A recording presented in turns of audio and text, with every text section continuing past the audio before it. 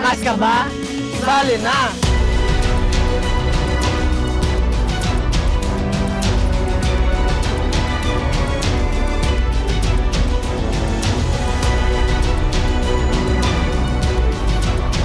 Kita Kids. Kita Kids. Kita Kids. Kita Kids Sa MCC Season 2.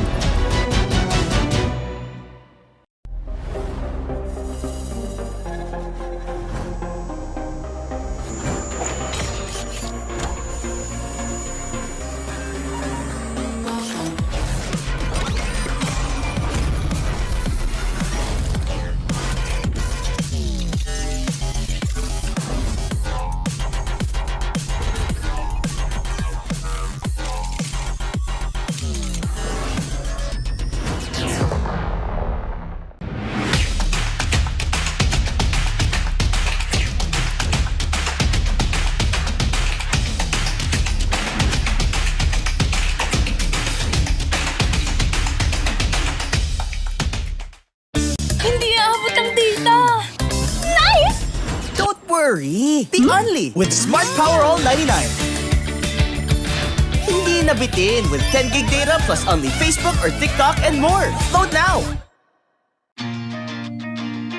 Who needs to go to a concert when you can own that stage with your friends? Enjoy a night of impromptu bowling tournament.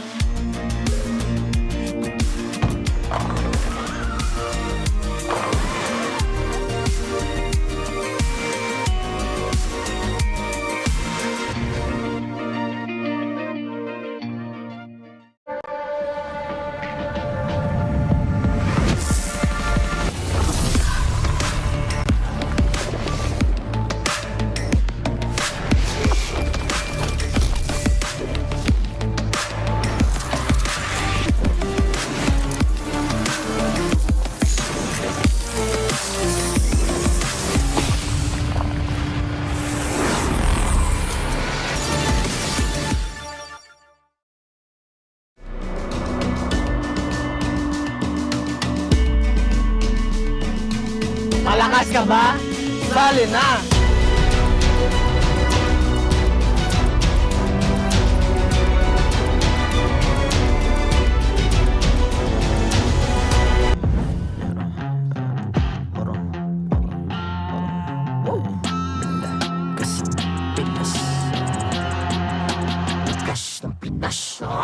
Malakas, Pilipinas, malakas, kahit anong lane, we become the monsters.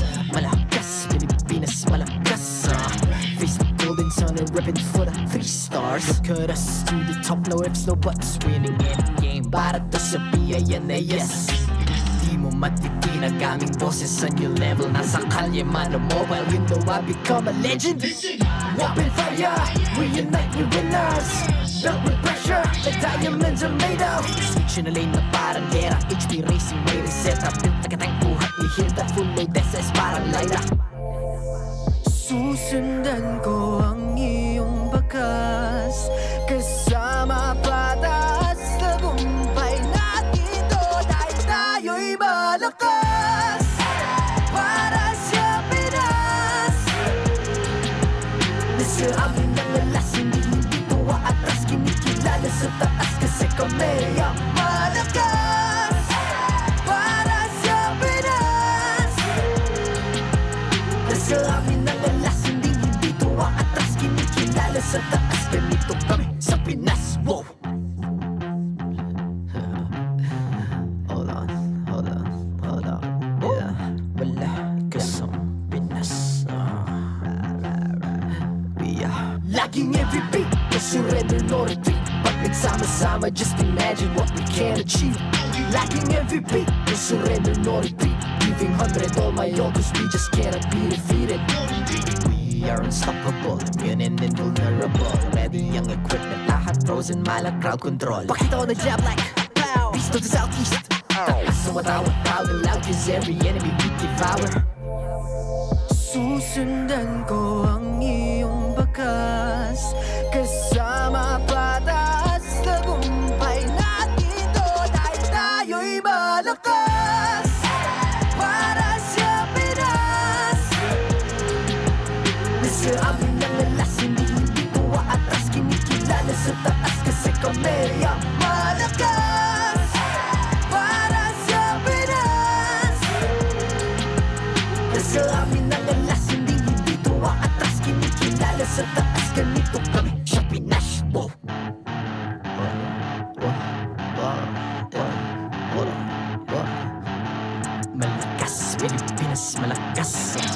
Kahit anong lane, we become the monsters. Malakas, Pilipinas, malakas. Face the golden sun and repping for the 3 stars.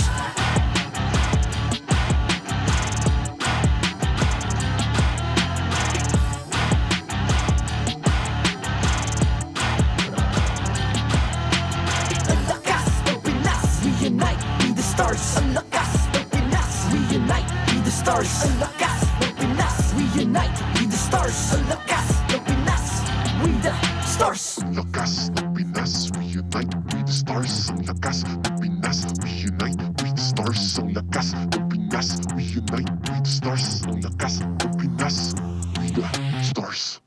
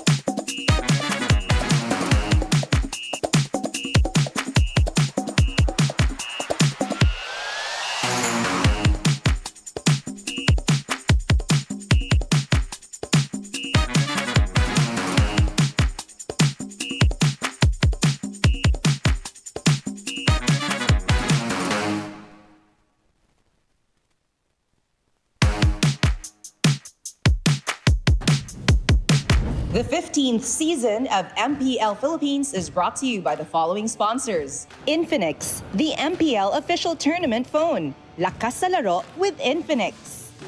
Smart, the official telco partner of MPL Philippines. Our partner in esports, Time Zone. Join the fun at Time Zone. TT Racing, for those who dream, work, and play. TT Racing has your back. Don't miss any MPL action by following our official Facebook and subscribing to our YouTube channel. Follow MPLPH on TikTok for more content. Experience the Lakas ng Pinas of MPLPH Season 15 action live at Green Sun Hotel. Grab your tickets now via official MPLPH website. All the regular season tickets are now available at 200 pesos. MPL Philippines is monitored and supervised by the Games and Amusement Board.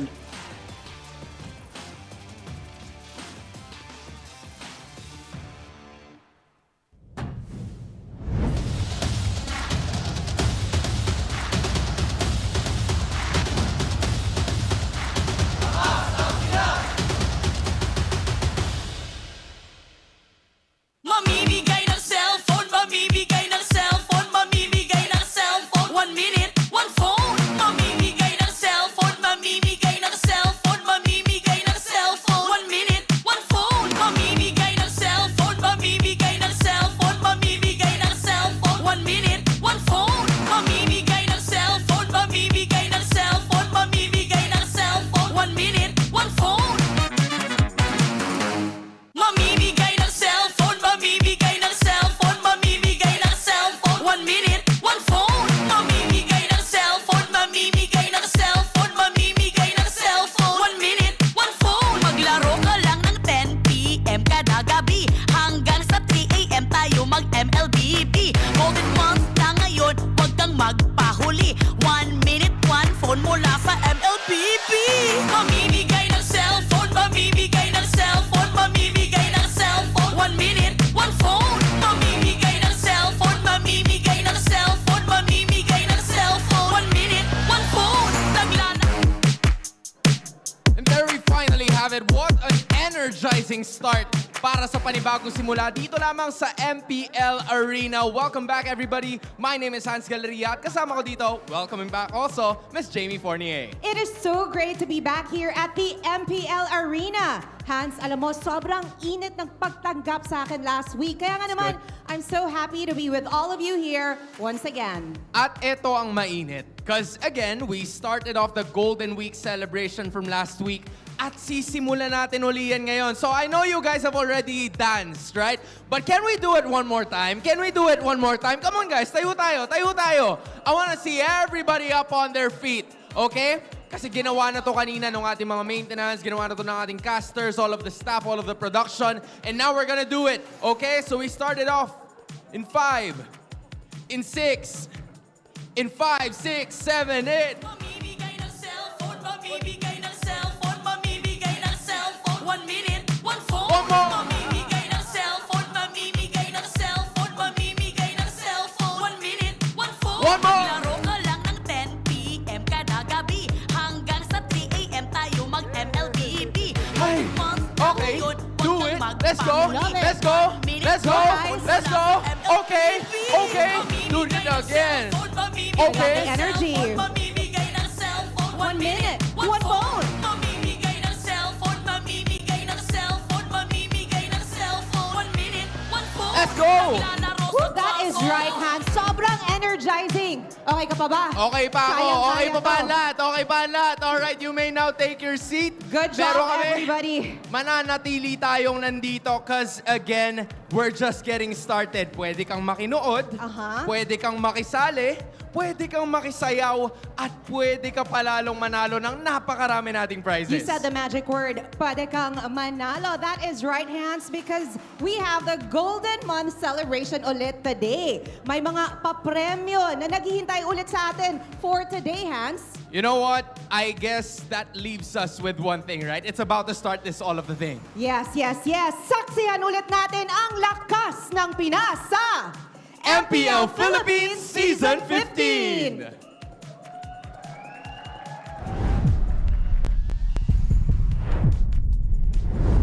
Man, I'm so glad we got a little breather after all that dancing because we're ready to kick off day number 2. It's week 2 here. What is up, guys? I'm Naisu, and I'm joined here with, is it Ingan and Ingan or Renmar and Renmar? I feel a little left out here, boys. Yeah, someone didn't get the memo. Guys, comment down below, Naisu, Kalbo. You know what to do. No, guys. no, no, no. No. I have spoken with my fellow chat out there that, you know, the equivalent to that would be me shaving the beard. But I'm not going to be as abrasive and make bets on the live just yet. No, Naisu, you know, the longer we stay together, I'm pretty sure I'm going to influence you to do something crazy like that. Nope, probably not. Nope. I also don't think so. Well, anyway, again, guys, we have a triple header to go through for all of this Saturday here. Again, week 2. If you missed the action yesterday, it was amazing. There's a running joke, by the way. Yeah. It started, I think, over on the Tagalog stream. But it's the mother of all series is what we basically call it. And also the daughter, right? Brigida was over here.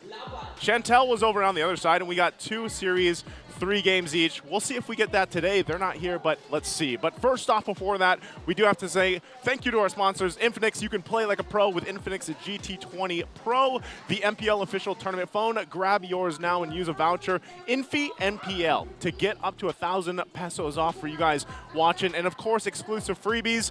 Don't forget the hashtag Lacoste Solaro. Whoa. You're welcome. Make it sound so posh. Yeah, Lacoste Solaro. Lacoste Solaro. And you know what's better, Naisu? What's better? You can get more data for maximum gaming with Smart's Powerroll 149 and make it look easy with 16 gigabytes for all apps, plus your choice of only Facebook, Messenger, and Instagram, or only TikTok, plus only calls and texts to all networks, bound to be OP for just 149 pesos for 7 days. So load now. It's a whole lot of words there. Yeah, I know. You know? I was trying to catch up with the Filipino broadcasters. I was hearing them. They were already on TikTok. I was on Instagram. He's also still breathing from all the dancing because I think he had the most energy out of all of us. Renmar definitely was there too. I was dangling. He was dangling. I got some catching up to do. I apologize about that. I have 2 left feet. Okay. But of course, for our first match today, guys, as you can see it, you know, we're 10 minutes away from getting started here. It is going to be Smart Omega and TNC Pro Team. I can't wait to see that kind of unfold because if you caught the games even last week, there were some upsets that happened, of course, throughout the week. And already, I think, just real quick from yesterday, at least I was surprised. Yeah. with AP Bren taking game 1, you know, that we had against Aurora. Yeah. Like, that was pretty impressive, and I think my favorite thing so far about the early portion of a season is when you have these quote-unquote upsets happen maybe, but that's the thing. The beginning of the season, you have so many things that can fall into place with that, and I love to see it happen. I'm hoping for AP Bren they can continue to make things happen for them and improve and then get that win, because Aurora still, they remain undefeated. Yeah, I mean, honestly, for me, it was a win-win situation for both of these teams. Because again, Aurora was able to stay on top. At the same time, AP Bren was able to show that they belong in the big leagues. Yeah, and in the big league standings right now is Aurora, TLPH right there at the top. Of course, Falcons Philippines were able to take down Onyx in a revenge match after losing their previous 2 series against Onyx in the previous tournaments. TNC in the middle of the standings, and yes, I am one of those people impressed by TNC Pro Team. After their week 1 performance, I already made an entire video saying about how I already see them as a playoffs team. I will die on that hill. TNC. Yeah, man. TNC, that's how much they impressed me. 3 teams that struggled though, Omega, AP Bren, and Twisted Minds last week. Yep. Omega only had 1 series, Twisted Minds played 2, and they all looked so tough. They went up against Aurora and TLPH. While, of course, if you missed it, we were just touching on it. AP Bren looked impressive yesterday against Aurora. It did, and I think part of this too, again, for TNC, I'm wondering if, at least for me, TNC, I want to believe that they are also going to be a playoff team. That's why I think, like, at least this first match that we have for today, a lot of the eyes are going to be on TNC to see if they can continue what happened, at least for that first victory, that momentous, I would say, historic event victory they had last week. And again, for today's schedule, this is what we've got in store for you guys. 3 games, TNC versus Omega, Twisted Minds versus Team Falcons, and then TLPH versus AP Bren. What are you looking forward to the most here, Ingan? I mean, I'm looking forward to at least one of the 3 teams that haven't won a series win at least 1 game, and it could happen going up against TNC for Barangay. It's going to be a classic Yawi versus Chakni once again. Well, for me, I'm looking towards TLPH and AP Bren. Something about that tells me that hopefully AP Bren can continue what they showed yesterday and even force a Game 3 against TLPH, who have looked undeniably maybe even sharper than their previous tournaments that we have seen them play in. They have, and you know, it makes me wonder if TLPH is going to be that team, you know, that to beat this season, because there's been a lot of questions, honestly, all around online on what's kind of going on with Onyx Philippines, you know, and what kind of adjustments they need to make coming off of everything they did last year and even to open up the year. But you can see here, finally, the rise of the Phoenix Army. I feel like, personally, it might be a little too early, but I do want to go ahead and throw my hope. Like, if I had, you know, my hands up in the air, like the old anime over there, and I was raising up all the hope from around the world, I have that too. You know, I am hoping that this is the rise of the Phoenix Army, because they need it. Because look at these numbers here, Renmar. Let's make sense of it. So it's been 301 days since TNC's last MPL PH win. Again, before they won last week, the last time they won was in MPL Philippines Season 13. It's also been 538 days since TNC's last win in Week 1 of MPL PH. The last time they won in the first week was in Season 12. And it's been 706 days since TNC's last win versus the AP Bren franchise, their last one being in Season 11. So we're just putting that up there to put things into context as to just how long the Phoenix Army and even non-Phoenix Army members, just people in general saying, hey, when is the Phoenix finally going to start rising? And hope is high this season already. Yeah, I mean, all throughout the days that you mentioned, it's all different iterations of lineup. I mean, during S12 even, that was the time when King Kong and Innocent was together for TNC. Yep. And not only that, but that's the thing. It's like, it seemed to be TNC was that team where some of these like newer players, so to speak, went through some of their rookie seasons, and then they went off to do amazing things, you know, to see where they are now, and even in other countries and other regions. Now, part of that again is TNC. What is making them have this kind of rising potential again? Is it the fact that, yes, the clear cut there, that like, is Yawi the biggest impact, or like Is it just the team synergy here, Renmar? I think it would have to be a combination of both. Undeniable, you can see Yawi's presence. The fact that they're moving and playing, from my eyes, it remind me a lot of the early days of Team Liquid Indonesia and MPL Indonesia Season 14, when we started getting a little bit more familiar with Widdy, Hezkiel, and Fabian. I'm seeing shades of that in this TNC Pro team, but then at the same time, it's like you're finally seeing the long-held potential of Lord JM Kozen. Feels like they're finally just let loose. Zaida especially finally let loose after being, of course, within the same organization as the young GOAT Carl TZ. He's like, you're going to be the main 5 guy now. Show us what you got. And in the win last week, he was able to show them what he got. Yeah, and I think a big part of that, too, again, is just it's all coming together for a point with, you know, all their stories. And that's why I liked week 1, where we looked at the history of a lot of the players, you know, when we introduced the lineups there. But before we get further into the matchup, we do have to go ahead and throw it over to our hosts for this all-access segment. Let's take a look at this. Maraming salamat muli sa ating mga casters. Nandito tayo ngayon sa isa sa mga player rooms represented by TNC Pro Team. At kasama natin ay walang iba kundi si Yawi. Yawi, congratulations ulit dahil after a very long while nakuha niyo yung panalo para sa Phoenix Army. What does this say last week? Gaano ba naging ka-importante yun for you guys as a team na nakuha niyo yung panalo? Your very first win against one of your opponents this season 15. Malaking bagay po sa amin yan kasi pang-start po ng momentum po namin yun eh. So, yun po. Alright, momentum-wise, it's pretty cool. Hindi ko alam kung bakit sila natatawa. Siguro pinifigure out nila ng konti. Uy, Benny, nandiyan ka pala. Kamusta? Alright, now to continue, I feel like you're gonna be going up against one of the contenders. Matagal mo na rin tong hindi nakita sa laban, si Chaknu. Nandiyan siya sa kabila, actually. Pwede ba nating makita? Para lang sigurado. Okay? Lalabas na yan. Malalaman mo. Ayun. Alright, kasama siya ni Jamie Forney. Parang kinilig si Chaknu. Hindi ko alam kung bakit. May mensahe ka ba kay Chaknu bago magsimula yung laban? Good luck sa atin. Pag talo, inom na lang. Magkamukha daw. Magkamukha daw sila Chaknu tsaka si Yawi, sabi ni Boss D. Pero alam mo, ano na naman yung sinabi mo? Pero okay lang. Hans, ano nga yung masasabi niya kay Chaknu? Pakiulit nga. Ano yung message niya kay Chaknu, Hans? Ano daw?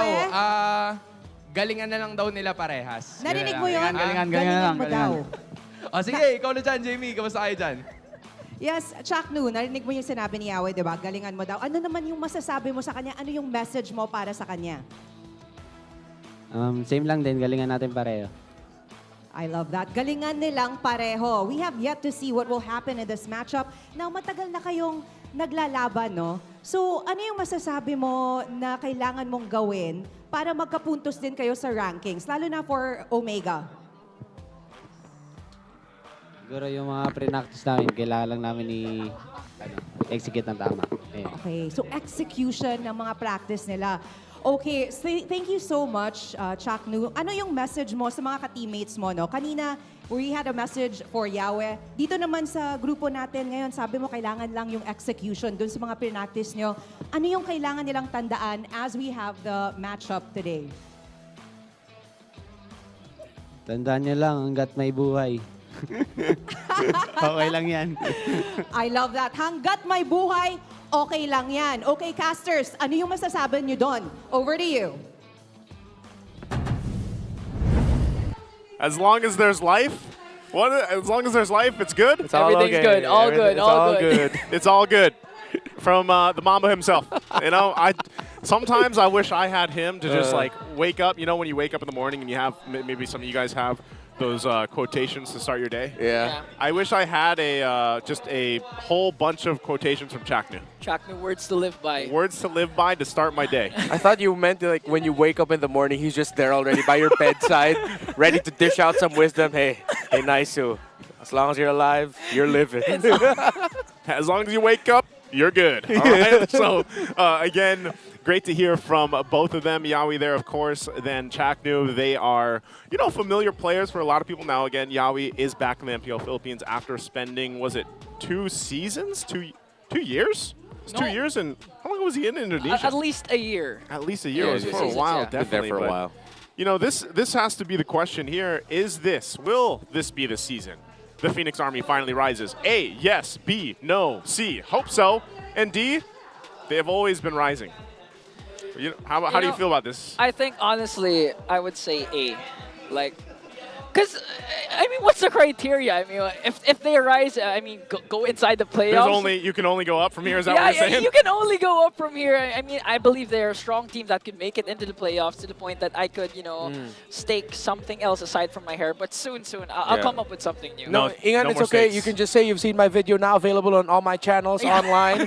Check it out. I made a video about TNC Pro Team and about why I think they are a playoffs team. So yes, it is A for me. So you're an A. Yeah, I'm A. I think it's D. It's always been rising. It's always been D for nicer, yes, yeah. Because they've always been rising, yeah. It's always been rising, and we hope that they are able to rise and rise and rise, and hopefully get flight. Yeah. And it starts here. Starts today. If they can rise above the barangay. Yeah. Above the barangay. We'll see what happens. Because again, Omega, on the other hand, is looking for their very first win. I mean, if they could do it, now, that's gonna be better. Because you don't want the barangay timers to happen during them catching up to the standings. That's the thing, though, Ingan. And we were casting this last week, and we were wondering, where is that momentum or where is that timing for Omega this season? Because for a lot of teams, it's all over the place, But game one, it is going to be TNC picking blue side. Are we statistically still heavy blue side favored, Renmar? Yup. I mean, in terms of the drafting, blue side should really eke it out. I think there were some results yesterday wherein red side won a little bit more, but at the end of the day, teams should always want to choose blue side. It is the preferred side of drafting now because it takes you away from that red side priority of always having to ban Matilda, Juicin, and Fanny. You're stuck with those three bans on the red side. On the blue side, you can get creative with your bans, either the third ban or the second ban in the first phase, that you can move the draft a little bit more differently. Red side, you're sort of stuck. Yeah. Simple solution, like we saw yesterday, and I scratched my head a little bit. Just bring out the Lucas Jungle. seems to work in ranked games. Bring it out here, But first, we got to bring out the marshals alongside the players and teams. Let's go ahead and throw it over to the stage. To oversee and uphold the tournament's integrity, guiding us through this match are our marshals, Joshua, Chico, David, and JJ.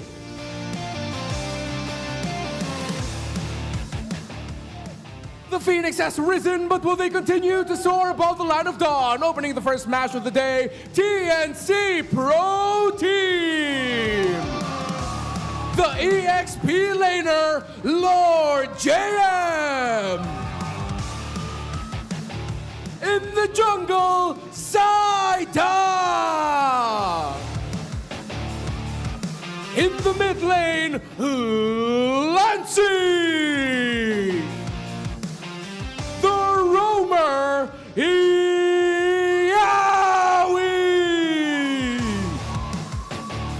And in the gold lane, Kozen!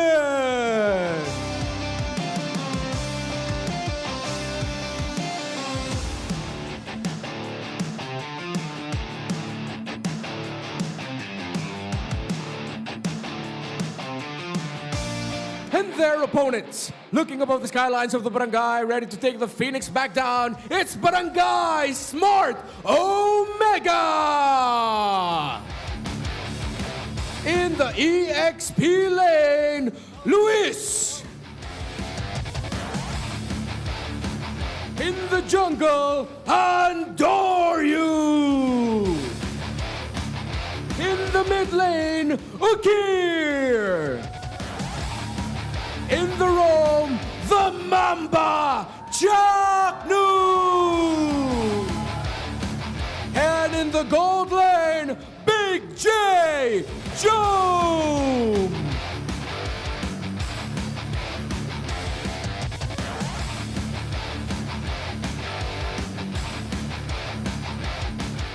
And their coaches, Coach Imba DJ and Coach Lembot. MPL Arena, welcome to day number 2 of week 2. It's TNC Pro Team versus Smart Omega! And okay, let's take a look at the lineup here. Once again, after the introductions, it's TNC Pro Team.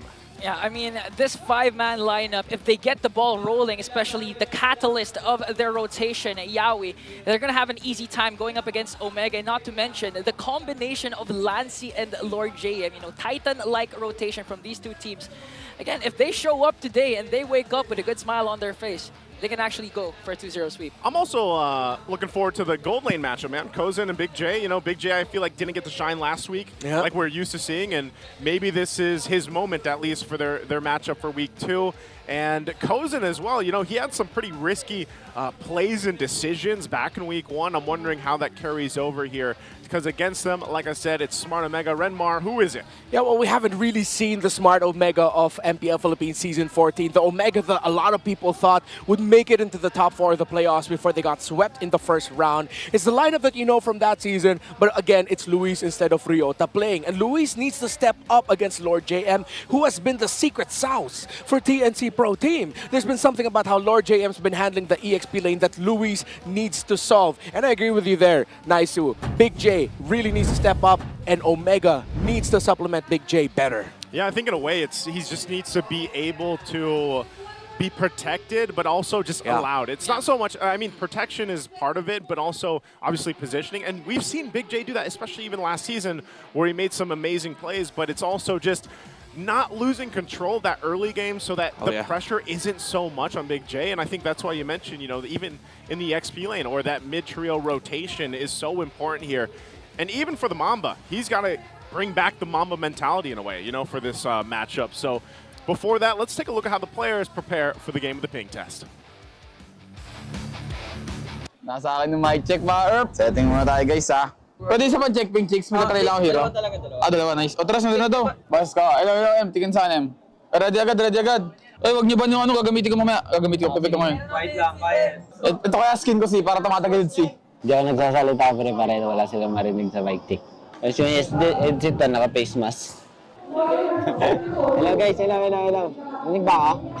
Invite check din guys. Full ba natin yan? Parang pang billiard. Ano man tawag din yan sa yung pantantas ng billiard? Pinapahid, tisa na lang kulang. And again, the ping test there, of course, for the tournament integrity and also just for us to get a glimpse at how the players prepare for the matchup again. Usually when you guys do see that, I understand it is in Filipino mostly or Tagalog unless you're King Kong and he's, you know, talking in pure English. But yeah, great to see them get situated. Now the Infinix keys to victory. How is this going to work out, Renmar? Well, all aboard the Phoenix Express. I mean, Yawi's there. Make the most out of Yawi's aggression and rotation. Lancy's been doing stuff and showing things in the game to actually match that. Make sure that the rest of TNC Pro Team will make the most of what Yawi brings to the table. So deal with TNC support duo. Smart Omega, I mentioned Lancy, I mentioned Yawi. Chaknu, Ukir, you guys really have to step up compared to what you showed last week against Team Falcons Philippines. Lead your EXPs to faster pacing. This is what we touched on earlier. You can just play center of the map and then supplement your gold, but sometimes you can actually send your mid or your roamer, at least just one of them, maybe sometimes even the jungler, to go to the XP lane, make sure that they can win a substantial trade so that the EXP lane can rotate out of lane and have more of an impact in the map. And actually, that's the thing I want to touch upon, because looking back at Lewis's career, the Cebuano, back when even he was in MDL for Smart Omega Neos, he was actually dominating with those proactive XP laners like the Arlots, who are other, the Yuzongs, etc. And I think a Badang would be a really great pick for Lewis right now, compared to the Ediths and the Hylas that we've seen him used last week. Yeah, Badang has been such a hot pick lately, and it's such a good disruptor. I mean, that's really what it's for, and you know, you're able to go ahead and cause the momentum just to stop, really. Like, that's how it's played, and especially if you pick it against some of the hyper-focused or mobility-focused lineups. So we'll see what the plan is here. We're going to jump into the draft for game number 1 in our first best-of-3 for the day, the triple header between TNC and Smart Omega. Once again, TNC chose the blue side, so they're over here for the blue side, and we got Smart Omega on the red. The bans are coming out. Like we already mentioned, nothing probably too crazy from this. The Matilda Joy are taken out from TNC.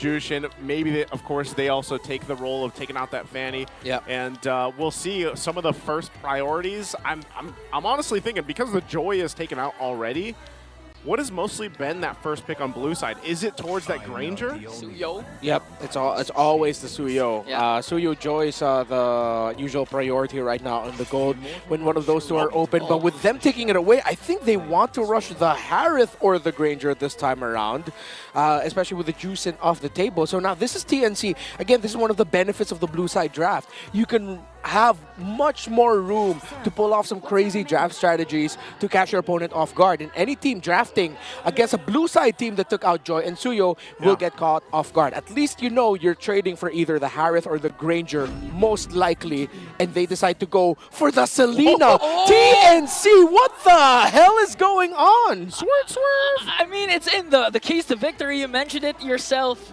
Ride the Phoenix I did not Army. mention the Selena. I wish Chove Skirt was playing right now because I'm like, skirt, skirt. Like, this is a total swerve right now with the Selena first pick. But again, that opens up for a Granger pick for the side of Smart Omega. They can choose between the Harith and the Granger. But this is what I was saying. The Badang that could go in the hands of Lewis. What? And so far, debut pick. Redmar, it's a Baksha! TNC Pro Team are completely just changing draft priorities right now, except for the third pick blue side CC. That I really, really appreciate, by the way.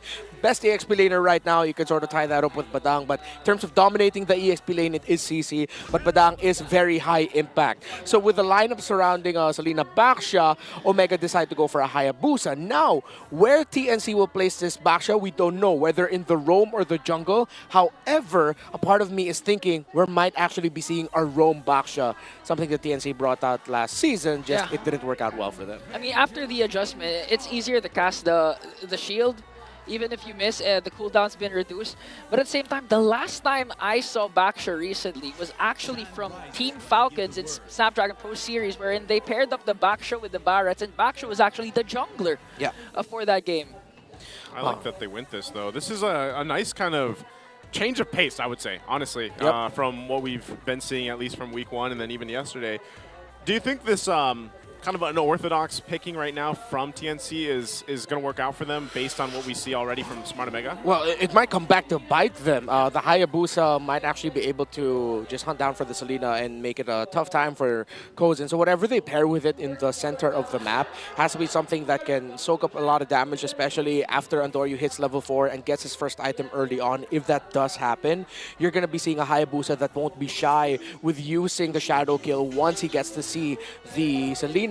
So we're actually seeing a little bit of a throwback to Season 8 priorities.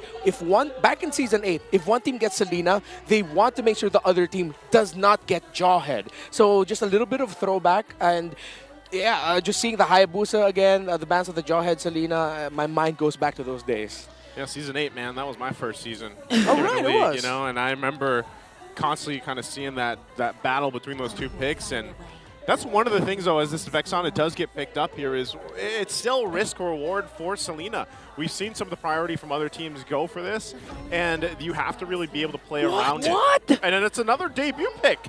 It's a Novaria, but this is also a signature pick for Lancey that we also saw last season, where he was getting some insane numbers statistically. You know what? I'm going to be that guy. I'm going to be that guy for TNC Pro Team this season. What? Selena, Novaria, TNC in 5. I don't mind.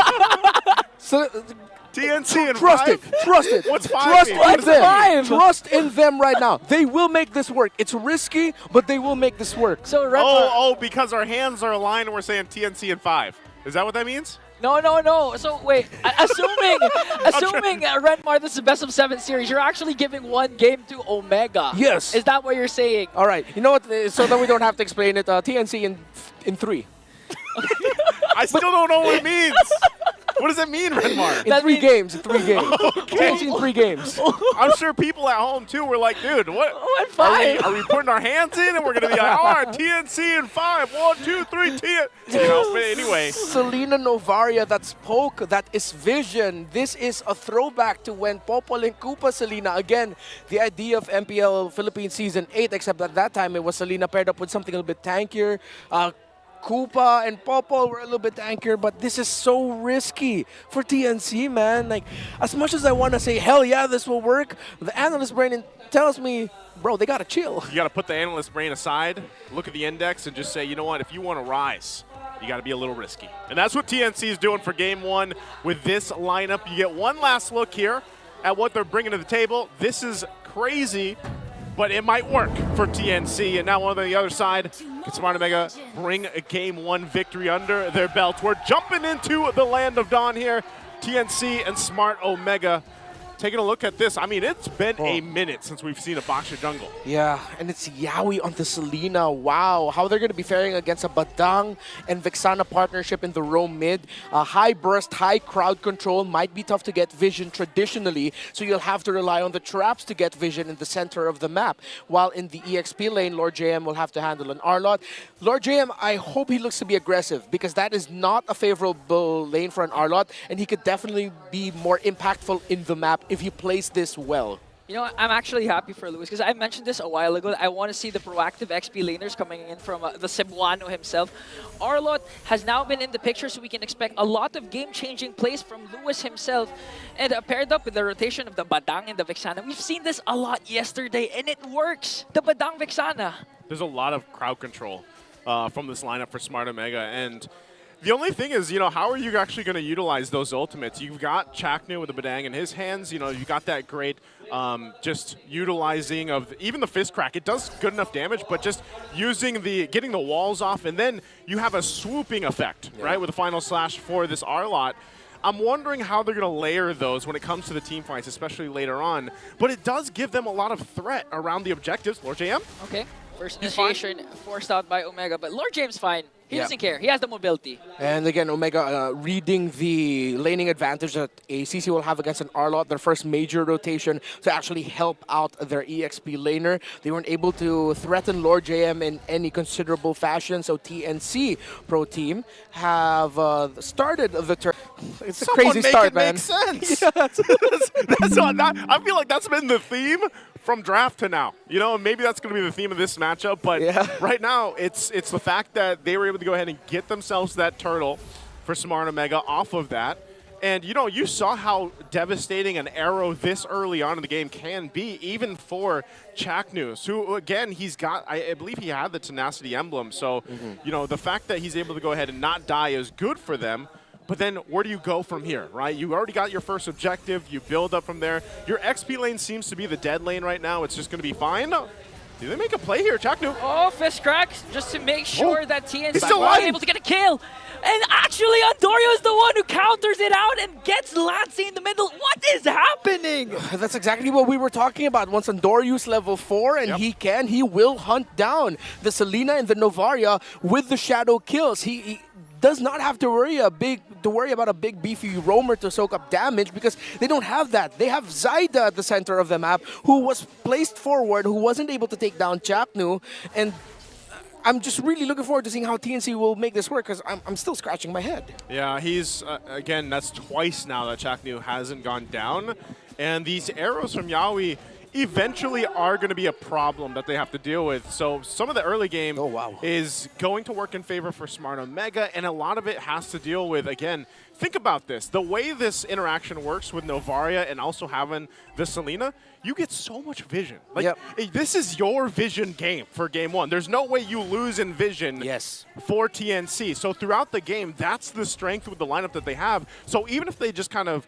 you know, calm down a little bit in the early game, they know that they have one big advantage, and that's vision. But can they win these skirmishes and team fights? They are the ones to start up this turtle next, and Smart Omega will have to get in positioning. Lewis this time around, also, they have to be careful of that final slash as Andoriu now makes his way for this turtle fight as they get ready. Okay, Andorio already picked up his Hunter Strike, so again, he can replicate. Just go for the backline. Lewis goes in with the final slash, prepared up with Chaknu's fist crack. And Zyda's the first man down, and Andorio picks up the turtle. And again, this is so much more difficult for TNC Pro Team to execute. It looks so easy right now for Omega. Okay, they're still trying to go. Chaknu once again with the flicker fist break. Make sure, Lord JM, even if you have high mobility up against 4, oh man, you can't out-sustain that. Again, it's so hard right now for Zyda since he doesn't have a roamer protecting him. He has vision, sure, from the traps, but he's going to be the guy that Omega will see first. He'll just be standing there, getting the vision, holding the objectives, while there's only so much TNC with the lineup that they have right now can do when Omega decides to jump in with Luis's final slash, the combos coming in as well from Yawi. And that's the thing I was pointing out earlier, you know, Andorio goes in. He does use the retry, but not going to be able to follow up is you saw that earlier. Lewis sweeps in with the final slash, and then the way Chaknu lines up his fist break is based off that final slash. So that's something that every time an objective comes up that TNC does have to watch out for, even if they have a vision. Chaknu won't land that one. Multiple members here, though, for Smart Omega. Oh, Lord JM just checking things out. Andoru is going to be fine. Also, meanwhile, this whole time, you have your gold laners just doing their thing, farming up. And that's what Big J needed this game in comparison to what he had last week. Yeah, I actually like the confidence coming in from Jome after picking up the Hunter Strike. Transitions already to a Sky Piercer, so they know that they're in control. Zaida going up against Lewis, though. But here comes Ukir and Chaknu. They're going to finally pick up a kill onto the Cebuano. Okay, good thing Andoryu didn't decide to commit any final slash, and Omega wasn't in the right position to just continue that assault. They were finally able to take down one. It is just Luis, though. But you see how expensive it is for TNC to just get one at this point. Question is, I wonder if it will get to a portion of the game where the damage of the poke from the Novar and the Selena might actually just be too much to handle for either the Arlot or the Badang, that TNC will build that advantage that way. Okay. Again, playing this for the turtle. Andoru? Wiki Shadow kills Zaida out to retrieve Andoryu, so 2 turtles will be secured. 1 turtle will be secured by TNC, but here comes the counter attack once again. They want to go for more, forcing out Andoryu to use the Shadow to retreat. So TNC still slowly, they're crawling back. One thing I have to remind us is that this is actually Lancy's signature Novaria back in MPL Philippines Season 13 during the height of what could have been a much deeper run in the playoffs for the then Minana Evo squad. It was Lancy's Novaria that was frequently respected by their opponents. And even when he played it from time to time in 14, right? Season 14. Yes. It was a hero that a lot of people just knew that if Lancy had it, there's always that gameplay making capability, even later on in the game, and that's what we're talking about. Just so again, with maybe the poke gets to a point where it's too much, because we know how that scaling goes for Novaria, and they might just play around that timer. Lord JM? Wiki Shadow kill onto Lord JM. Pops his vengeance, has the Shadow out because he's not going to be able to take down Lord JM. Meanwhile, on the other hand, Lewis catches a final slash, and on the right target, Kozen finally falls down. Oh, the fact that no, I'm going to say that was more of a Luis thing than it was an error on the side of Kozen to be placed that deep. It was Luis able to display him really well. You see that the Arlot was actually forced to commit the flicker to make that play. Dominant Size is the first item for Luis, so he's going to be going for the tanky build Arlot. While for the CC, very standard so far with the War Axe and the Brute Force Breastplate. Looking at the Zaida Baksha jungle, it's anti-Kiras Rush, since it is mostly physical skill damage from Omega. Oh, good catch from Ukir, paired up with a Wiki Shadow kill from Andoryu to bring down Lord JM. Here comes Big J making the play. Chaknu soaking up the damage, but Zaida as well. And it looks like the clash will stop here, but they want to go for more. Arrow's going to connect onto Lewis. That's a trade TNC is willing to take. See, that's the problem there, and that team fight showcased it perfectly. If you stay in those areas and stay in those fights, then eventually TNC just gets space and they fire off from the back end, and it's so hard to kind of play against the constant dodging of arrows or the shots from the Novaria. Yeah, and you also see that Yawi's reading Chaknu very well. His rotations with traps and him being not afraid to get vision, usually like how a traditional roamer tank would like to do it. So he knows that he has a dash, he can transform, he has the flicker as well in case it gets a little bit too hairy and he needs to get away. But Yawi's traps and Abyssal Arrows have been on point to reading Chaknu, and that's what sort of has kept things level. The fact that Chaknu cannot get into the Mamba positioning as much as he would want to. Yeah, and apart from that, Lancy's Astral Echo, the moment they cast it, and connects onto 4. Yawi's going to have a good time just casting the Abyssal Arrows because the hitbox will increase. So TNC has full control over this first lore, but it looks like Omega, will they be able to strike back? They're going to hold it here. Half health for now. Omega trying to get in positioning. Big J clearing out that mid. Wow! And there you have it, Astral Echo. Like a red carpet onto Omega, bringing down Lewis and Chaknu. Now they're trying to go for the engagement. Kozen picks up Big J. Still no casualties for TNC. Lord still hasn't been secured, and Andoryu is still alive for Omega. They can actually make a play with the Shadows to try and go for the steal. They might try to make a play. Lord JM, quite low. Zyda too. I don't know if they can actually commit to this just yet.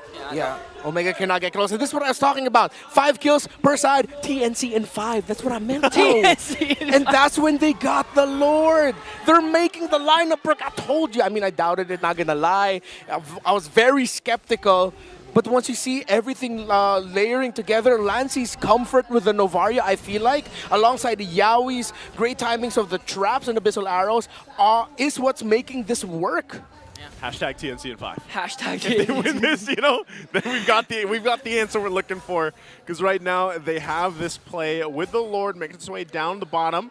Arrows are going to fight. Oh, plus the Astral Echo Astral Spear. A lot of projectiles just crashing down onto Andorio to bring him down, but they're going to counterattack with a kill onto Yawi. A roamer for a jungler. It's well worth it for TNC. They're not letting Omega get into position. They lost Yawi, yeah, but they got a push down bottom. Their minion waves are still pushing in.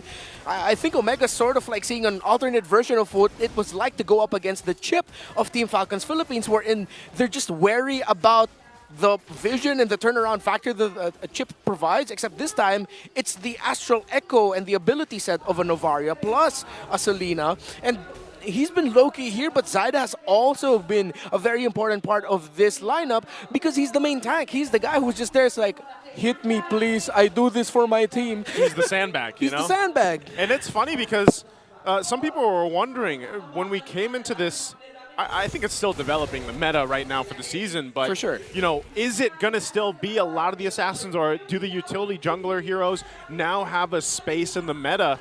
And this is one of the showcases that, yes, it does. Now, I know some people might have a little PTSD from yesterday, seeing the Barretts, maybe, you know, but hey, this Bakshas end up working pretty well. Yeah, look at that. Double Enchanted Talisman for the Novaria Selena. No wonder they're just constantly tossing out all their abilities. I mean, even if Joma, he likes having a lot of stacks, but wait a minute, Andorio goes in there after Yawi. Good flicker. Good flicker. What just happened? Now TNC still in full control. Now they're trying to contest for the purple buff. Lewis goes in with the final slash, going to connect. Here comes a vengeance from Lord JM, plus the fish crack coming in from Chakdu, but he's still alive! And Kozin gets a kill. Going up against 4, he's that strong. Pops his Wind of Nature, and TNC finally strikes again. They are deceptively tanky. Lord JM, once he has his vengeance up, and Zyda as well, just standing there, they can actually soak up damage, and they're supplementing Kozin. That's what they needed to do. It's just a very unique way of thinking, how do we supplement our gold laner? It's bombard them with vision and damage. Andorio, again, gonna try with a Wiki Shadow kill. Luckily, 5 members of the Phoenix Army was there to share out the damage coming in from the Wiki Shadow kill. Now 3.7k gold lead for TNC. 7 seconds before the Lord spawns. I mean, you have to expect, I mean, you have to ask Lewis a lot. You know, just keep on doing those final slash. But again, if you catch the wrong target like Lord JM, even paired up with the ultimate coming in from Badang, it's going to be hard. But Zyda, okay. Chaknu gets stunned. Oh, Chaknu gonna get stunned. How will Omega respond? Because so far, Kozin. Oh my God. Look at the Astral Spear damage to Chaknu, forcing out the Mamba to go home. He's going to be fine, though. Again, he'll be able to reset. They should be able to at least... So, whoa, another one! Man, Yawi, at this point, the Astral Echo wasn't even casted, but he's making sure that all the arrows are connecting to the right targets. There's so many things flying. Omega's just like, guys, how do we position ourselves? It's a mini game within a game at this point for Smart Omega. It is going to be a reset on that Lord. Andorio goes up top. They get this information that he goes up and clears. So this could be a window for TNC to go ahead and start putting the pressure here. He's going to make his way, though. They hold it at less than half health. Chaknu might look for it. Oh, and it looks like Zyda will secure the Lord for the Phoenix Army. Well-executed play from these 5 young men. Well, we posed the question earlier, will it get to the point where the long-range pokes of TNC will just be too much to handle? Apparently the answer was just a simple, hell yeah. Hey, yes. Hey, yes. Guardian's Helmet, Athena's Shield for the Baksha, so your tank is built. I like how Kozin actually built the Malefic Gun quite fast. He knows that there's so much space between him and the rest of Omega, when he's not diving too close to Omega, that he can just safely hit from a distance. So TNC, this is an incredibly well thought out lineup and strategy that have just shocked Omega. Again, right now, they're getting to go ahead and assault the base of Smart Omega. That charge in from the Lord They should be able to make work on at least one of these turrets right now. They are holding it together. Oh! Lord JM! Vengeance up against 4, just dancing around in the middle, and just like that, Lancey erases the living legend Shaknu in one Astral Spear. And why did Luis use the final slash before anything happened? I think he was anticipating the jump from Zaida. That wasn't anticipation, that was overthinking. Overthinking. As a fellow overthinker, I relate. Yep. Sometimes you trip over yourself and it doesn't work out, you know? But it's... oh, there it is. Oh, we got one. He didn't overthink that, Nice and this combo. time gonna find Lancey for the combo and gonna survive. Omega still finding ways to come back from this game. They do, however, lose one inhibitor turret up top, but still, they're continuing to minimize the lead that TNC is making. Lewis just heard us, and he's like, yeah. I'm gonna make up for that one. I'm gonna Bowie that one. And he did. Bowie, guys. Bowie. Bowie down, Bowie. All right, gets the purple buff here for Andoru. So they have been fighting tooth and nail for a lot of just the space around the map. We take a look at this. Divine Glaive's now picked up by Ukir. We haven't talked too much about Ukir. Ukir has actually done really well, despite everything that's happening. Because you got to remember, they're at a disadvantage when it comes to the range. Yes. Because when Ukir, like literally all he can do is drop down the Eternal Guard from the range for the most part, or at least get a little bit of damage on. But they have to constantly watch out for those arrows, for the astral balls coming through. You know, it's just astral balls. Astral balls. You gotta watch out for those, man. You have 2 astral balls here, nice. Yeah. I looked at your guys' head. I'm sorry. That's the first thing that came to mind. We get it. We're bald. Okay. But yeah, well, Ukir has been doing a good job of being the counter-engaged for Lord JM and Yawi's entry, even when Zaida needs to get close and hold down the front line. So that's when the Deathly Grasp, the Cursed Blast, and the Eternal Guard of the Vexana comes in big time, and I think that's where TNC is going to start feeling the pain now of how difficult it might be to siege with their lineup. Yes, they can still continue applying the pressure, but you saw with one combo from Luis, if TNC were a little bit more mispositioned, they would have lost just more than Lancey, and it would have been a devastating loss. So Omega needs to hold on to that fact if they want to turn this around, that they can turn this around, because it's only a 2.6, 2.7 difference in gold lead. Lewis is going to be that guy here. He's got Flicker in 2 seconds. He's got the ultimate. They take a couple shots again, but it's up to him. And Chaknu takes an arrow. Wow, again. They commit. Oh my goodness, Lancey! Blast down Chaknu out of the map, plus the kill onto Lewis.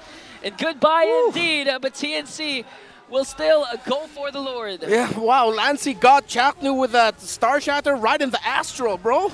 Right in, he did, man. You can't, I mean, at that point, you can't get out of that one, you know?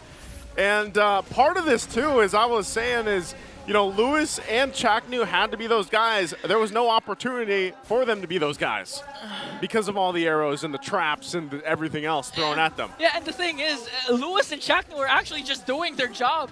I mean, they have to try and zone out. They have to provide information for Omega. They just can't play passively, especially up against the lineup of TNC. And if they get the Lord, Omega's going to have a hard time trying to clear out the minions. So you pretty much can't blame them for how the Astral Spears, the Abyssal Arrows is connecting. The power of arrows and friendship. I like how TNC Pro Team doubled down on this thought that, you know what, it's week 2, day 2, it's our 3rd match. Let's go wild. Let's see what we can do to stretch out the limits of this meta. We've already been saying this meta is starting to get super predictable and boring, and here comes TNC. Okay, Luis with a catch, plus paired up with the Eternal Guard coming in from Ukir. This time they're going to pick up again also Lord and JM, but the inhibitor turret down bottom has now been exposed. Lord up top for TNC. They do, however, still have 4 members, but it looks like they will take the discipline route and wait for the minion waves in the middle. This is what Renmar was basically saying, you know, the sieging potential with this lineup is going to be a little difficult. They do conceal. They want this purple buff. They're not going to get it. Does Chaknu want to make a play? Okay. It looked like that they might have actually wanted to try to go ahead and make a play based off that they had the numbers advantage, but ultimately, Smart Omega can do this probably one more time, even if that next Lord goes to TNC, just because, again, if they're able to catch someone, and most likely they will when it comes to the base defense because of the fact that you have a final slash and you can try to scoop someone up from TNC. Winter Crown!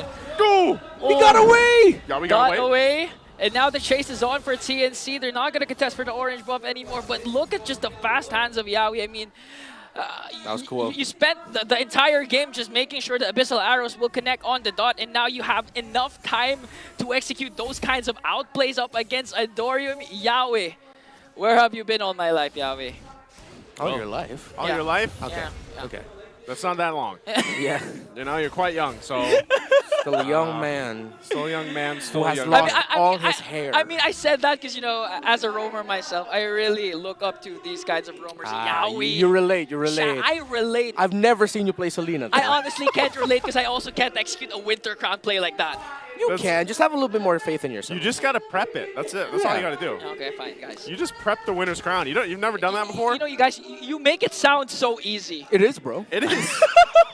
You've never done a 1 second quick item swap while also keeping track of everything else? While cooking rice? I don't know. Ian. Still a lot to learn. Still a lot to learn, young guy. Fully built are the Selena and Novaria. No wonder why Omega's just getting peppered with nukes from afar. The last time we saw an item check onto Lancey, he has fully built. Oh, this could be big. But Luis, by the way, he's been massive in the past few sequences. His flicker final slashes have been very big for Omega in terms of stopping TNC in what they want to do. But TNC's been watching their positioning. They still have to really watch out for it. If Luis is even more patient and he waits for the full commit dive from TNC before he uses the final slash, and then he lets it out at the perfect time, TNC's just going to feel the world of pain. This is the pain right here. The fact that Jome is so low on the damage. Again, Winter Crown? Again, two they get that out? consecutive Winter Crown plays from Yawi. Oh, Now no. the Astral Echo is going to connect on to Ford. The chase is on. Zyda leading the way for the Phoenix Army. Luis counters out with the final slash, but Lord James just pops his Benjen. On the other hand, Posen going right after the backline, and the Clash will disengage, but a lot of resources have been expended on the side of TNC. Every ultimate.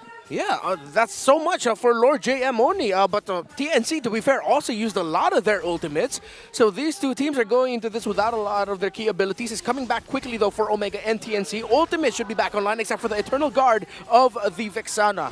This is tough. Again, what angle do you go from if you're smart Omega? Because right now they just might have to watch this get taken. Oh, Chakno will he attempt to go for the steal alongside Andori. Andori goes in with a shadow, but Lancey secures the Lord. Now Omega's desperate to try and go for a kill as Zyda just is tanking up the damage coming in from the Rhapsody of Jome. Zyda was drifting in front of the face of Jome, sidestepping all of the Rhapsodies as much as he could, pulling attention. That was pretty funny, not gonna lie. But that was cool. That was a cool funny. That's that's like one of those things you want to see animated. Basically at that point. But that's the thing. Like Jome, he has his itemization. Like look at what he has, but he really has not been able to get in the range. To fight on this Granger, and that's one of the disadvantages. And now they're gonna have to clear out this Lord here. Okay. Lord marching in. Another beautiful Astral Echo from Lancey. And TNC, let's see, how are they going to end this? Because so far, Omega's doing a good job trying to clear out the minions. On the other hand, they're going to be able to shut down Ook here. And now the clash is still going on. Zyda jumps into the middle as Kozin just free hitting up against two. Lord JM is going to fall down. And another win for the Phoenix Army. They are rising even further. TNC in 5. Well, that was 23 minutes, but that was TNC in 5 taking game 1. Selena Novaria. It was only one. Well, let's say the first 3 turtles were kind of here and there in terms of some engagements. Omega was able to trade. But TNC took control of that quicker than I thought they would.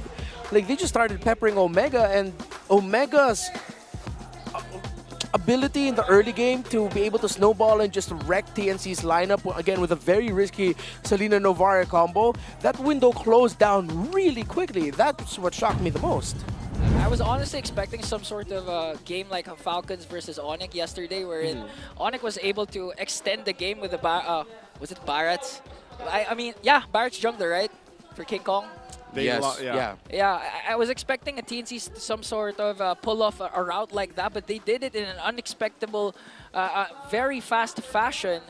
Yeah, that was very unexpected for sure. It was Yeah, very unexpectable. expectably unexpectable. Man, you guys can blame me. My mind was going crazy. I didn't even see the crystal go down. I was looking for the kills from Kozin. You know, sometimes, I don't know if you knew this, but it's a science space fact that when you buzz your head, your hair actually keeps it cooler so that your IQ stays where it needs to be. But he's going down. Yeah, no, because you got rid of the hair. But I completely understand and feel what you're saying here, Ingan. You know, the main thing is the fact that we had, how many was it, 2 debut picks? Was this 2? This there was a three. lot. Baksha, Novaria, Arlot. No, it's three. It's three, yeah. I mean, that is a lot if you think about It's it. a good amount in one draft. But TNC had 2 of those. And the fact that they were confident enough to bring that out for this game was, you know, it speaks for itself here. And, of course, Yawi getting the MVP for this game. And look at that. That's a different kind of arrow, though. I don't think she shoots her arrows like that. No. Well, maybe she. No, yeah, she doesn't. I think she just raises her hand out. It comes out of her hand. Yeah, it just flies out of her hand. Oh, it's void. No, that's some crazy body horror. That's pretty cool. I never thought of Selena that way. 3-1-8 for Yawi. And where do you think it comes from? I don't know. I think there's the wrists, like from the man spider. Spider-Man. Like the from man the spider. ether. Go, go, go. Abyssal arrow. 92%. Go, go, go. That's what he would yell every time. Well, to be fair, if you translate tara to English, the Filipino word for go, it's go, go, go. Yeah, I mean, it was clear the effect that Selena's Yawi brought to the table. And again, we mentioned the point of Yawi and Lancey being able to match Yawi's freak, and he was able to do that. The aggression that Yawi wants to do, the vision provided by Yawi, you cannot detach Lancey's name from Yawi's MVP performance here, because the Novaria and Selena together, they just played that so well. I love the range that they played with for this. I mean, even these moments where, you know, you still have the tier 1s up and you're able to put pressure under the turrets like this, even for resources. And again, in that time, you know, Chaknu's fist break there didn't work for them in their favor because it cut them off too. So, and the trying to get to this angle into these objectives is so difficult because of the fact that you are just losing range. And that's why I was saying, you know, for Big J, the guy struggled. He had no really opportunity to get in range, and even when he did, it was because Zaida was literally moving in circles around him on the Baksha. So very tough game. I could imagine that if, you know, it was TNC that had the Granger, then that's a total range game that they could actually use in their favor. But taking a look at this, 23-35. Hey, there's still a 5 in there, Renmar. Yeah, see, TNC in 5. How many players do they have? 5. If you count, you know, the one Hans saw a while ago, they're technically 6. You can only play 5 in the game, Ingan. Okay, fine. That's why you can't do the Winter Crown trick, can you? No, but I am excited for when we start talking about Benny Cutie for this one. But Benny Cutie's not here. Kozin definitely was. And then again, I really appreciate the itemization. I believe that's a 3rd item Malefic Gun. He didn't go for the Wind of Nature 3rd. I'll have to double check on that, but he got that relatively quickly, and that just meant that it would be near impossible now to be able to catch the Irithel. You'll have to go through Lord JM, Zaida, the rest of TNC before you got Kozin, as long as Kozin really watched his positioning. The one time he didn't was the only time he died. And then after that, you saw, I was like, oh, okay, Luis isn't messing around. He's gonna use his Flicker Wild Slash when he, Final Slash, excuse me, when he knows he can get someone. So I'm gonna watch out for that. So as much as you saw TNC dominate, you also see them respect the capabilities that Omega can bring to the table, especially with what you mentioned and pointed out earlier, Naisu, wherein Jome, despite being the rich guy here, you barely felt the damage that he could have dished out. Yeah, and again, I like the concept too of Smart Omega's lineup. It could have worked, but I think again they just were constantly trying to figure out, man, how do we even get in range? And this was what was so difficult for Chaknu and Luis, and why they kind of juggled that role a little bit, especially as the game went on. Sometimes it was Chaknu trying to go forward first, sometimes it was Luis, sometimes they were trying to make that work together, but if it failed, then they didn't have any of the follow-through to actually go and have that team fight, because a lot of times, too, even if you get there, who are you going to catch? Yeah, you can't really catch an Irithel, you know? And Kozin was well protected because of just the fact that how much vision was provided from that lineup. So I wouldn't be surprised again if, you know, throughout the regular season here that we see more of this combination between the Selena and that Novaria. Mind you, it is still a risk to pick that up because I feel like only specific teams or players, combinations of players would like to go that way. Yeah. But this time around for TNC, it worked out well. And I'm going to say something that might be a little bit controversial. So tell them. You can, it's specific to who the team that would pick it, but it's also very specific to who you're going to pick it up against. Who? No, exactly. It's like I feel like TNC went into this thinking, Oh, hey, is that rhetorical? going up against Omega, Yeah. they can be the type of team that we can use this. this kind of combination with. What that means for you, At up to home. you how you're going to read that. But in my point of view, it's more of like, Chaknu's always been the type of, he knows how to play around the shrub so well. Yeah. So how do you stop a guy like that? Make sure that you get vision on him. Don't let him position. Again, that was one of the main points that we made earlier. Speaking of vision, is this true? Yawi secures the first Yes. Selena win of the season? Yeah, all the other Selenas have lost so far this Finally. season. Selena, what is going on here? Yeah. She's picked up so much. And this is crazy that this is actually her first win. Yeah, this is her 6th pick and Sixth her pick? first win. That's not a solid win rate. I would not let my teammate pick that. Yeah, it's If one, they showed- 1 for 6. 1 for 6, maybe, but hey, it's Yawi that makes it happen. And that might be something, again, when you consider who do you do this against, who do you go with this lineup against. I think a lot of people wouldn't necessarily think of the combination between the Novaria and the Selena, but they serve a great purpose. So would love to see what kind of adjustments happen here for Smart Omega. I think it's still the same thing, too. I would love to see it if Jome can get activated, because now this is multiple games now in a row where we really haven't been able to see him shine. And you can see this real quick, too, from Yawi. His first in average assists at 8.39 back in MPL PH Season 9. Oh, that was the Super Team Echo era, right? Yes. Yeah, it was. Yeah, Season 9. I mean, if you go back to that season, you're actually seeing it right now, the Express, the rotation of TNC, how they're playing around their picks and the rotation. Glimpses of Echo Season 9, honestly. And I actually want to go back to the Selena point. Were all Selenas used up last week? We're all mid laners? Yeah, all mid. No roam. other position. Oh, No roam. so that means Selena is a roamer. Am I right? What? In the right hands, Yeah, maybe. in the right hands, yeah. I wouldn't put a blanket statement out there. No, I'm just getting reassurance because I want to use Selena right Okay. after this day. Well, Chaknu, maybe we get to see him use it because he's also first in average assists, 8.05 last season. He was first in average assists. So, and I remember some of those games, man, some of those games that we were casting last season where Chaknu himself single-handedly saved some games that they should have lost, and they were able to turn around.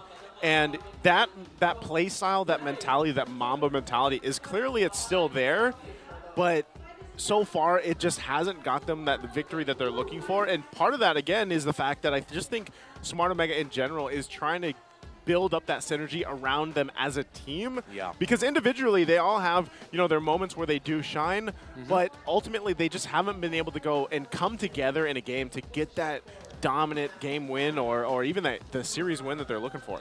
Yeah, that's why it's so tough right now, actually, to read Omega as a team, because it looks like they haven't completely read themselves just yet. Oh, that was kind of deep, but That's it's pretty like, deep. Yeah, we're not seeing the Omega of last season, and I don't think I don't want to say it might be a while. Maybe that game number 1, if it was like a more traditional lineup from TNC Pro Team, maybe we would have seen Omega be able to match that and maybe even take the game. But it looked like they were just completely overwhelmed by a surprise setup. If I'm not mistaken, on the side of TNC Pro Team, there is a talented member of their coaching staff. I'll share this anecdote later on. I'll just have to double check some things, but maybe we look into Yawi and Chaknu's comparisons. Yeah, let's look at this. Top shared heroes is the Cho and, of course, the Kufra. But as everybody says, Yawi is him. He is Cho, and same thing for Chaknu. Chaknu is Kufra. Reminds me of the old saying back from our good friend Eterna when she said Kufra's Chaknu, I think it was. Yeah, Kufra's Chaknu. And that was back in MSC 2022, actually. And that's it. I mean, that's the interesting thing. 45 times for the Cho pick. For Yawi, 54 times for that Kufra pick. And 61% win rate on that Kufra too, and the 56 over here for the Cho. And that's why, again, these two players, these two individuals are just known for being those, you know, stalwart, just strong type of roams. Yeah. And I always think that when you look at these players who have been around for seasons and seasons, and you see their hero pool for the roam, that's what's usually astonishing to me because, again, this was a roam Selena. Has not been picked up there many times. Ends up working out really well, and it takes a certain mentality of a roamer to be able to pick a hero like that, make it work, make it fit into a team. And so that's what I'm still looking for Chaknu. You know, I still, even if that means pull out the Kufra, man. We got to see the Cho, we got to see Yawi's Cho last week. We want to see Kufra's Chaknu. Yeah, see what I did there. I mean, as much as I love a Kufra, I honestly don't find it as viable as an option for today's meta, especially since Kufra is not that tanky compared to the likes of the Tigs, even the Badangs, etc. One thing I'm actually looking forward to seeing is maybe a Mathilda for Chaknu. We've seen that a couple times from him. Yeah. In the past. No, for today. For today. Yeah, that might be a trick that Omega could try and explore. Yeah, up against considering TNC. that TNC doesn't ban it. Because again, TNC pulled out a... it's something that it's not super surprising to see a Matilda first phase blue side ban. It has popped up as a respect, but it just goes to show TNC is actually thinking of that for Chakno, and they want to be careful going up against it and make sure that they don't go up against it, rather. As we head into the draft, I would like to share my little anecdote. I've heard some very good things about the analyst of TNC Pro Team in Coach Semi. Semi? Coach Semi? Semi, Xemy. So there have been some stories going around about him, about how he has a very unique mind for the game. He has some very unique ideas, and I wouldn't be surprised at what if maybe give flowers where they could be possibly due. That was Coach Semi's brainchild to come up with the Selena Novar. Maybe that's something we can look out for. Give him those flowers. Thanks for the roses. All right, jumping into Game 2 draft. We got one more band left. This is interesting too. Win rate for blue side, TNC 66.67%. Red side for Smart Omega, 0%. But then again, mind you, they only played one game last week. And one series. One series last week. And they're looking to make things happen here. And hopefully they can change that win rate with this game going into Game 2. Also, real quick, just a reminder, guys, you can purchase your tickets on the line for tomorrow's matches. Twisted Minds versus TNC. So TNC will get to go ahead and play again tomorrow. And also Omega. Omega will be playing against TLPH. So that is going to be a daunting task, I feel like, for Omega, because right now TLPH is going a little crazy. But we'll see them later today, too. Now that last ban, did they come out? Are we still waiting for it? We are still waiting for it. Still waiting for a Fanny ban. I'm surprised. I think Omega chose to stay red side. Here's the Fanny. Yeah, they would have chosen to. Yeah, they would have chosen to stay red because we have blue. Suyo. Okay, here I got this, boys. Via Timebreaker Times, Coach and DJ. Sobrang sarap sa pakiramdam kasi kumbaga yung lahat ng pinag-urapan namin na magkasama ay nakitang namin ng magandang yung resulta. All right, let's translate it. Inga. Oh, I thought you were going to translate it. No, Basically, I'm the Tagalog reader. Coach Imba DJ just saying that he feels good because all of their hard work, all of their time together is paying off, and it's looking like it's giving out good results for TNC. And now Omega looking to even out the score by picking out the Suyo and Badang. Okay. I like the Harith priority here for TNC Pro Team. Omega go with a strong combo right away. They can flex this Badang. Hopefully they're thinking about flexing it and they haven't lead on the idea that this is going to go into the hands of the Mamba. Most likely we're going to be seeing another Vexana pick later on for Omega, or just anyone that can burst down to make sure that they make the most out of what the Badang brings to the table. Jawhead might actually also be a possibility for Omega later on, so hopefully they hold on to the Badang flex up until the second phase of the draft and they don't show it yet. For TNC Pro Team, they can get Eve. Oh, okay. Yawi gets his Cho. All right. Does this mean that Kufra will put out Chaknu?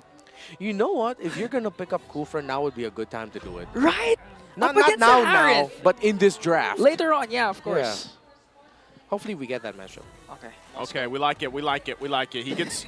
I just anytime, dude.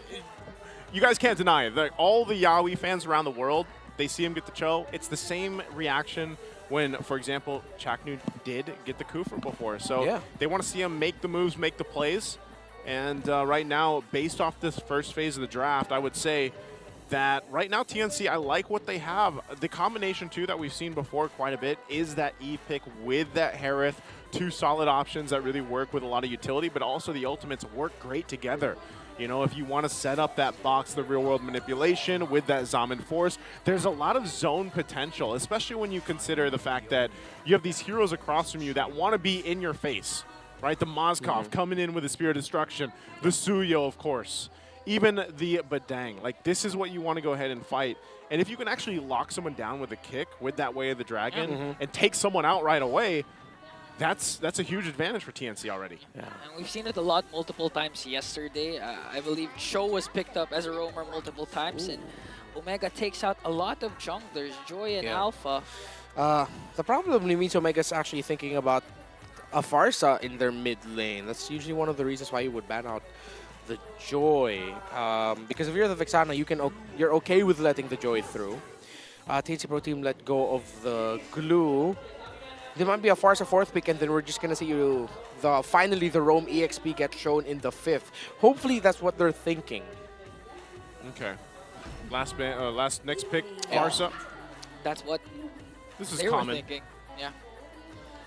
Literally the common, the Farsa into the Eve. Now your last two picks for TNC. We still need a jungle. What do you think Zyda's gonna go for? Hoping they pick Lucas, but not for Zyda.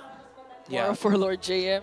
I would like the Lucas for Lord JM, and maybe a Still Nolan or Hayabusa. But they might actually be thinking about the Nolan more, considering the rotational speed matches the Suyo better. Okay. So Because of Nolan, that effect, Lucas. Yeah, Nolan. Nolan, Lucas.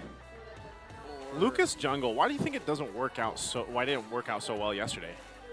What it was record yesterday for Lucas? No. Nolan. Lucas. I don't know. There's just something about Lucas right now. I think teams haven't completely learned how to make the most out of it. Yeah. So instead of going for the Lucas, they go for the Hilda. So this is the disruptive, fast-rotating Lord JM. TNC Pro Team might be thinking to just... They're not reading the EXP matchup so well. Okay.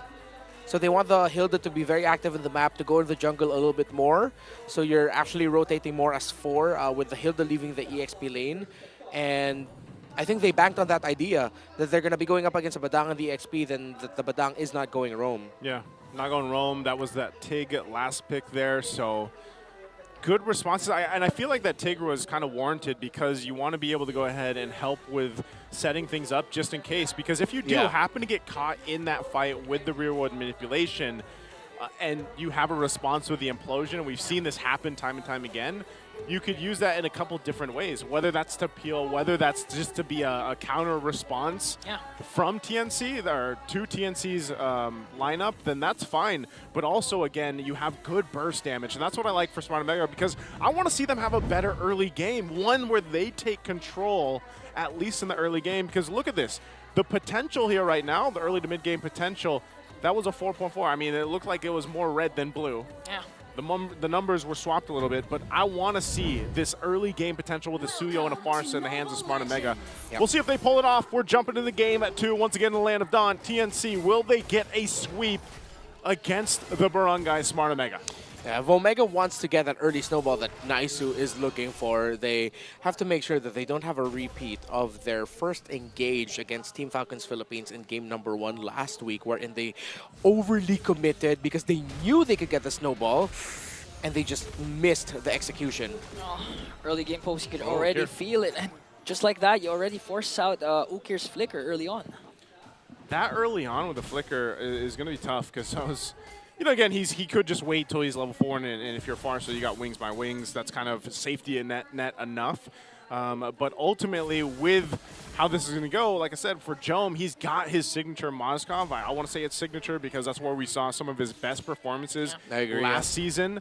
And I hope that he can pop off, but this is Kozin on the Harith, and the Harith has been phenomenal already, even back before we started MPL. I mean, even last week we saw quite of a good thing for the side of Omega, wherein there was a good outplay coming in from Jome, where he used up the Spear of Destruction up against 2 members of Team Falcons. If he continues to pull off outplays like that, I'm not going to wonder why this could go to a Game 3. Oh, Yawi goes in, just checks things out.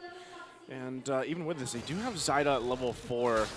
It's going to be spotted out. Little check with the Queller there. The turtle will be up here shortly. So once they kind of get things situated, again, you're playing around once you have level 4s available, once you have that timer available to you. If Omega, what we're looking for is snowball from them, they might find the start of it. Oh, good use of the Sacred Hammer plus the Evil Queller plus the Surge to make sure that Yawi has to use the Flicker. So no Flicker available for the Roamer of TNC for this first turtle fight. Yeah, but you can see this, right? Okir just nearly level 4, so he'll have it. Both gold laners doing their thing. This is going to be a close one for the first turtle anyway, as both teams went for the reset. They've got their level 4s now. Yawi doesn't, though, because he had to go back. So he might just clear that mid lane, get it, and then they are going to start this up. Half health for now. Who's he going to go for? Okay, Chaknu used up the Sacred Hammer. He has the Flicker, connects the kick. Will he be able to cast out the Implosion? Oh. He did, but he didn't catch Zyda. First blood will be drawn for the side of the Phoenix Army. A counterattack right away for Omega to bring down Lord JM. Okay, it's a trade, but slightly not favorable for Omega. Good thing they have a Badang with them that can act as the roamer substitute for now and just hold alongside it. But now TNC Pro Team look to get minion wave priority in the middle. They push that while now threatening the turtle. Good call. Lancy pops the real world manipulation to zone out Omega. Meanwhile, Chaknu is now in the picture. Yawi goes in with the way of the dragon, going to connect onto the Mamba and going to bring him down successfully. That's 1 member down for the Barangay. Okay, keep it together. Still fighting for it. That is going to be finally the turtle. Go in the hands of TNC. They're still hunting for Andoru, but he should be able to get away. He's going to lose his orange, though, here, too. Yawi will keep him at bay alongside Lord JM. Andoru, he's still going to try to take this. Doesn't get it. Zyda, not enough damage, too. That was about a minute and some change for that first turtle, by the way. Yeah, Omega, it's safe to say that they overcommitted into that one, and it became we don't need to really win this. It became, we desperately need to win this with how long that they spent there. While for TNC, they got they were able to shut down the snowball window already for Omega, because after the first objective, they invaded the orange buff, meaning Andori is going to be off his timers. He's going to be a level behind Zyda, or at least half a level bar behind Zyda, which means that he'll be playing catch up. So Omega might actually want to think about sacrificing the next objective so that they can just steal buffs or steal resources in the lower portion of the map when the second turtle spawns. Yeah, that's a good idea, too. Oh, Yawi does it. He just goes. Connects! But Chaknu answers with the Implosion. Omega, though, will they be able to counter-attack? Zyda goes in with a Fracture. Okir manages to stay alive with the Wings by Wings. No casualties, but 2 ultimates have been popped. Forget, this is also a signature Nolan pick for Zyda in MPL Philippines Season 13 when he became an MPL champion. There was a time where Carl Tizzi's performance was shaky during that season, and Zyda stepped in. In that run, he went 7-0 with a Nolan. Gosh, what season was that? 13. 13? Yeah. I feel like that was so long ago. Yeah. But I remember that. I remember that specifically when Zyda did step in, because a lot of people were like, I wonder how Zyda's going to do, you know? He did very well. He did very well. Yawi goes in, knows there's no flicker. Wow. Speaking of doing very well, Yawi once again making sure that all of his Way of the Dragons will connect to the proper target. Okir, not safe in the middle lane. Jome! Solo kill. But solo kill onto the bottom lane. We didn't get a chance to see it. But still, Big J finding big ways to crawl back to the game. Yeah, okay. That was on his side of the map, too. So did he just kind of escape utilizing the flicker as well, and then threw out the spear, and then Kozin just took too many shots? Yeah, it looked like that was a Big J outplay. He finally had his moment. We didn't get to catch it, man. We've been waiting for Big J. He got his moment, and also they get a turtle now for Smart Omega. I'm pretty sure we're not gonna have we're gonna have more moments of Big J making big things. Just give it time, or just win week number 2. But if they want to continue, to extend the series, Big J has to have a multiple highlight plays up against TNC. This is just a personal flavor for mine, but one of the things I don't like about what Omega decided to do here is that Okir picked up the flicker instead of the Purify. Bro, you're up against Yawi on a Cho. I get why you would want the flicker. You can reposition the Feathered Airstrike, maybe even use it to avoid Yawi when you see him coming up. when you have the feathered airstrike up already, I get that line of thinking, but the Purify might have been the safer choice. That's something I would do, and I always say, you know, when you pick up the Flicker instead, it's just you're relying on pure athleticism. Yeah. You know, and that's why I like to say it's the athletic Flicker, man, because that's like your finger has to be an athlete. Yep. Because that's literally what you're doing. And now you're gonna make a play here on the bottom side. Chaknu going, Yawi. Okay, Chaknu still goes in with the implosion, connecting on to Yawi, paired up with the fish break, fish crack combination coming in from Lewis to bring down the lover boy. Meanwhile, Lord Lewis. JM into the middle. Lewis, even with the flicker, is gonna get caught up by Zyda for the counterattack for the Phoenix Army. TNC Pro Team now are starting to feel the effect of the Mamba, but they are still clapping back.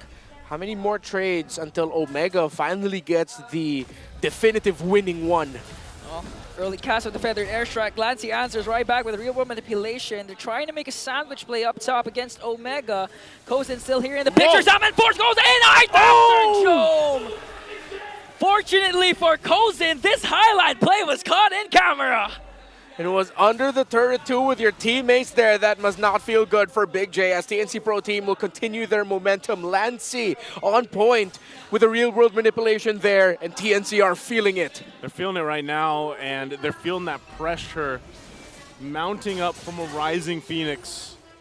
So they'll go ahead and just focus on getting these objectives. They do just give up this last turtle, which they should. Like we mentioned, you know, you don't want to get too kind of carried away when you're already falling behind. It's could be a slippery slope if they continue to just play this out. Right now, there hasn't been really an answer to deal with Yawi starting some of these fights and some of the choices that Smart Omega is making to respond to this. Because even looking at the itemization, you know, it's getting pretty scary for the Nolan specifically. He's 2,000, nearly 2,000 gold ahead of Endoru. I mean, looking at game number 1 and now game number 2, honestly, Omega has been, to a certain point, playing it safe. But the problem is, it looks like if you're going to play safe, play passive up against TNC, for sure they're going to continue to find ways to infiltrate the front line. Yawi has been phenomenal with the way of the Dragon Flicker combinations all throughout. Yeah, double Dreadnought armor actually for the front line of TNC Pro Team, Yawi and Lord JM. It's helping reduce the physical damage of the Suyo. That's why, even though the Suyo should be hurting a lot, it's been reduced a considerable amount that it might take a while until Ondoria's damage is going to be absolutely frightening for TNC Pro Team. Already on the way to the Sad Sword. I actually forgot the real name for it. Longsword? No, the Blade of Despair. Oh my BOD. goodness. BOD? I hear Sad Sword so much now that I forgot the name of the BOD. The Blade of Despair.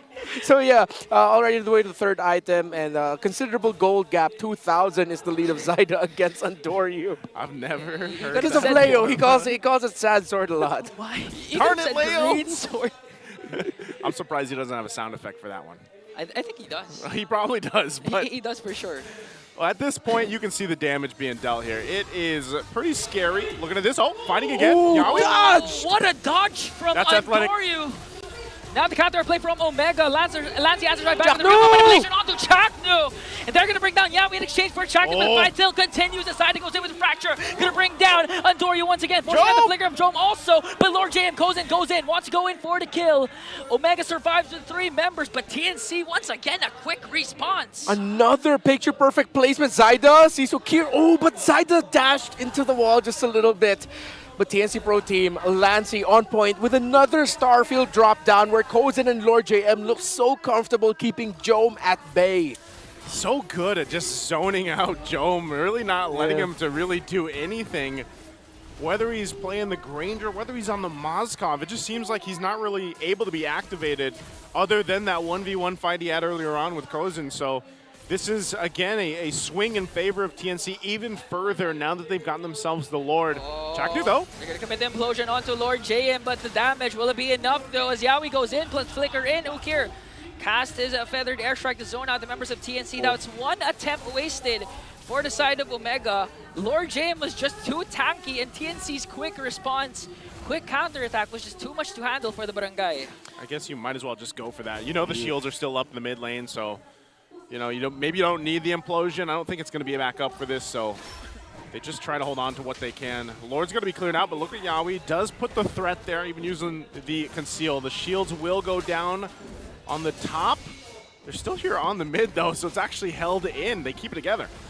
Oh, luckily, TNC didn't try to go and force out an initiation because they still have to wait for the implosion. But as I was saying, that Yawi goes in, but Lewis catches him off guard with a first break, first crack combination. But Lancy will be able to take down Chaknu. No more implosion once again for Omega. It's going to be a 4-on-4. Both roamers are down. Jome also able to knock back Yawi in time. I believe it was the knockback from the Moskov that messed up his initial entry there. Yawi could have gotten a really good kick, but that was now fast reactions and fast fingers coming from the side of Omega. Now, one of the things that we have to watch out now for is the next timer of items for Ukir. He already is up to a Blood Wings. However, it might take up until either the Divine Glaive or the Holy Crystal, where TNC is going to start having to be more careful. When the Farsa has built up both, that's when the comeback scenario is online and active for Omega.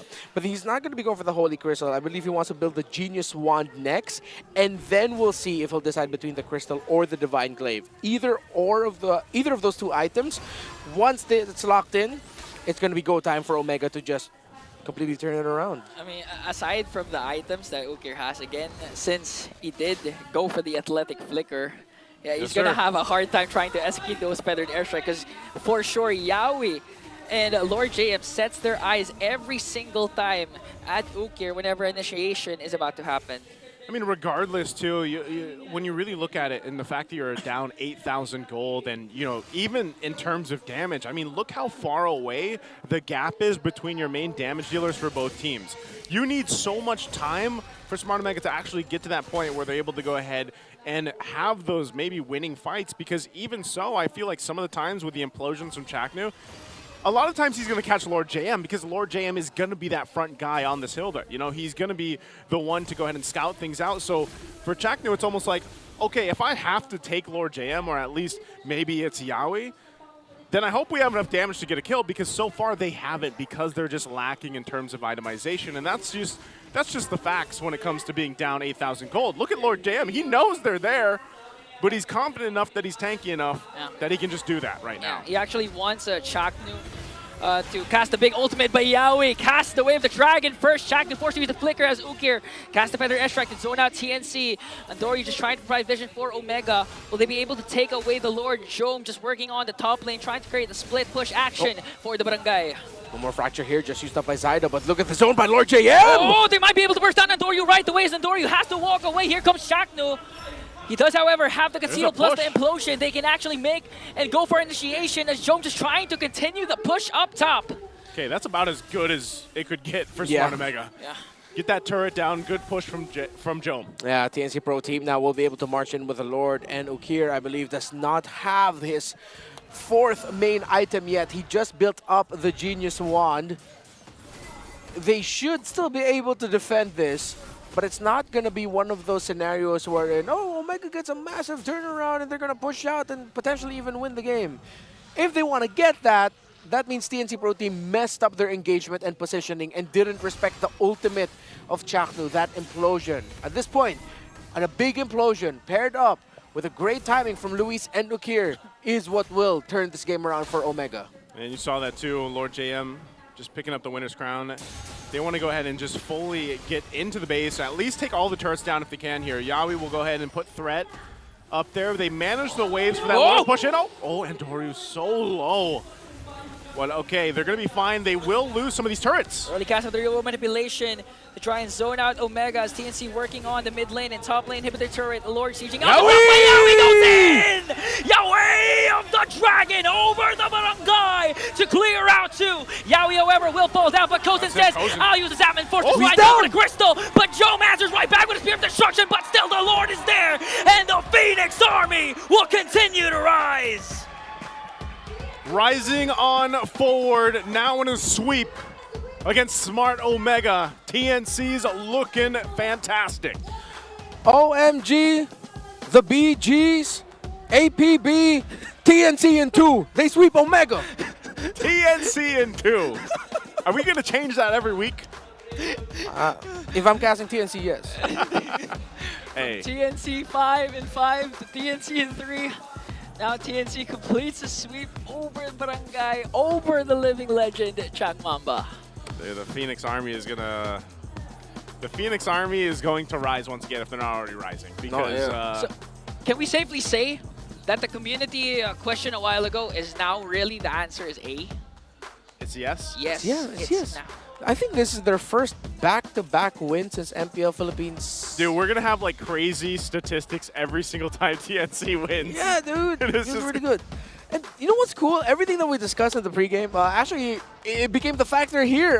The row mid, the EXP, how you'd set up Cozen, but most importantly, again, I just really want to highlight my low-key favorite player of TNC Pro Team, and Joe. Lancey is so good. He pairs up and matches up with Yawi, but of course, Yawi, he is Cho. So. Yeah, he is Cho. That's what I said. When he gets the Cho, like you can expect him to take those plays and make it happen, and that's what he did from the start to the finish. Even though, like, in the early game before that first turtle, he was delayed a little bit. He survived defensively using the flicker, came back to join the fight, and then the whole snowball from there really started, you know? And again, I know you mentioned Lancey being your favorite player. He's been kind of what I feel like under the radar a little bit for people, just usually from season to season. But this is probably the season where you really got to start paying attention to Lancey, especially. Yes. Because again, a lot of people are going to be watching Yawi.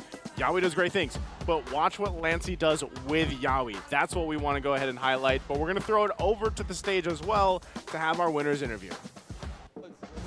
Off to a really hot start. Your winners of the first match, it's TNC Pro Team. Phoenix Army is really happy with this performance. Yawi, I just want to know, because this is the first victory ng Selena this season. Apak tayo boys ng konti dito, okay? Now, I just want to know, kasi ilang games yon na before this win, halos hindi nagkakaroon ng mga panalo yung Selena games, right? You know what, Hans, you're right. Stats say that it's 0-5. So, Yawi, ano nga ba yung reasoning kung bakit pinili mo si Selena for the first game? Yawi? 5, 4. Sabi niyang dalawang coach, pick ko daw eh. Okay, tanungin natin yung coach. okay. Tanungin natin yung coach. Coach Imba DJ. Coach, sige, Coach Semi. Coach. Yan. Ayan. Coach Semi, kasi sabi niya, sagot daw, ikaw daw yung nagsabi na si Selena yung piliin eh. Ba't ba kailangan piliin si Selena? Mataas kasi win rate namin nun eh. Hindi natatalo. Tatalo? Okay. Ay, huwag mo Okay. sabihin. Okay, that makes sense. Nasabi ko na eh. Oo, nasabi niya na. Sabi, wag daw sabihin. Nasabi niya na eh. Sige, Yawi, ibahin na lang natin. Ibahin na lang natin, Wi. Ano bang recommendation mo para sa lahat ng mga Selena users? Kasi ang dami ng mga naglalaro ng Selena pero minsan nahihirapan sila. I wanna know about it. Ano siguro, ano ba? Sige, kaya mo yan. Take 2. O, Coach, ikaw na lang ulit. Coach, ikaw ulit. Yan. Ayan, Coach, O, sige. kasi ikaw yung nagsabing Dating piliin. boss 4. Okay. Si Selena. Coach Imba DJ, Selena. Okay, Selena recommendations. Bigyan mo kami. Sige, 5. Di ano lang, tingin lang sa mapa. Okay. Salamat. Tingin lang sa mapa. Salamat, Coach. Okay. You know what, Miss Jimmy, bato na natin kay Zaida. Okay? Kasi parang wala tayong patulog. Zaida. You know, again, ang humble talaga ni Zaida kanina, no, while we were doing the interview with Yawi. Sabi niya, chamba lang, pero hindi eh. Great game. So, ano yung masasabi mong strategy ng team this time, Zaida? Ano yung finalo niya as your strategy to win? Ano po, nag-aggressive lang po kami talaga sa game na to kasi alam namin lamang kami. Lamang talaga.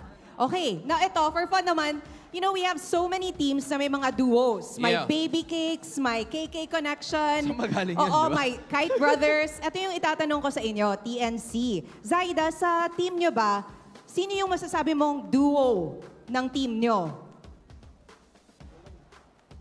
Biglang tingin kay Si Jose Coach. na daw yung isa. Sino magbo-volunteer? Oo. So kung si Zaida yung isa sa mga duo, sino yung ka-partner mo? May sinasabi si Yawi. Silang dalawa ni... Sino, Yawi? Si Zaida tsaka Salvic daw po. Okay. Si Okay. Zaida tsaka si Salvic. Sige, ibalik na lang natin sa'yo. Bakit si Zaida tsaka si Kusen yung isa sa mga nasabi mong duos ng team na to?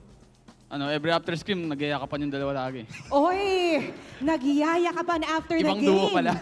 Okay. So kung may Baby Cakes, Okay. Kite Brothers, KK Connection, ano naman yung pangalan ng duo sa TNC? Ikaw magpangalan. May baby cakes na, yung dalawa.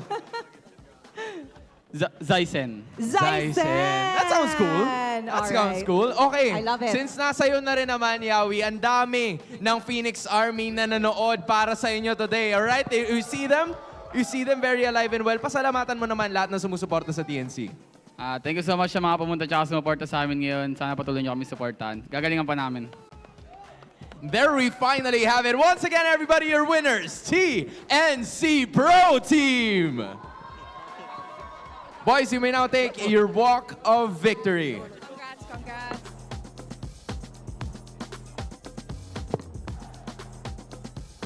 And right there at the middle, gentlemen, you may now take your bow. Jamie, I'm telling you, this TNC Pro Team is totally different. Pangalawang beses na nilang nanalo dito mismo sa ating season. I know, and it's only week 2. I look forward to more of their wins. Feeling ko, gagalingan talaga nila as they said during our interview, Hans. At ang pakiramdam ko rin ay maraming masasabi ang ating mga casters with this win of the TNC Pro Team. Kaya let's get to throw it actually back to our casters. All right, so what was the explanation for the Selena pick? What are you showing? What are you showing us, Ingan? TNC in 5. The 5. TNC in 5. What? Okay. Usually we call the roamer the 5, right? So TNC in 5. TNC To answer 5. your question, I believe Coach Semi said something that he didn't want to say, but he said it already, and we all heard it. They have a high win rate with that hero. It works out very well for them. So I think they played around that idea and said, you know what, we can make this work in the MPL, and they did. If it works, it works. Oh, Zyda with the MVP though. This ended up working really well for them.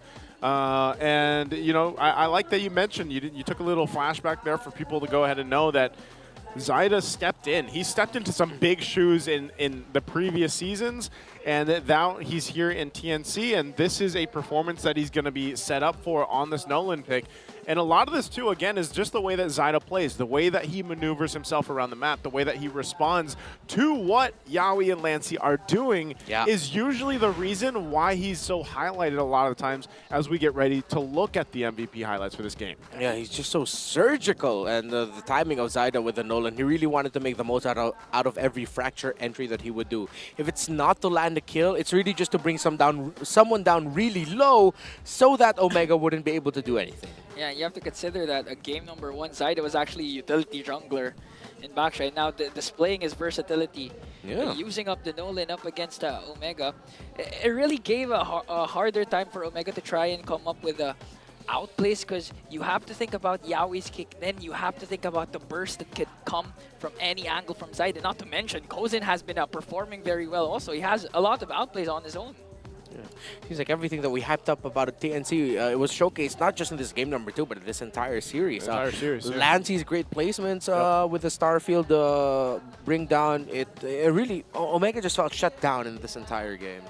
Yeah, I get mixed up on all the Star Shatters, Astral Recalls, Astral Ball. Astral Balls, you know, Astral Spheres, all that stuff too. But I love to see the Novaria, man. I'm glad because it did pop up a lot constantly. Was this last season that, or was it season 13 that she was picked all the time? And the fact 13. That it still fits well into our current meta that's still shaping clearly, you know, again, you really want to play around vision. And that's why that Selena also worked so well for some of the teams that, well, it's funny that I say so well because it's 1 and 6 right now, but it does work out usually pretty well, at least to serve its purpose of giving vision. So then you put in a Novaria there too that we saw in game 1. But I would say for this one, for game 2, it just looked a lot cleaner for TNC across the board on how they approach this one. Yeah, and in a meta that has somewhat plateaued, it's good to see a team willing to take risks such as this and making it work. And you really see how devastating it could be. So I guess a Selena and Novaria is something we'll have to watch out for TNC.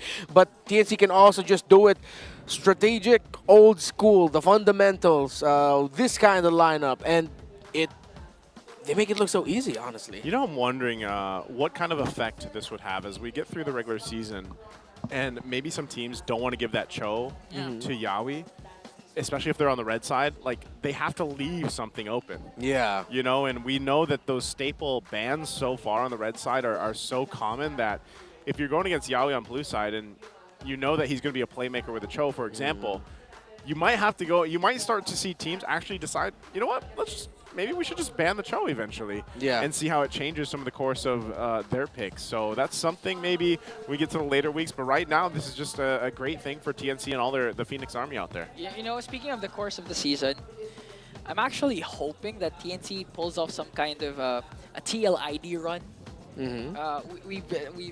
We're used to seeing TLID at the bottom, and now they rose to the top. I honestly hope that TNC does the same. Yeah, that'll be a wild story for TNC Pro Team. Like if Yawi comes in suddenly and then they put together a roster of dudes that have been often overlooked, but then suddenly they become the champions. That's gonna be wild. That was a similar kind of story that happened with the now boys in Onyx Philippines. You know, some of them were really just kind of overlooked when they first came into the MPL and everything, and then now everybody knows those guys' names, you know. And when you look at it, and I was talking about this yesterday a lot just on stream, I was like, man, this is why I enjoy MPL Philippines so much. You get to see all these showcasing of skills, and we're gonna get some showcase right now from this check.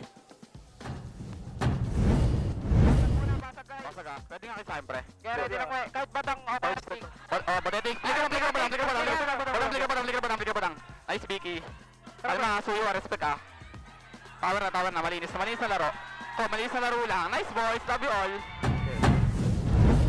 You know, I just have to say, as someone who loves audio, I don't love that audio that much. You know, like, and our viewers, our international viewers too, they're probably like, man, all we hear is yeah, and it's also in a different language. Yeah. It is like aviation grade headset. Man, that's a great mic check. Yeah. You know? I'm going to just say, for my fellow Filipinos out there who say they prefer the mic checks in Indonesia, as much as we love our Indonesian brothers, Filipinos, they speak in Bahasa.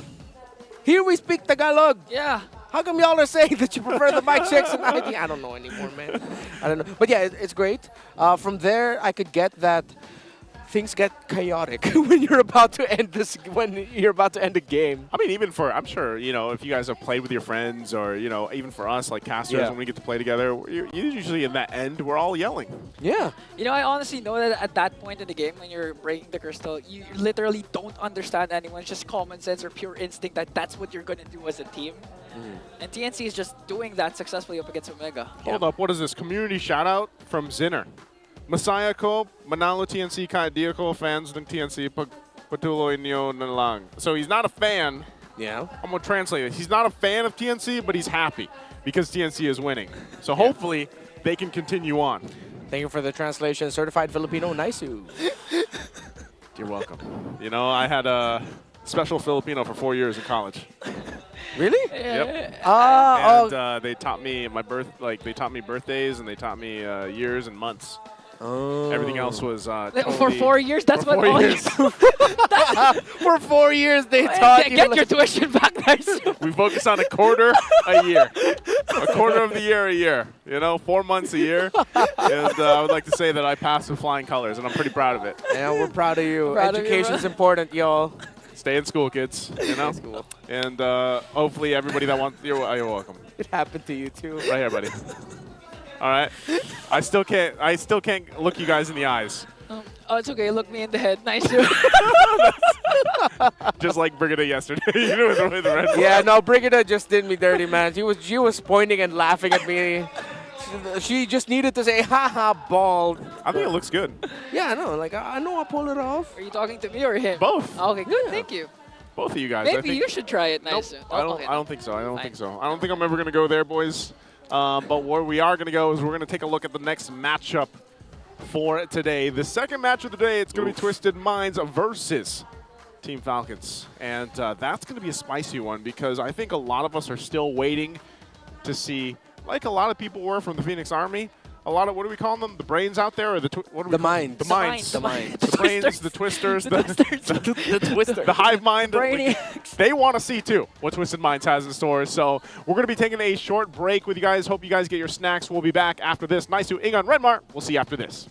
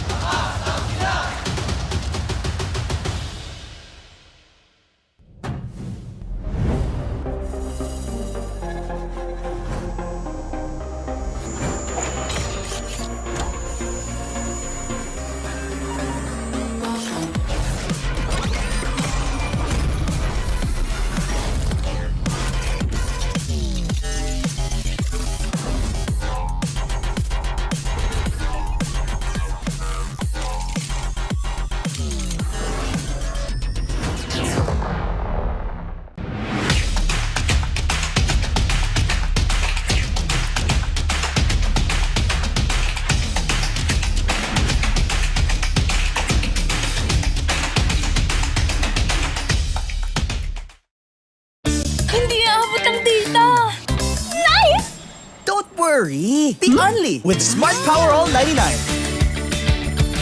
Hindi nabitin with 10 gig data plus only Facebook or TikTok and more. Load now! Who needs to go to a concert when you can own that stage with your friends? Enjoy a night of impromptu bowling tournament.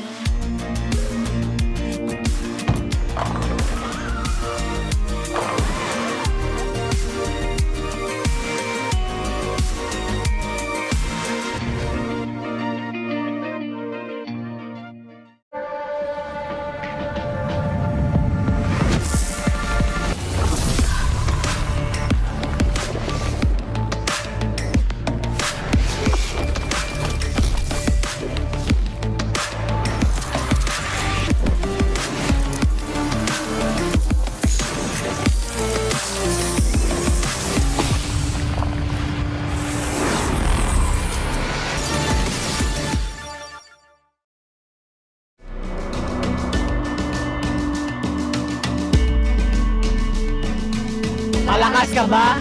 Sali na!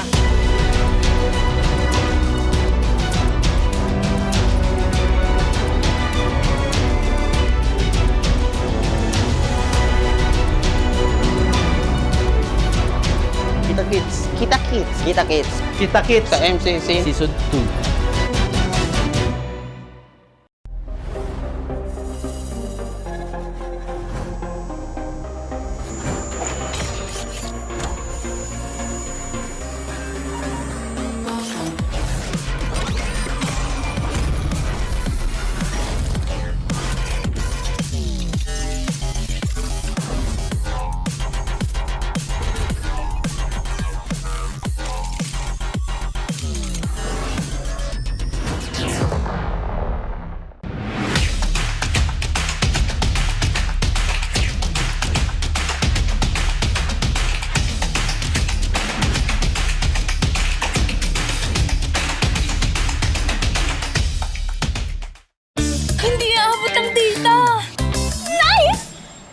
worry, be only with Smart Power All 99. Hindi nabitin with 10 gig data plus only Facebook or TikTok and more. Load now! Who needs to go to a concert when you can own that stage with your friends? Enjoy a night of impromptu bowling tournament.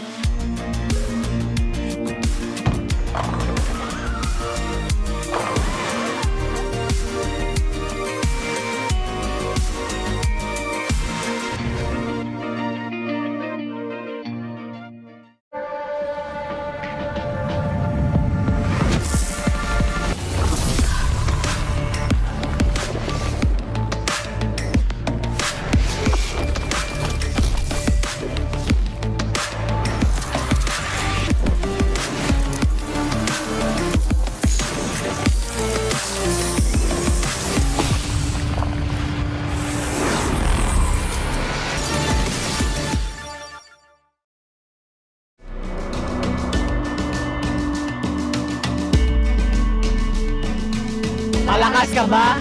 Sali na!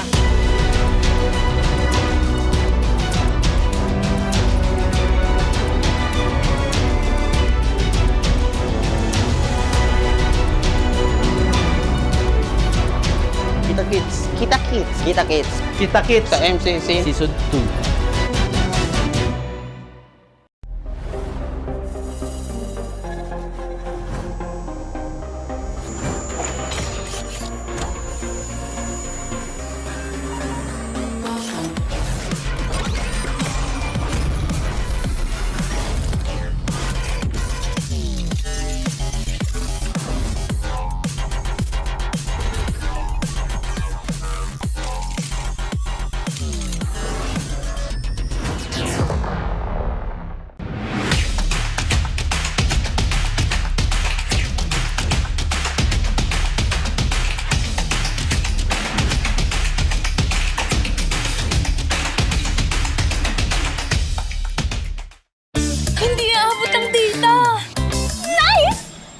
Worry, be only with Smart Power All 99. Hindi nabitin with 10 gig data plus only Facebook or TikTok and more. Load now! needs to go to a concert when you can own that stage with your friends? Enjoy a night of impromptu bowling tournament.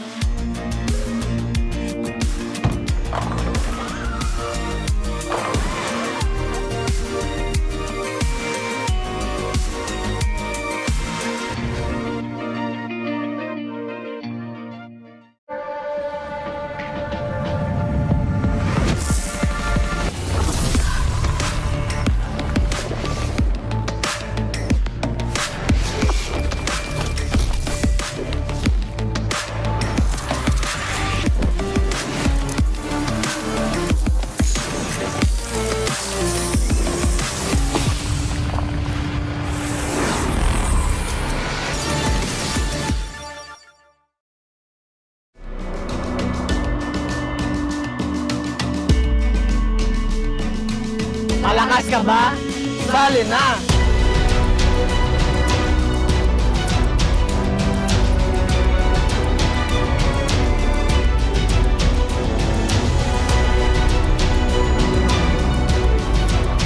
Kita Kids. Kita Kids. Kita Kids. Kita Kids Sa MCC. Season 2.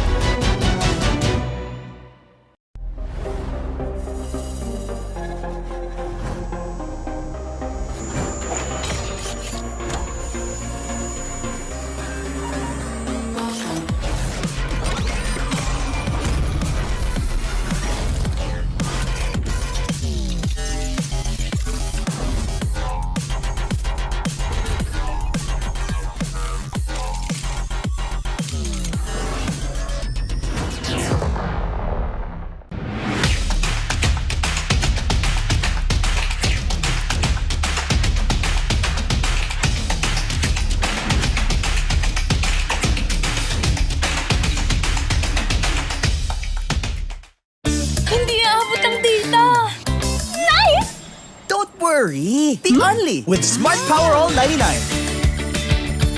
Hindi nabitin with 10 gig data plus only Facebook or TikTok and more. Load now! Who needs to go to a concert when you can own that stage with your friends? Enjoy a night of impromptu bowling tournament.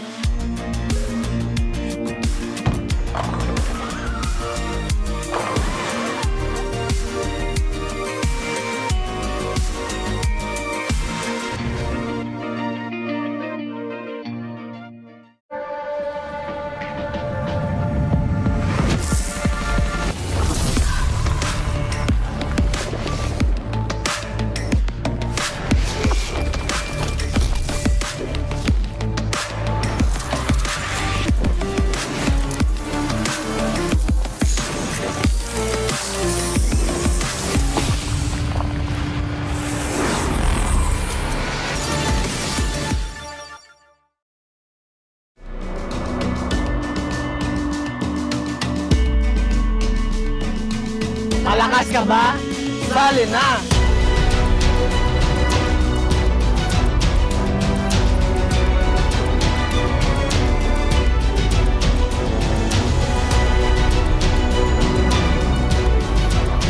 Kita Kids. Kita Kids. Kita Kids. Kita Kids Sa MCC. Season 2.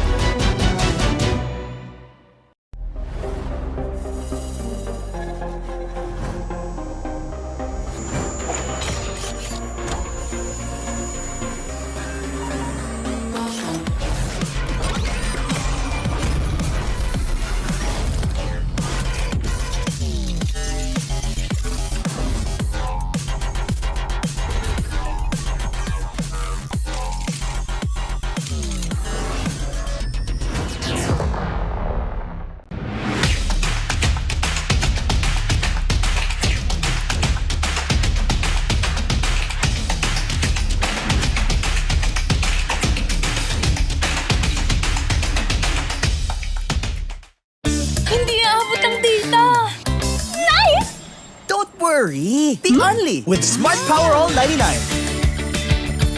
Hindi nabitin with 10 gig data plus only Facebook or TikTok and more. Load now! Who needs to go to a concert when you can own that stage with your friends? Enjoy a night of impromptu bowling tournament.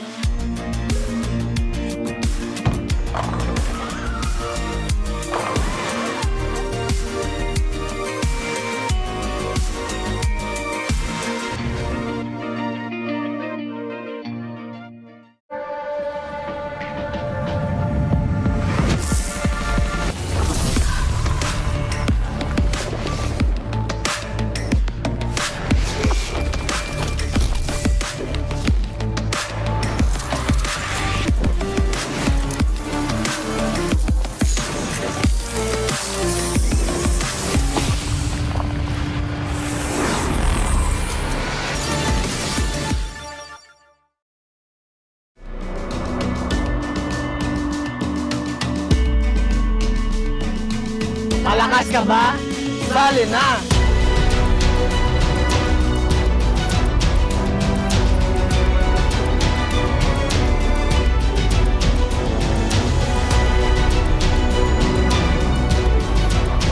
Kita Kids. Kita Kids. Kita Kids. Kita Kids. Sa MCC Season 2.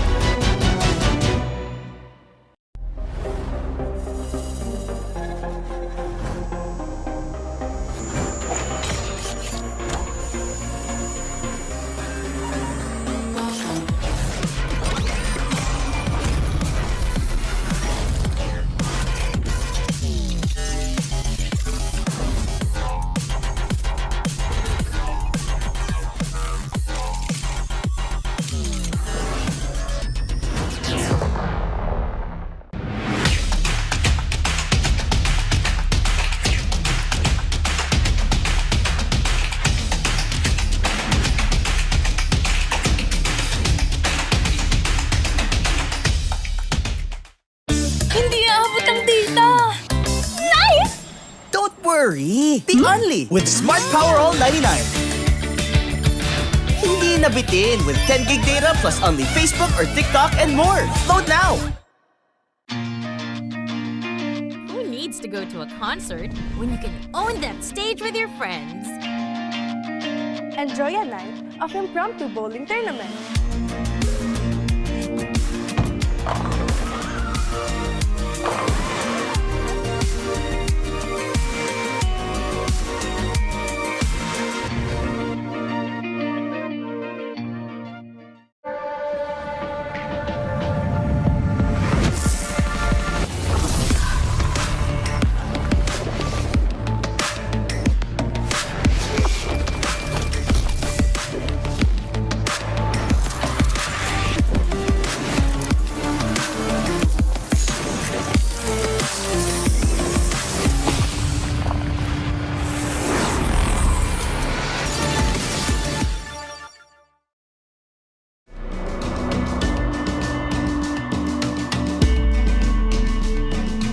Malakas ka ba?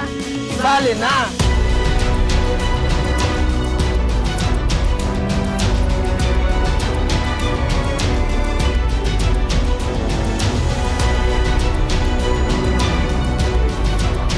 Kita Kids. Kita Kids. Kita Kids. Kita Kids. Sa MCC Season 2.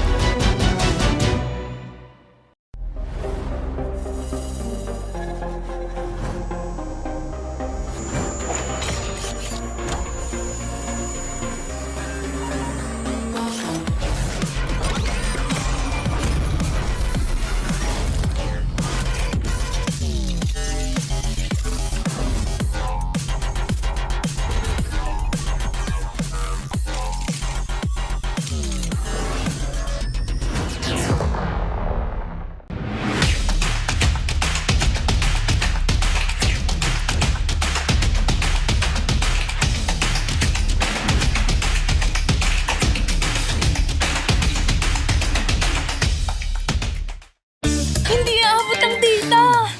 Nice! Don't worry! The Only with Smart Power All 99. Hindi nabitin with 10 gig data plus only Facebook or TikTok and more. Load now! Who needs to go to a concert when you can own that stage with your friends? Enjoy a night of impromptu bowling tournament.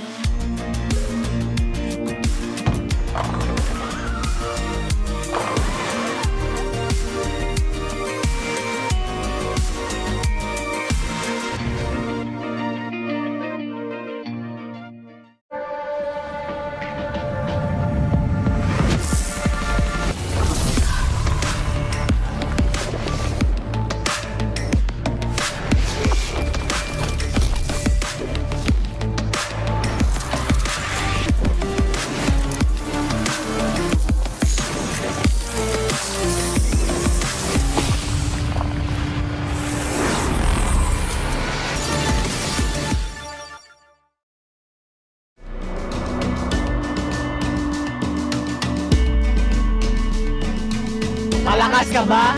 Sali na!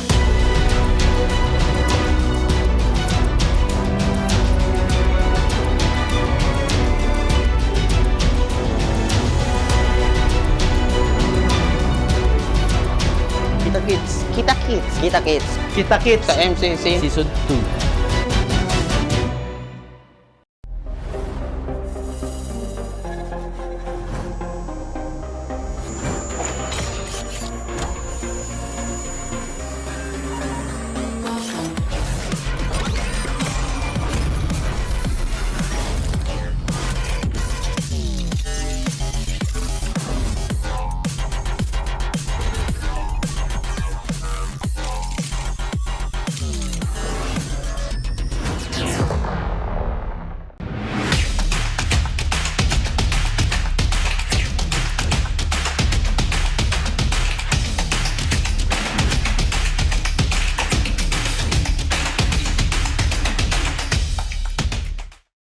Hindi aabot ang data! Nice! Don't worry! Be only with Smart Power All 99. Hindi nabitin with 10 gig data plus only Facebook or TikTok and more. Load now! Who needs to go to a concert when you can own that stage with your friends? Enjoy a night of impromptu bowling tournament.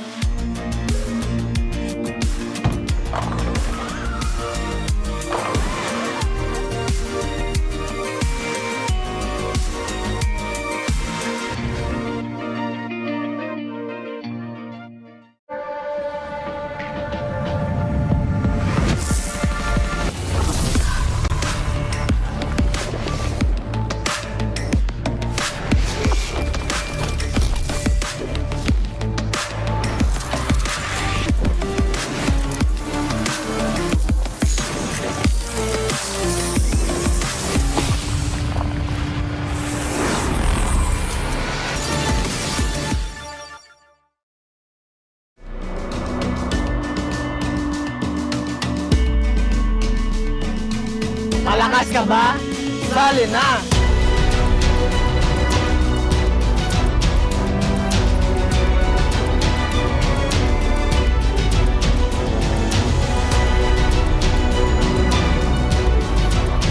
Kita Kids. Kita Kids. Kita Kids. Kita Kids. Sa MCC Season 2.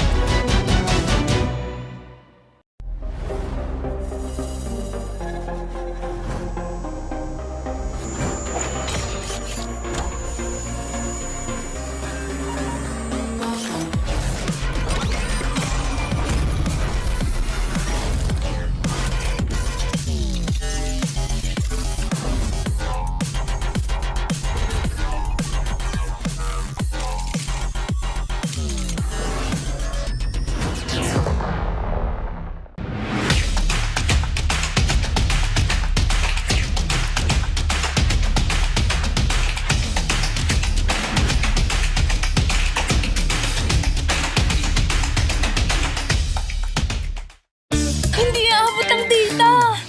Nice! Don't worry! Be only with Smart Power All 99. Hindi nabitin with 10 gig data plus only Facebook or TikTok and more. Load now!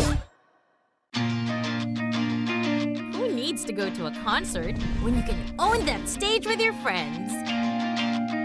Enjoy a night of impromptu bowling tournament.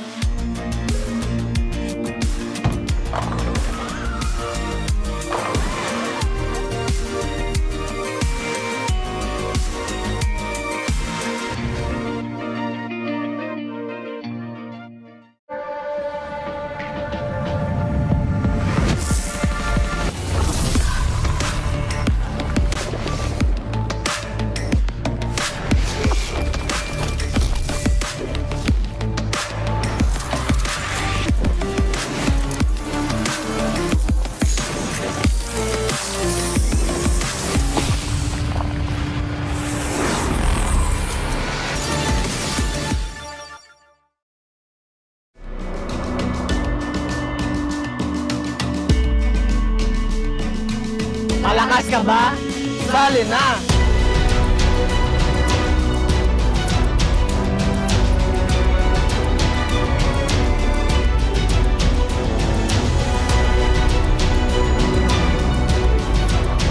Kita Kids. Kita Kids. Kita Kids. Kita Kids. Sa MCC Season 2.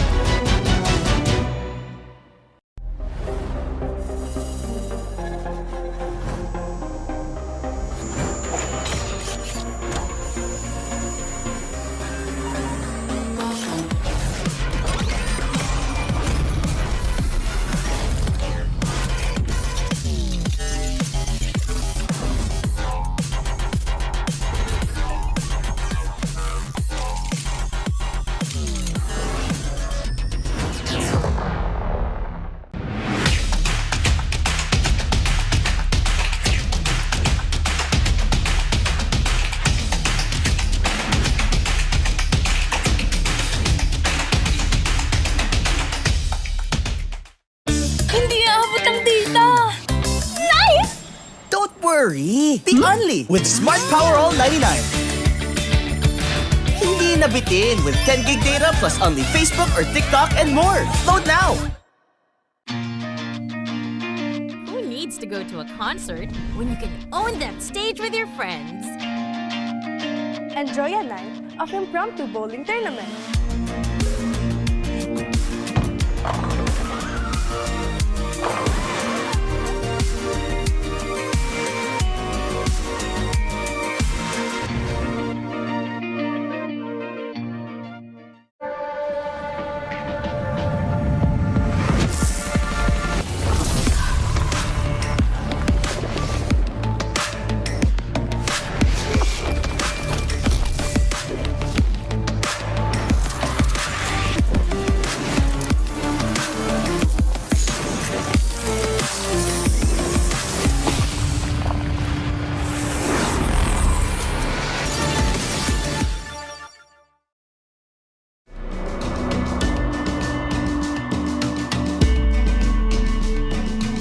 Malakas ka ba? Sali na!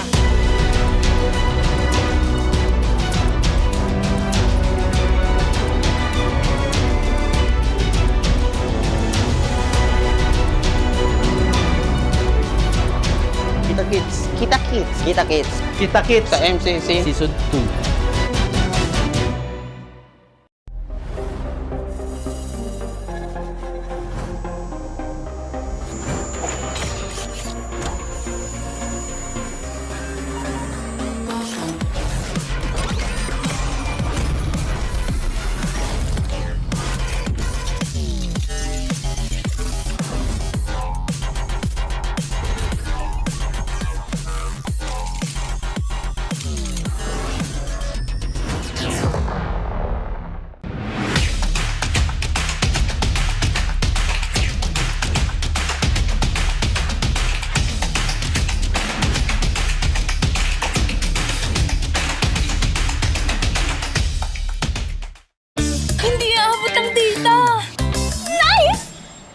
worry! Be only with Smart Power All 99. Hindi nabitin with 10 gig data plus only Facebook or TikTok and more. Load now! Who needs to go to a concert when you can own that stage with your friends? Enjoy a night of impromptu bowling tournament.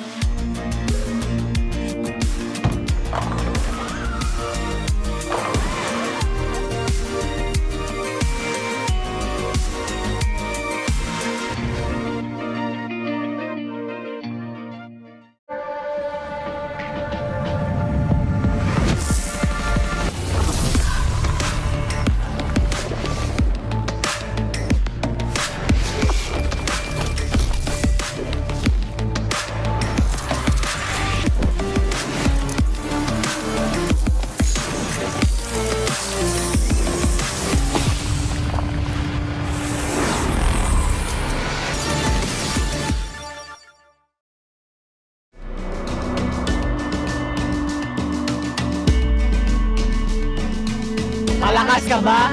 Sali na!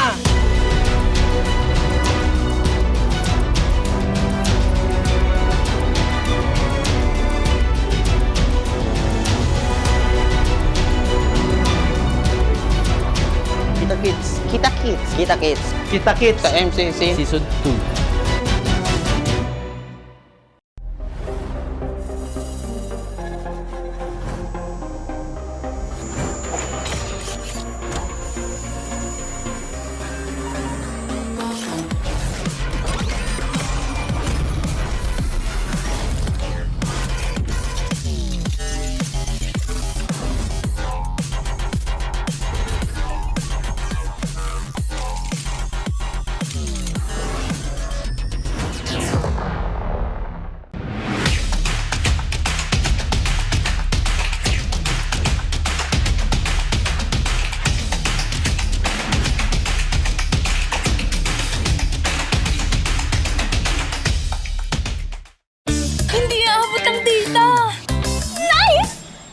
Worry! Be only with Smart Power All 99. Hindi nabitin with 10 gig data plus only Facebook or TikTok and more. Load now! needs to go to a concert when you can own that stage with your friends? Enjoy a night of impromptu bowling tournament.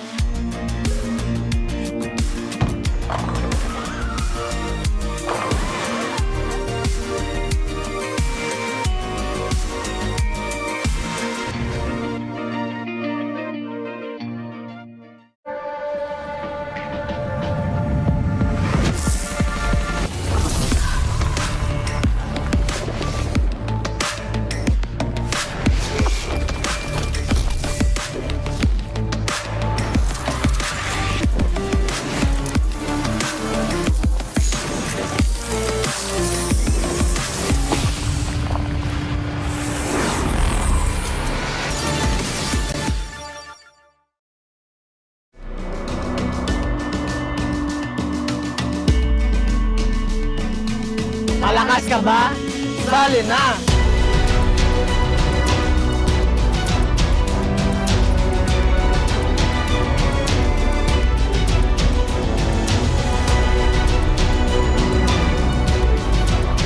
Kita Kids. Kita Kids. Kita Kids. Kita Kids sa MCC Season 2.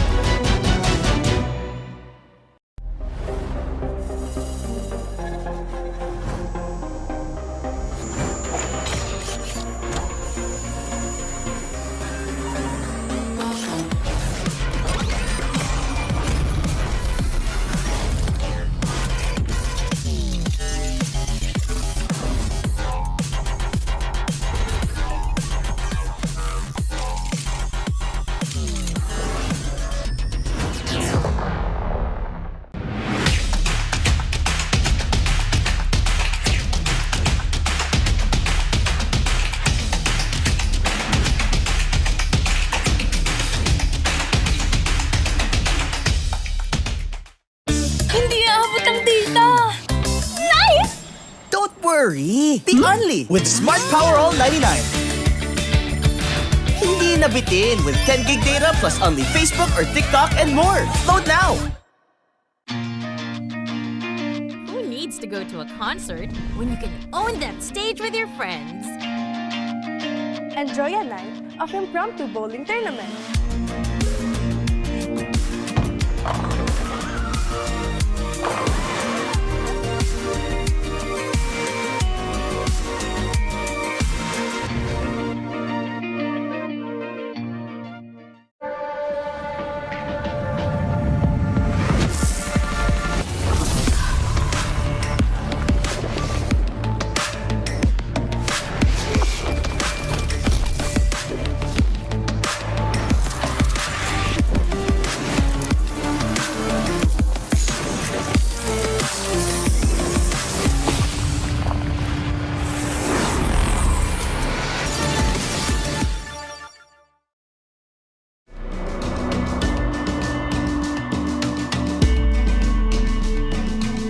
Malakas ka ba? Sali na!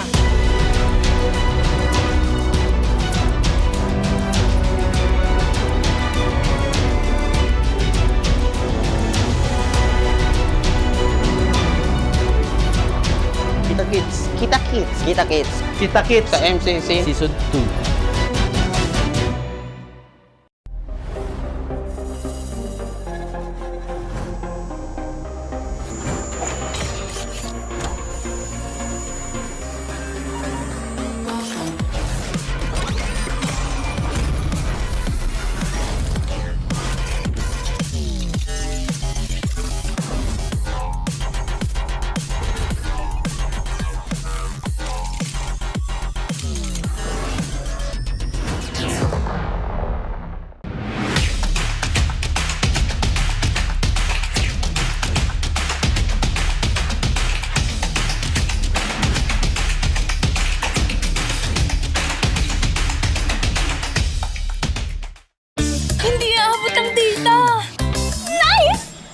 Worry! Be only with Smart Power All 99. Hindi nabitin with 10 gig data plus only Facebook or TikTok and more. Load now! Who needs to go to a concert when you can own that stage with your friends? Enjoy a night of impromptu bowling tournament.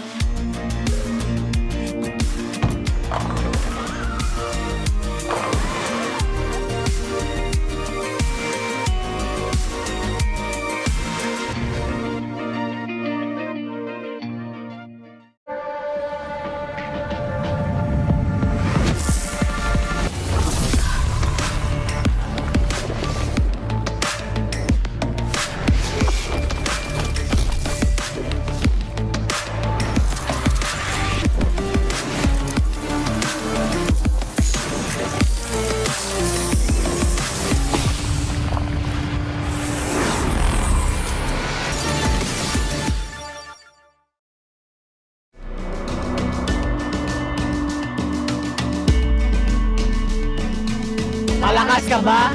Sali na!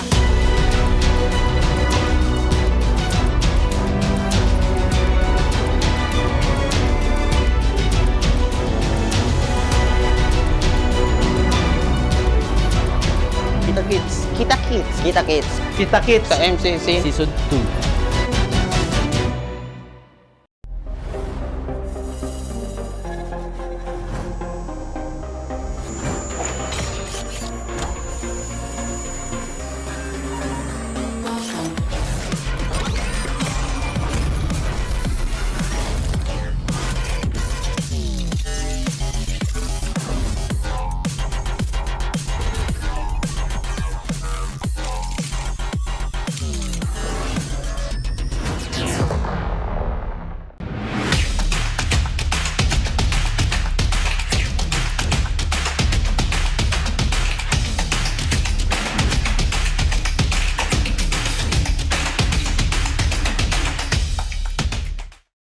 Hindi aabot ang data! Nice! Don't worry! Be only with Smart Power All 99. Hindi nabitin with 10 gig data plus only Facebook or TikTok and more. Load now! Who needs to go to a concert when you can own that stage with your friends? Enjoy a night of impromptu bowling tournament.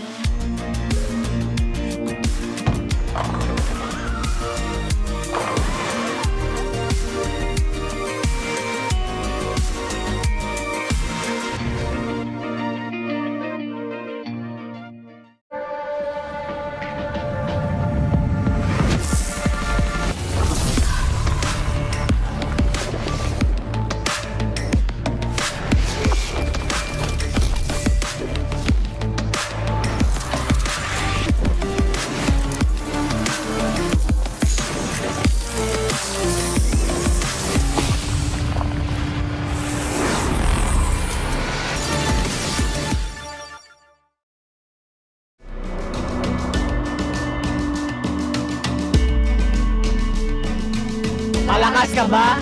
Sali na!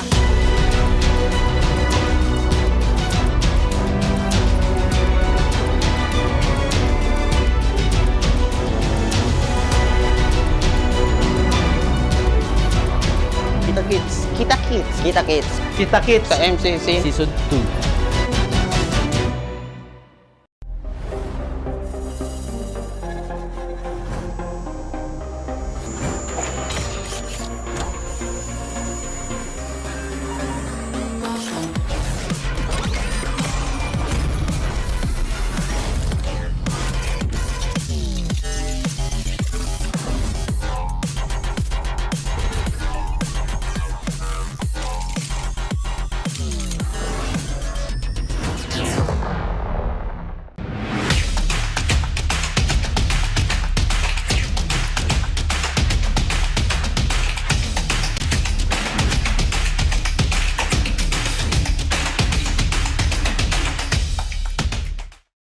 Hindi aabot ang data! Nice! Don't worry! Be only with Smart Power All 99. Hindi nabitin with 10 gig data plus only Facebook or TikTok and more. Load now! Who needs to go to a concert when you can own that stage with your friends? Enjoy a night of impromptu bowling tournament.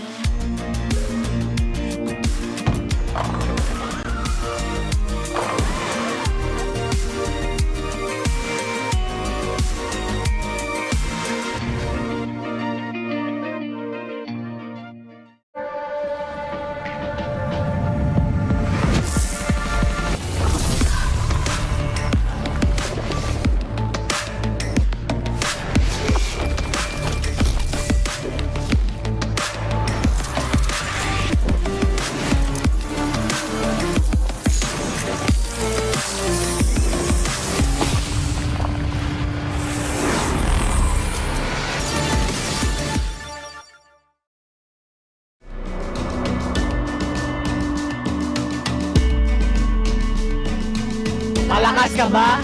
Sali na!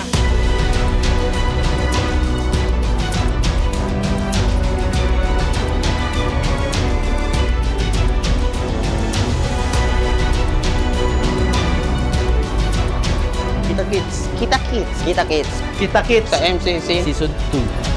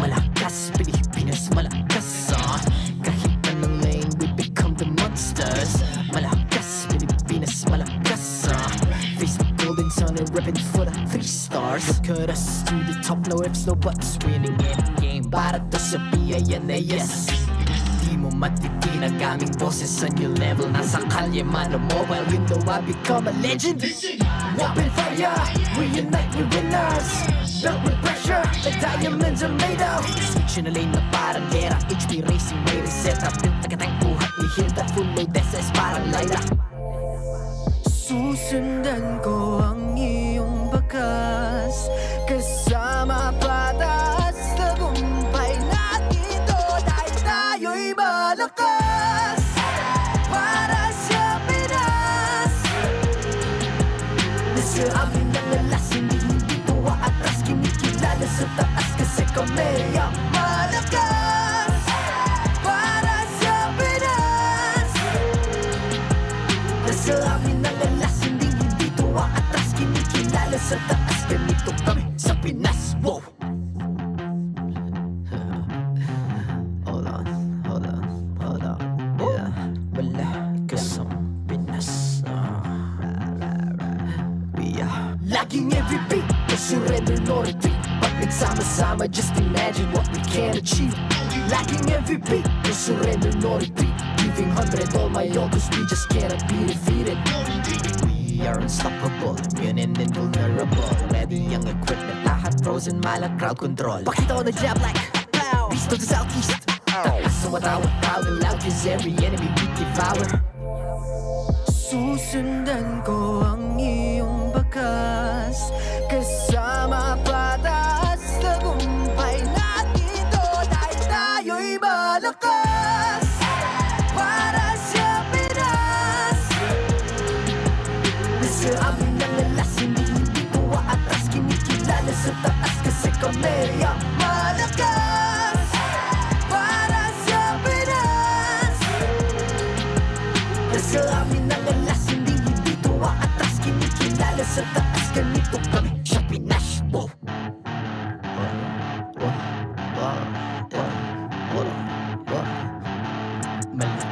Pilipinas malakas kahit anong lane we become the monsters. Malakas, Pilipinas malakas. Face the golden sun and repping for the 3 stars.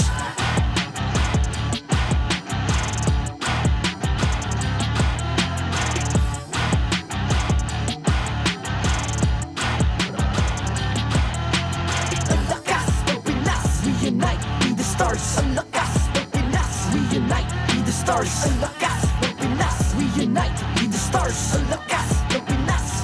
We the stars. Ang lakas ng Pinas. We unite, we the stars. Ang lakas ng Pinas. We unite, we the stars. Ang lakas ng Pinas. We unite, we the stars. Ang lakas ng Pinas. We the stars.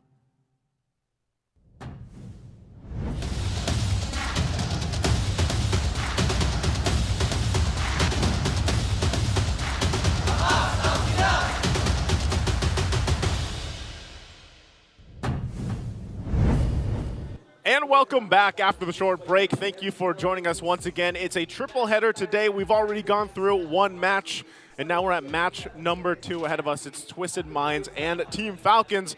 What is up, guys? I'm Nice2, and the desk has changed a little bit. It's Rockhart and Renmar. Now Renmar's the one left out. Yeah, there's a little bit more hair on the desk now. Ingan will be back later. Yeah, right. Yeah. Rockhart, how we doing? I'm doing great. Loving my hair so much that I don't think I'll ever go. But you know, I might. Eventually.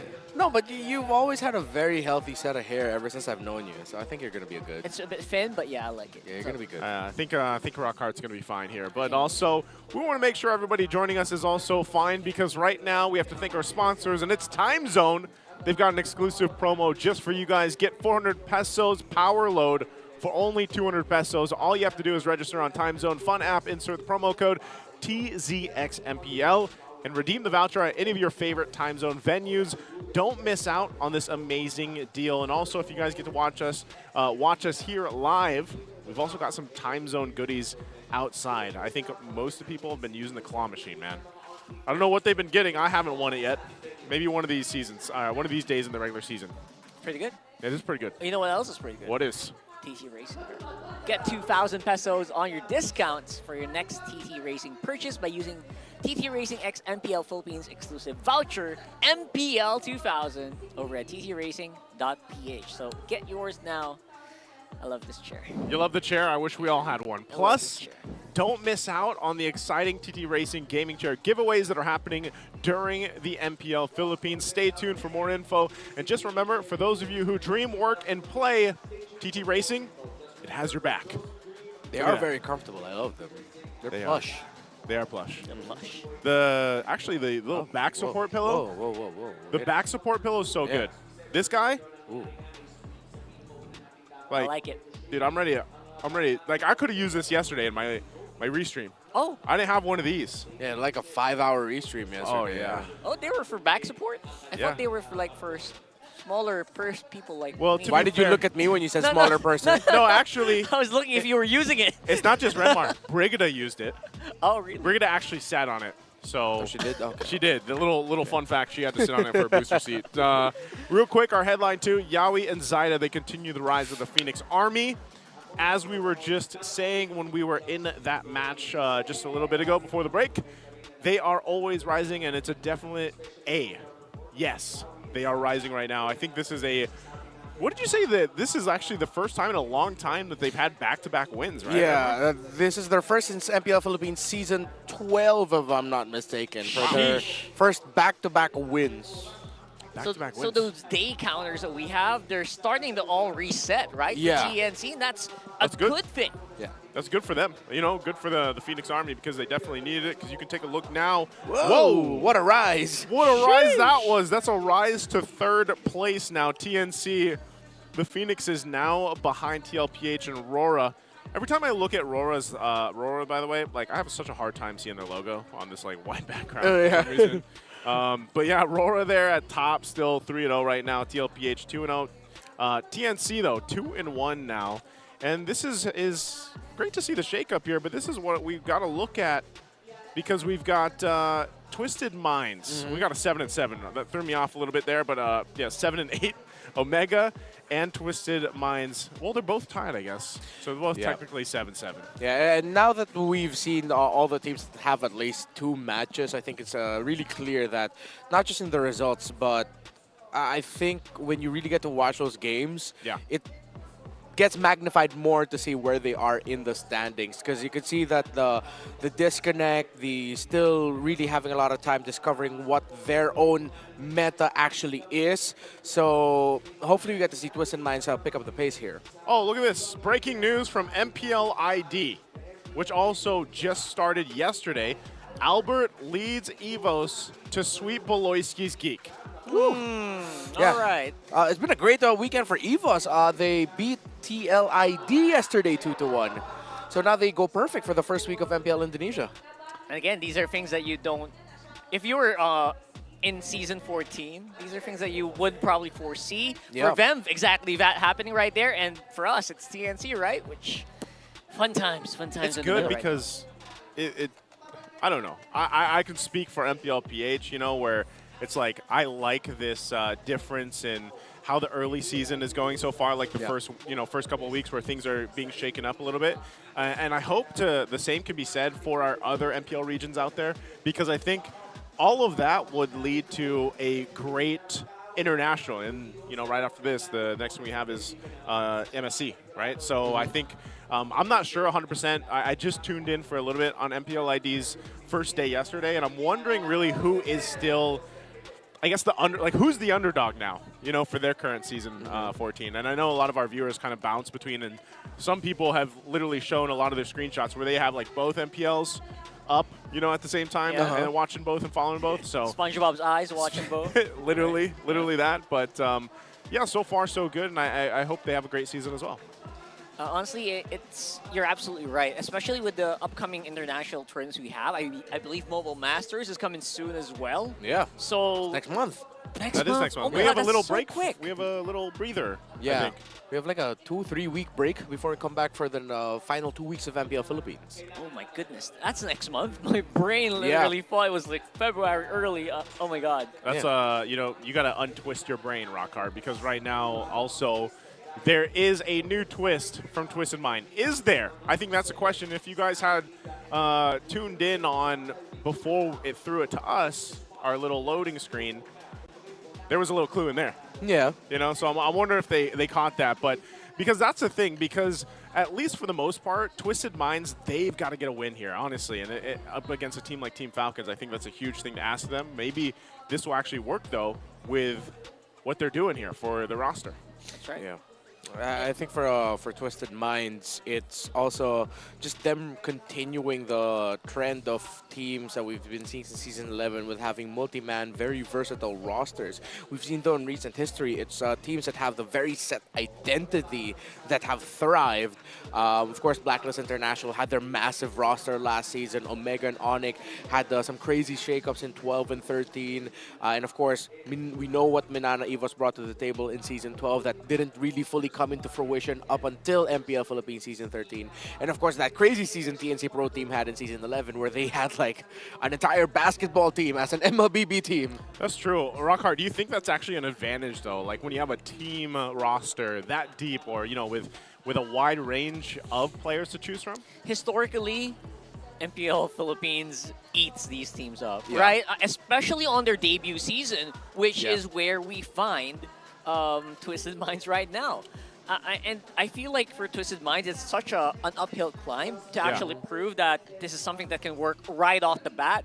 It happened for a lot of the teams, right? Onyx, who really had a lot of confidence in Onyx Philippines when they first debuted. Same with AP Bren, the championship-winning AP Bren lineup way back in Season 10 or Season 11, right? Yeah. When they debuted, people didn't really look much to them, but maybe Twisted Minds can do something, kind of challenge that. I hope so, because again, there's a lot of gifted players here, and you know, speaking of them, look at this. This is the MPLPH's meta's 7-year history through the lens of Hajizi and Few. By the way, a nice little flex from Ogwin there. You know, getting that screen time to get the flex in. Yeah. But like, look at and the hero pool is always something that a lot of, you know, broadcasters and even the fans look forward to. Is these players that have been a part of the league for literally the entire thing, if not all of it.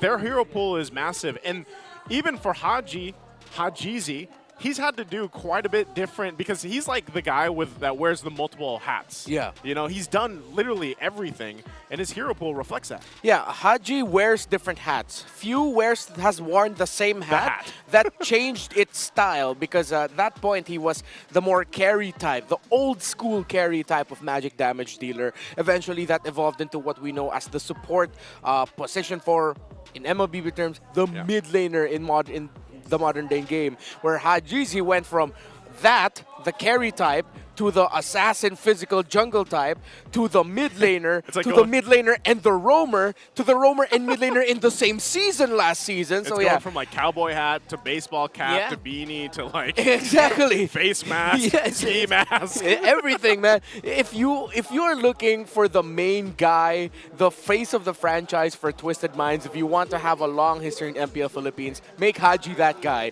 because his mind has literally been twisted for the past 7 years. And on the other side, it's also a few. They also played Fannies way back in Season 1. Yeah, that's so true. I think that's a different boot. Yeah, it is. Yeah, you not know? even just a a boot. Speaking of the boots, though, they're going to have a lot of boots to go ahead and utilize. So we want to ask you guys over here watching with us, how can a team effectively utilize a versatile, multi-man roster? Is it A, rotate players regularly, B, base the lineup on their matchup, C, assign a playstyle for each variation, or D, you can comment down your own suggestion on what it should be. What do you guys think, Rockhart? Why are you giving us homework, right? Come on. This is such a hard homework. Flashbacks. It is, right? I feel like, number one, I think what Blacklist did was really good. They rotated 10-man roster. It actually, I think it goes hand-in-hand with ANC, right? You kind of look at what happens on the field week by week and change it.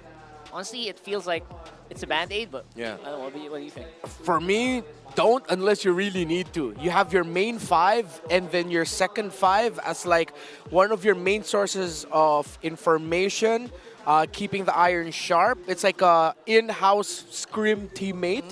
But of course, you don't tell the second team that. You say, hey, if you perform really well, of course, we're going to bring you up. But that's sort of like the idea, you know? And then you have them scrim with other teams alongside the others. Like you sort of like have 2 teams within the same boot camp competing because you bring out the best in one another. And to go on with what you said, that's actually what Blacklist sort of did last season until eventually they settled into their final form that ended them having a top 4 finish last season. And Echo Proud, Echo Loud. Echo Proud, Echo Loud, exactly. Good, yeah. The way that I see it is almost like having a varsity and a JV, like having varsity and junior varsity. You know, I think a lot of the times, even in traditional sports, it's like, well, even if you're a junior varsity, you have an opportunity. Like, there is a chance that you could bump up into that main roster, but mainly the focus is on that main roster because we all know how important, like, building this synergy for these teams have been. And like Rockhart mentioned, a lot of the teams that have that 5-man synergy that is, you know, as solid as can be, they eat those teams up. That might be regularly, you know, switching up the roster or trying different iterations of it. And we've seen that throughout the seasons here. So we'll see what happens here. But first, let's welcome the teams out to the stage.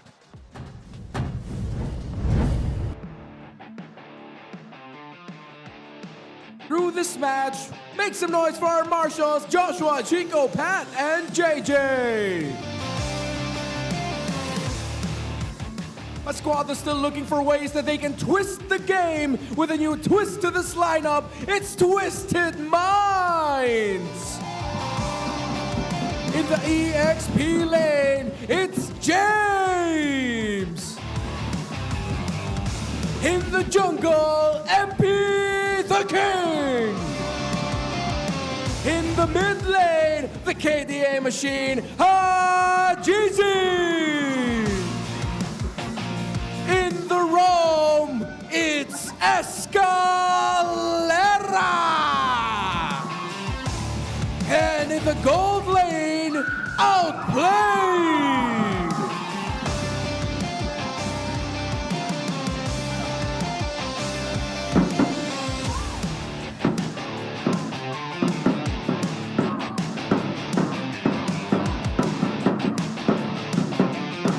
Riding the momentum momentum of yesterday, they are now looking for the next prey in the arena. It's Team Falcons! In the EXP lane, the Filipino cannon, Flap TZ! In the jungle, Kyle TZ! In the mid lane, Few! In the roam, Master Ogwen! And in the gold lane, Bulletproof Super Marco!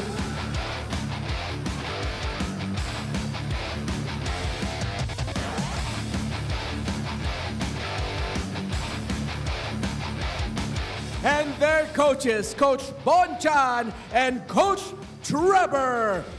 From the sands of Riyadh to the sunny shores of Manila, it's Twisted Minds versus Team Falcons!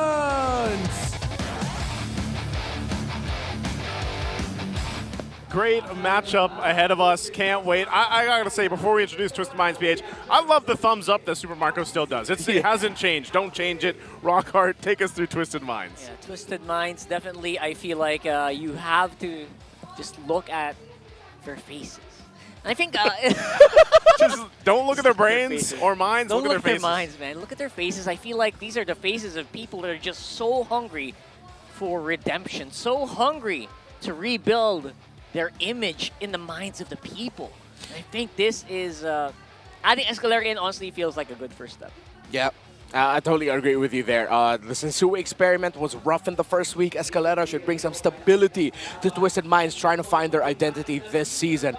Team Falcons, I want to highlight Master Ogwin. With Flap, Kyle, Super Marco, Few usually getting a lot of the praise. Ogwin's for some reason, sometimes actually tends to fall under the radar. He was fantastic last week with the Cho and the Chip. And I'm looking to see if Team Falcons were willing to bring that back because they showed that the Cho is actually flex for them. Flap TZ also played the Cho and it worked out very well. The Chip for Ogwen, though, that's like the secret sauce pick that Twisted Mind needs to watch out. I like it. I mean, even when we look at this kind of breakdown of the stats here, one thing that really is apparent for a lot of the people that have watched the games from week one and then now for Falcons, even their game yesterday, is the play styles between the two teams. This is a very, chaos versus order type of play style that we're going to see from both of these teams. Now, for Team Falcons, and for all the people that have watched these five guys just, at one point dominate the world and everything else and just shock everybody else, that's one thing that really hasn't changed, is that versatility within those five men themselves as a team, but also the fact that their ability to go ahead and just dominate objectively and stay disciplined is what made them such a strong team. And they still are a strong team, right? Now, on the other side, the flip side, Twisted Minds, they're kind of more chaotic. They, I guess they live up to their name a little bit, kind of twist out the minds of themselves, but also the team. And that's something that they have to work on. We'll see if that changes with Escalera, but also, let's take a listen to the ping test first. Pag nakuha natin first search, pre, tapos walang nangyari, wala na yun, pre, akin na yung laro na yun. Sino kaya interview mamaya? Mas kinakabahan pa ako sa mga interview eh. Pwede mo maglaro agad pa? Paklamig sa... Asan ba yung aircon? Diyan, pre, pag nakapokus na naman, hindi mo nakaramdaman yung lamig. Ready, pre. Inform ko muna sa inyo, nasa akin yung mic Hello, mic check, mic check. Dating gumagana na nanimina. I promise that I got you, girl. Si Flap TZ ang nasa my day ko. Saturday to Sunday, Monday. My Sigma King. Sigma, Sigma boy, Sigma boy, Sigma boy. TT Racing. Lagi ko TT Racing eh. Let's go!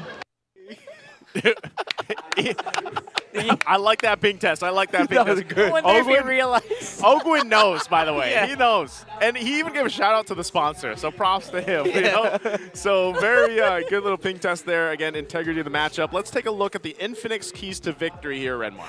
All right, Escalera, you really have to drive Twisted Minds through victory. They need some stability. It's been a shaky, bumpy ride so far. Escalera, bring the magic that you brought in MPL Philippines Season 13 for majority of the season season under Onyx Philippines that eventually became Fnatic Onyx Philippines. Keep it up, Master. Again, Ogwish has been really good. Dude, you don't need to change anything. Just keep up what you've been doing really well. Take it to the basics and the fundamentals and pop off against Twisted Minds. And of course, be the middleman. Escalera, Ogwen, don't forget about your mid laners, Hajizi and Few. Make sure you're supplementing them well. I know it's already tough for a roamer to handle so many things in the map, but when you communicate very well with your mid laner, the map feels smaller for you to handle because your mid laner is also helping you so much.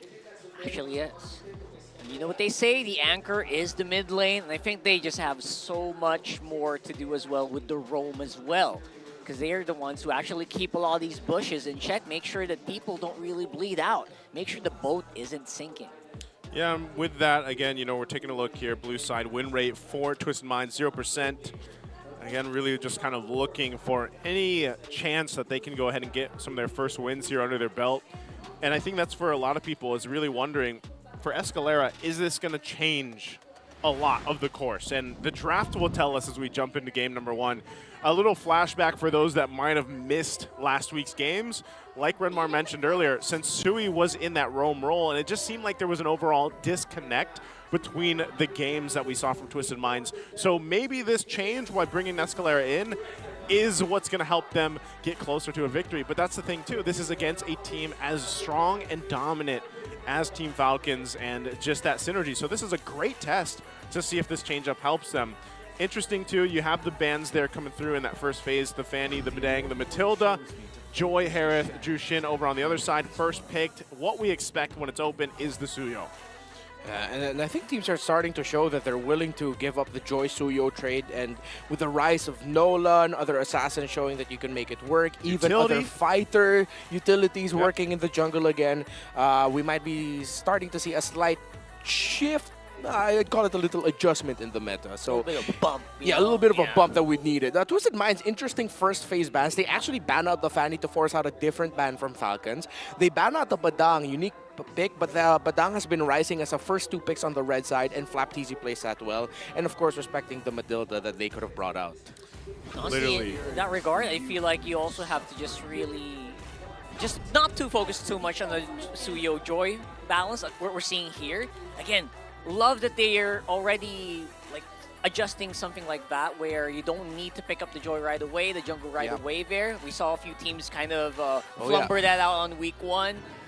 That might have been Twisted Minds actually. Yeah. Yeah, so we see teams not making that mistake anymore. Yeah. Love the adjustment here. And by the way, speaking of adjustment, to add more to that, the Hilda first 2 picks on the red side, not that frequent, but it's actually a block pick onto James, who he's actually been one of my top players in Twisted Minds, despite all the difficulties that they've shown. And his Hilda play is actually quite fantastic. Yeah, it is, and they're going to pick up right now the Hylos to go ahead and they might flex that, or there's the Moskov. Okay, so they got the gold lane under toe. So Hylos in general, I think, is going to help them because it works really well with the Suyo. And the response over on the other side is the Nolan. Like we mentioned, this is the hero that is popping up a little bit more now. Pretty good win rate, too. I mean, that's pretty healthy. 75% win rate now for this Nolan. Pretty good, pretty good. And, you know, as a Hylos main, I don't really mind the Nolan too much. I can kind of deal with the Hilda, just keep her distance while doing damage at the same time with the Ring of Punishment. As the Hylos main, by the way. As the Hylos main, yes, sir. Rockhart, the Hylos main.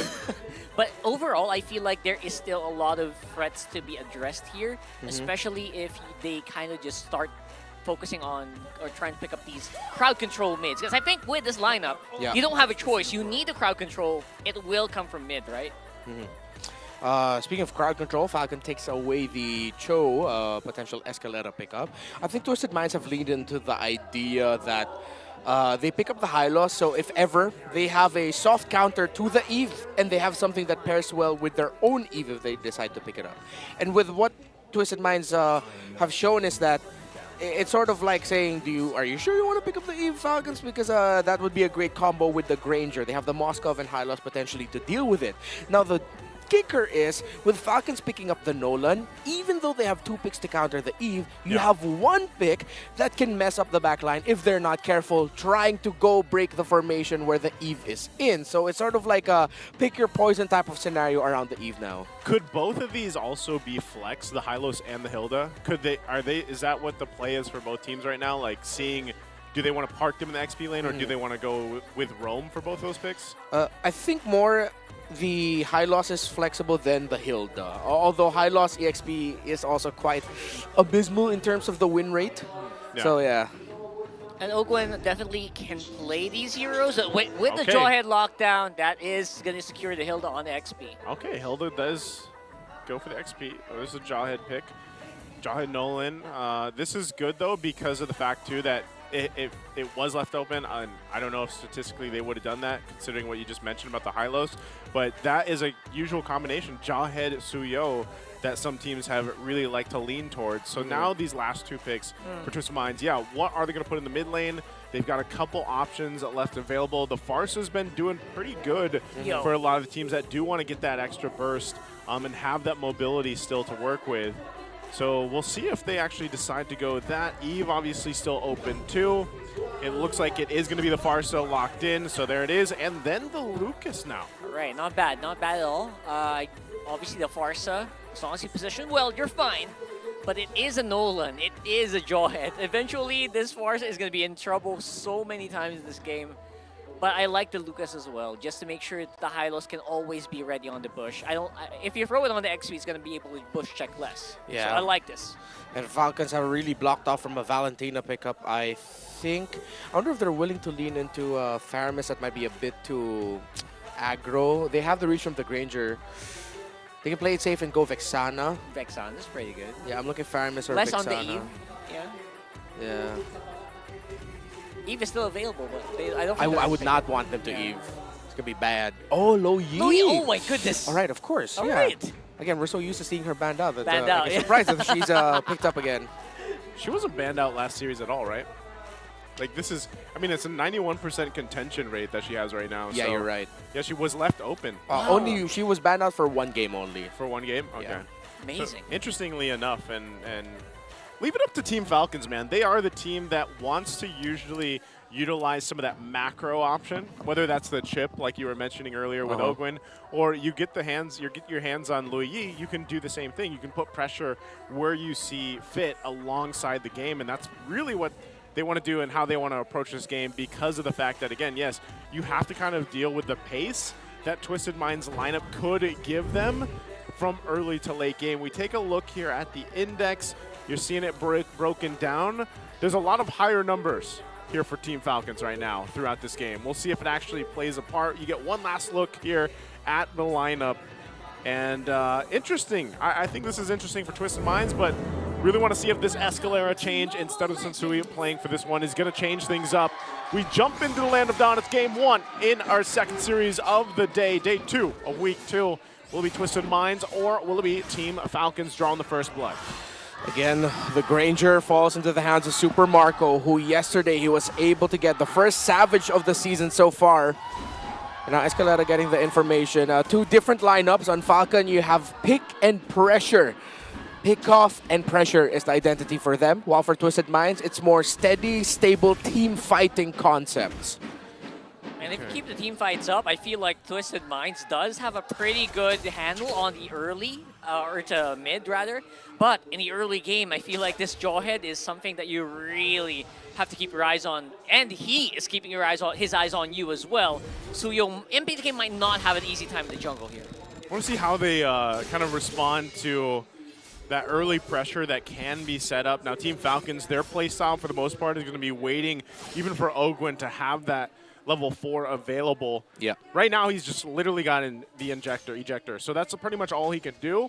Now, you have to also respect the early game damage on both sides, because that's the thing about the Lo Yi too. For Few, he knows that he can actually, when they clump up and they want to, for Twisted Minds, they got to watch out for the Lo Yi. Now, Flap is going to go check out the bush.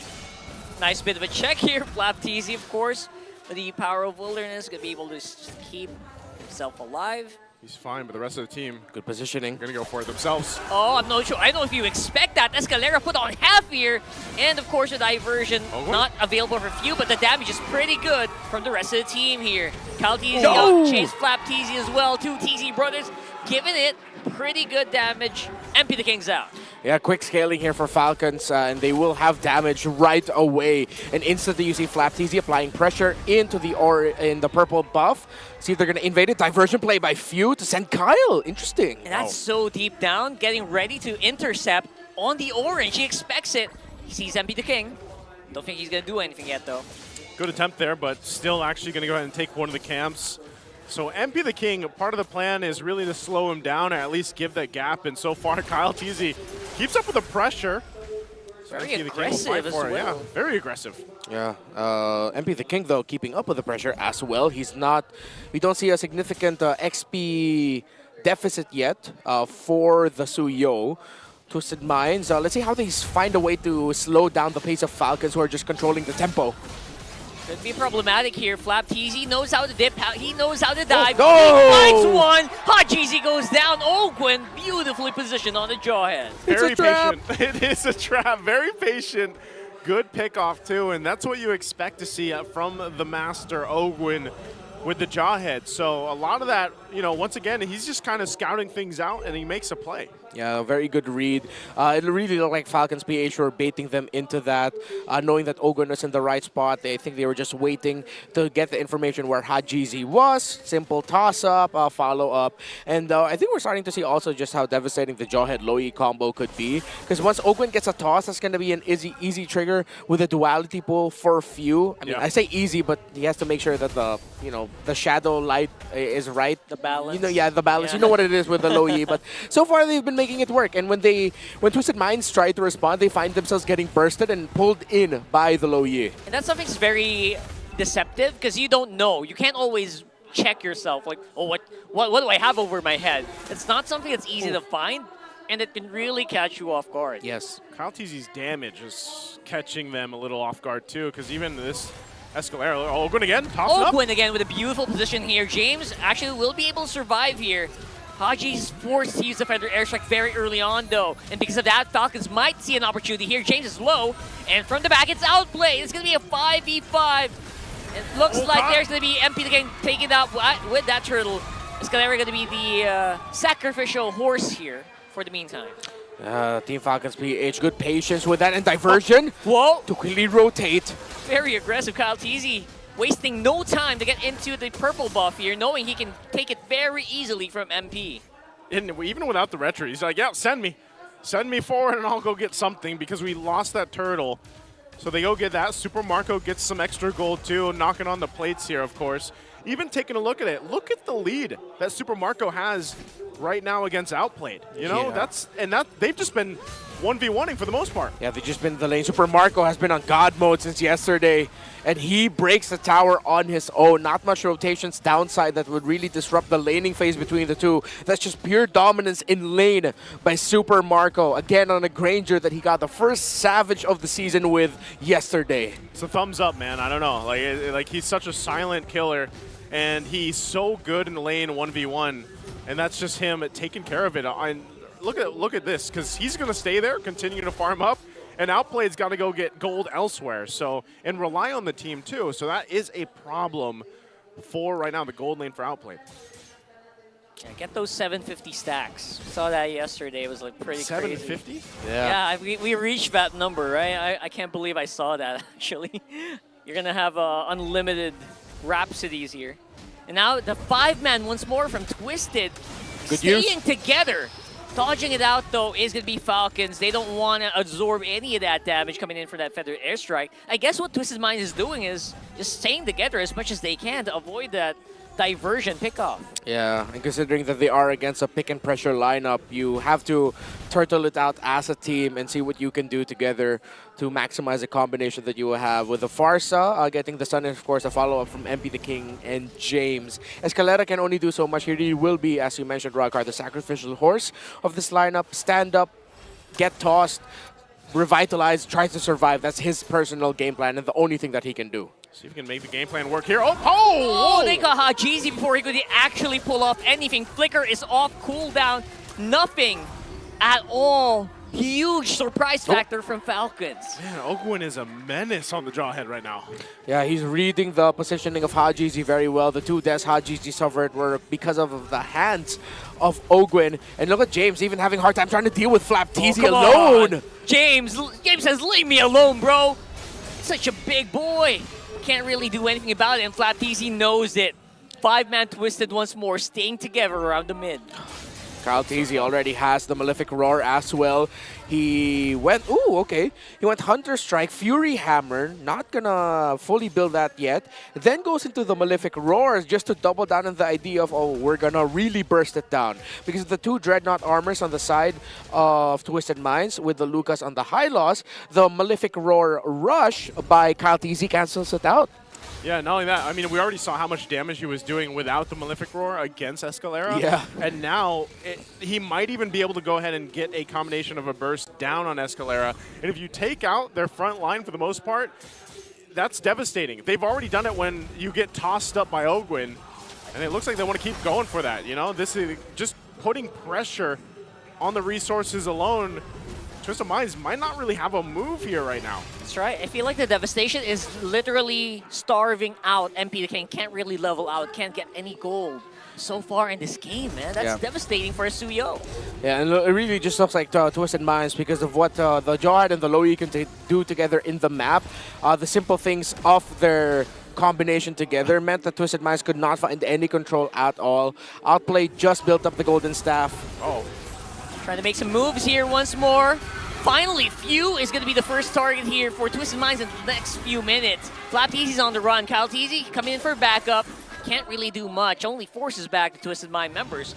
It's a start. That's a start that they need because they see that when they lose Few and they lose some of that magic damage available to them, they really kind of hesitate. So, but knowing that Falcons doesn't want to overcommit because the Lord is up now. Yep. And if they just lose one, that's fine. They still have a pretty big lead against Twisted Minds, and they'd rather focus on this objective. Yeah, Twisted Minds have shown that they can get a pick and punish, though. Again, the Hilda and the Jawhead will be the most susceptible to that, but at this point, it looks like Twisted Minds need to spend so much to just try and pick off two that Falcon will still have the comeback capability, especially around Kyle TZ's Nolan, who is level 14, getting closer to 15. I think it's safe to say that's a 3-level gap between him and MP the King Suyo. Damn. Jeez, look at the damage dealt by even MP the King, man. It's just nearly non-existent. Like, just near him is Ogwin in terms of damage. I mean, That's rough. as strong as Suyo is, he can't get near his opponents. And look at that. Because of the Ogwin as well, outplayed, getting forced back when Kyle TZ takes that turret. I feel like it's because of Ogwin, right? The Suyo can't get near the targets. He can't do damage because of the fear of being ejected into the back line. Yeah. You're going to have a tough time either way, really, when you get this far behind throughout this game, even Escalera. Look at Super Marco so up front. He just knows. He's like, dude, I've been farming up for 10 minutes. I want my time to shine, and they'll get the Lord easily off of that. You know when you're playing with that kind of confidence and you're that up front, and you're relying on the fact that you just have a flicker, basically, defensively, that you're locked in, basically. Yeah, Falcons PH. Yeah, they can just continue this. Twisted Minds have a strong counter capability, especially on the anti-siege. They have the Farsa and the Moskov together. And of course, the Lucas would always be a little bit of a thorn on your side. Right now, it's more of a splinter than a thorn. Don't really have to worry so much about the Lucas. But as long as Falcons doesn't get too over-eager to end this, they focus on the heroes first, should be okay. Oh, phew. Twisted Minds right now trying to go for the chase, trying to find anything. Because right now, if they don't do anything, it just feels like they're just going to get suffocated. So trying to find as any gold source at all. Yeah. I'm not sure if they're going to be able to find much. The shields are all popped, except this mid one. Good usage of the Jawhead Ejector to throw the minions into the shields to have them pop earlier on. Easy, playing around with James. Damage not quite there yet, especially forcing out the Winter Crown from Kyle TZ. That might be an opening here.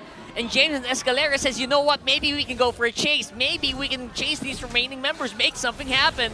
They're trying it as much as they can. Go into the glorious pathway, they find Few. There's just no stopping these two people. Oh, well, that's exactly what we were talking about with how good Farsa is in the defense. But him, Hajizi, and James linking up together to get the first pick off onto Kyle TZ. And good call by Twisted Minds. Even I was surprised that they decided to go after the chase and still was able to walk away with a kill onto Few. I'm actually surprised because that was clearly a mistake from Falcons. The way that they approached that, I feel like a little overconfidence in, you know, hey, we have this lead, we want to go ahead and fight out. But then they end up getting caught before the Lord even approached. So they kind of fumbled that. And it gives now Twisted Minds an opportunity to go ahead and slowly get back into the game. They've already started that. They are getting some of the items that they need. That damage is respectable.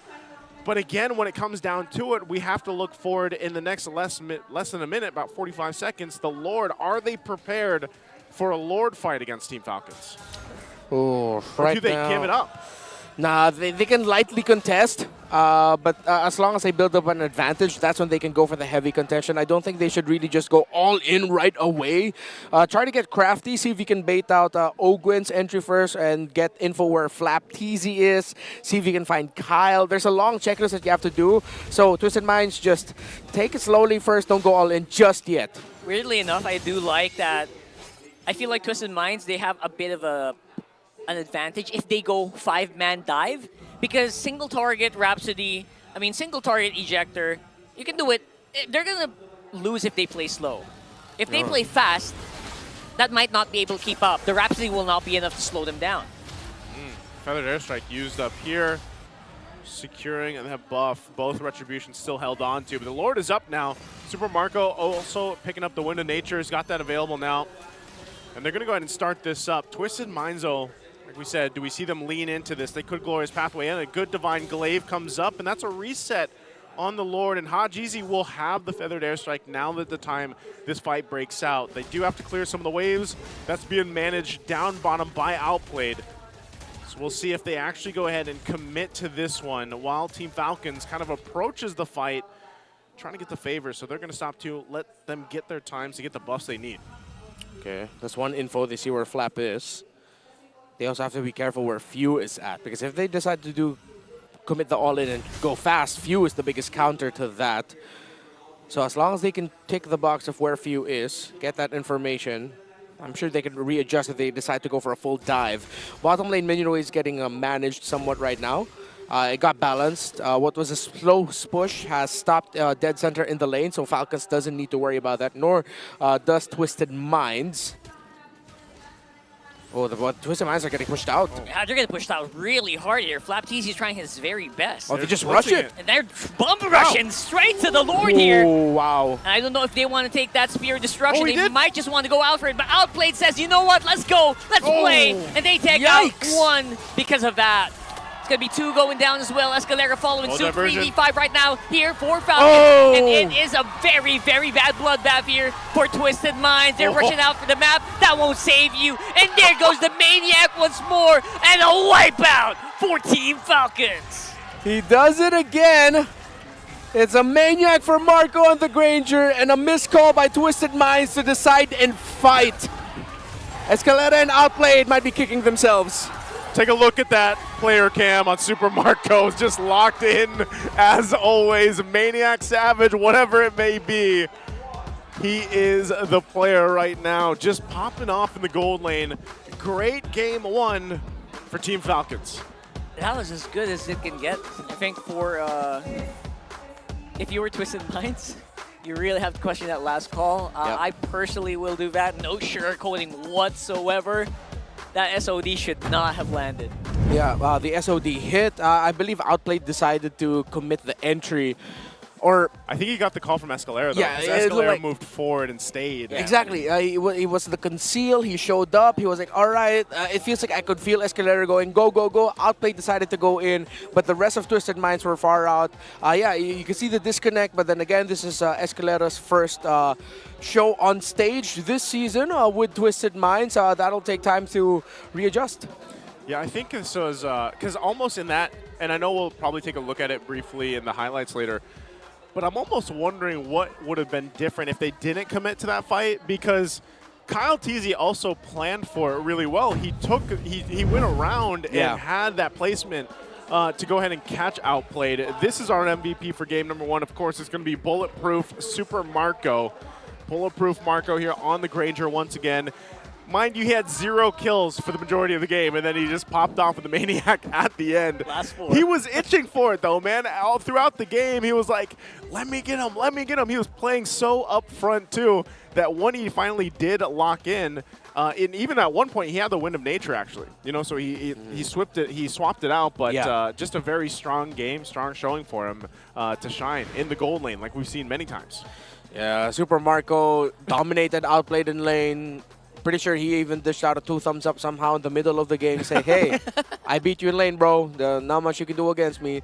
And yeah, it really just looked like Falcons got to execute better. Early game when it hasn't gone completely to the side of Falcons, there were some scenarios where you could say Twisted Minds would be able to fight better, but Twisted Minds, well, they missed some of their abilities. Falcons also were able to avoid, and they just maximize the strength of a Jawhead Loyi together, and especially in the last one, which is why when you pose the question, I feel like even if Escalera decided to back, they still would have ran into a diversion play out of nowhere, and maybe they would have got caught in the retreat instead. Dude, the shot that he even got off on Hajizi when he wings by wings out in the midst of all that team fight, like, it's crazy. That was Super Marco's just, he was locked in that game, and very, very dominant as a team as a whole. But also, I think, like you mentioned earlier, Renmar, you really have to highlight Ogwin here. He is the guy that always gets things rolling with regardless of what hero he decides to put in the roam. And this time, the Jawhead, this is probably the best, honestly, that I've seen the Jawhead played so far up to week 2.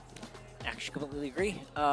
As much as I also really would have wished maybe a Purify on the Farsa, make it the life a little bit easier. I also understand that there's not much to Purify in this game anyway, except for that ejector. So either way, I feel like they were kind of trapped to try to hold on until the super late game where Outplayed could kind of 1v2 people maybe, and MP the King could kind of pick people off. James has a great front line. They have actually great front line, right? Yeah. They have tremendous front line with the Hylos and the Lucas.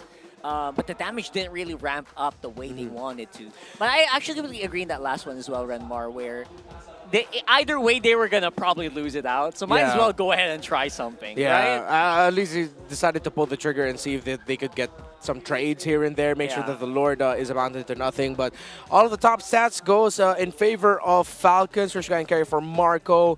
Of course, this time Flap TZ was the one getting a lot of the info and the damage taken onto him. He was the one holding the front line, as Ogwin was more of the pick-off type. Just see who he can toss to pair up with Few, who has the most assists. And Few's effect here was in the early game. Twisted Minds' counter engages that they wanted to do against Team Falcons were countered by the duality combo of the Loyi. It was similar to what we saw yesterday in Aurora versus AP Bren, where it looked like AP Bren would get a pick off with the Jawhead.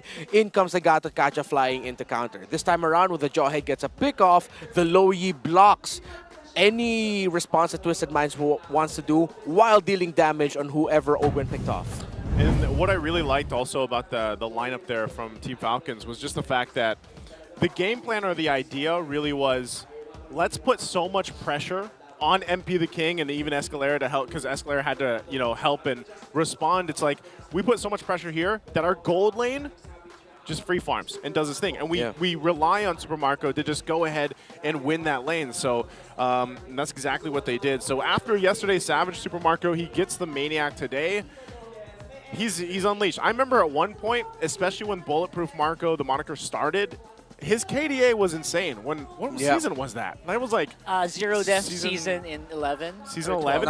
It was in 12? Season 10 when we started noticing the trend of him barely dying as a carry. Yeah. And then that continued on to, it stopped a bit in 11. 12 is when it came back with a vengeance. And he might be on his way now too, but definitely can't wait for game 2. We're gonna have to take a look first at the All Access segment. Let's go ahead and throw it over to the host. Maraming salamat muli sa ating mga casters. Hans and Jamie still here. Dito lamang sa loob ng ating MPL Arena. But technically outside. Kasi nandito tayo ngayon sa Infinix booth. Right? There's a lot of prizes here. I know. And we're going to tell you about how you can win these prizes if you're here at the MPL Arena. Oh, yeah. So we have the mechanics here, Hans. Why don't we go through it? You know what? To further explain this in a better term, may we talk to Siron? So Siron's one of the representatives coming in from Infinix. Siron, it's so nice to have you here. Hi, Siron. Maybe you Dito ka can, sa gitna. talk to us a bit sa kung paano ba ginagawa yung mga mechanics natin sa Infinix, man. Bali, para po manalo po kayo ng prizes natin, need nyo lang pong gawin yung task 2 and 3 na. Task 2, 1, 2, and 3. 1, 2, and 3. So yung una-unang task natin dito, Hans, is they have to follow the in-game zone on TikTok. Okay. Invite at least 2 friends to join. Okay. And the Infinix community page. Oh. Tsaka sobrang easy to follow, no? Kasi may mga QR codes tayo dito. It's guided. Yes. It's guided. And then, right after that, pwede kayong pumunta sa task 2. You can either choose one, right? Diba? Hindi nyo na kailangan gawin lahat. Pili lang kayo ng isa. It's either you take a selfie with a legend. By legend, we're talking about our players, right? Of course. If you want to do a snap and invite at the Infinix booth, dito kayo mismo. Yan. Just like what you're doing. Yum. And then last but not the least, you also have the Infinix X Clutch Moments Challenge. So, yung mga best yung MLBB highlights, yung mga nasa drafts nyo, yan. Pwede yun nang i-post, pwede yun nang gamitin, and rekta na kayo to be able to do task 2. At uulitin namin, you just have to choose 1 out of the 3 tasks. But of course, if they want to do all 3, why not? Diba? Why not? More chances of winning. And then we have task 3. Okay. So upload content on Facebook and TikTok, diba? For task 2. Ang gagawin nyo ay make sure to use the hashtags. At may 3 hashtags tayo. Ano ba yung yun? hashtags? Bali, Infinix Lakas sa Chamba. Infinix Lakas sa Chamba? MPL Philippines Season 15. MPL PH S15. Okay, so actually dalawa na lang daw pala. Dalawang hashtag. Yan. Again, Infinix Lakas sa Chamba and hashtag MPL PH S15. Okay? Alright. So there you have it. And then after that, okay na. Nakuha ko na. Sobrang easy. Sobrang easy. Pero ano mangyayari after nun? Boss Iron, let's say natapos na lahat. Anong gagawin namin? Bali, pwede na po sila mag-spin dito sa ruleta. Spin! Dito. Okay, Come. Rekta tayo doon. After you do that, pwede na mag-spin. Okay. Siron, sasali na ako officially, okay? Wala na nandito na Let's assume, ginawa ko na yung lahat. Yeah? Ano yung mapapananulan ko? Okay. Spin the ruleta. And you get Akala ko bokeh. Buti naman pin. Okay, do I have my pin? Yeah, actually you do. As easy as that. Wait lang, kukuha daw siya. Ako din, I wanna try my luck. Bokeh. No, just kidding. Pero okay lang. Alright, let's see. Pag ito talaga, Jamie, bokya talaga, I swear. I called it. I manifested it. It's my fault. If ever, I tote bag. O, diba? Excuse me. Okay, he won this round. Coming through, tote bag, may hawak ako. Alright, so in case you guys want to join in on all of the party na meron tayo dito sa MPL Arena, check out nyo lang to. Kasi mamaya, just like Jamie, I won a pin, you won a tote bag. Pero yun na. I guess I'll leave it to you right after that. Actually, nag-claim pa yata. Asan naman Ayan na yung pin ko. Ayan. Sorry. Napaka-unfair ng universe, Hans, ha? Sobrang unfair. Sorry. I feel like naka-black ako ngayon. Zion, mas bagay sa akin. No, just kidding. Just it's yours. Sorry. And I get my black din naman. Black din sa laro pin. Diba? From Lalakas Infinix. kayo sa laro dito lamang sa Infinix. Alright? So make sure to check out the Infinix booth. But for now, we're gonna toss it back to our casters. Thank you so much, Jamie and Hans. Jamie got a pin, Hans got a tote bag. I would love a bokya. What's a bokya? You'd not. Bokeh? No? You wouldn't. Bokya? You wouldn't want to get a bokeh. What is it? We'll tell you.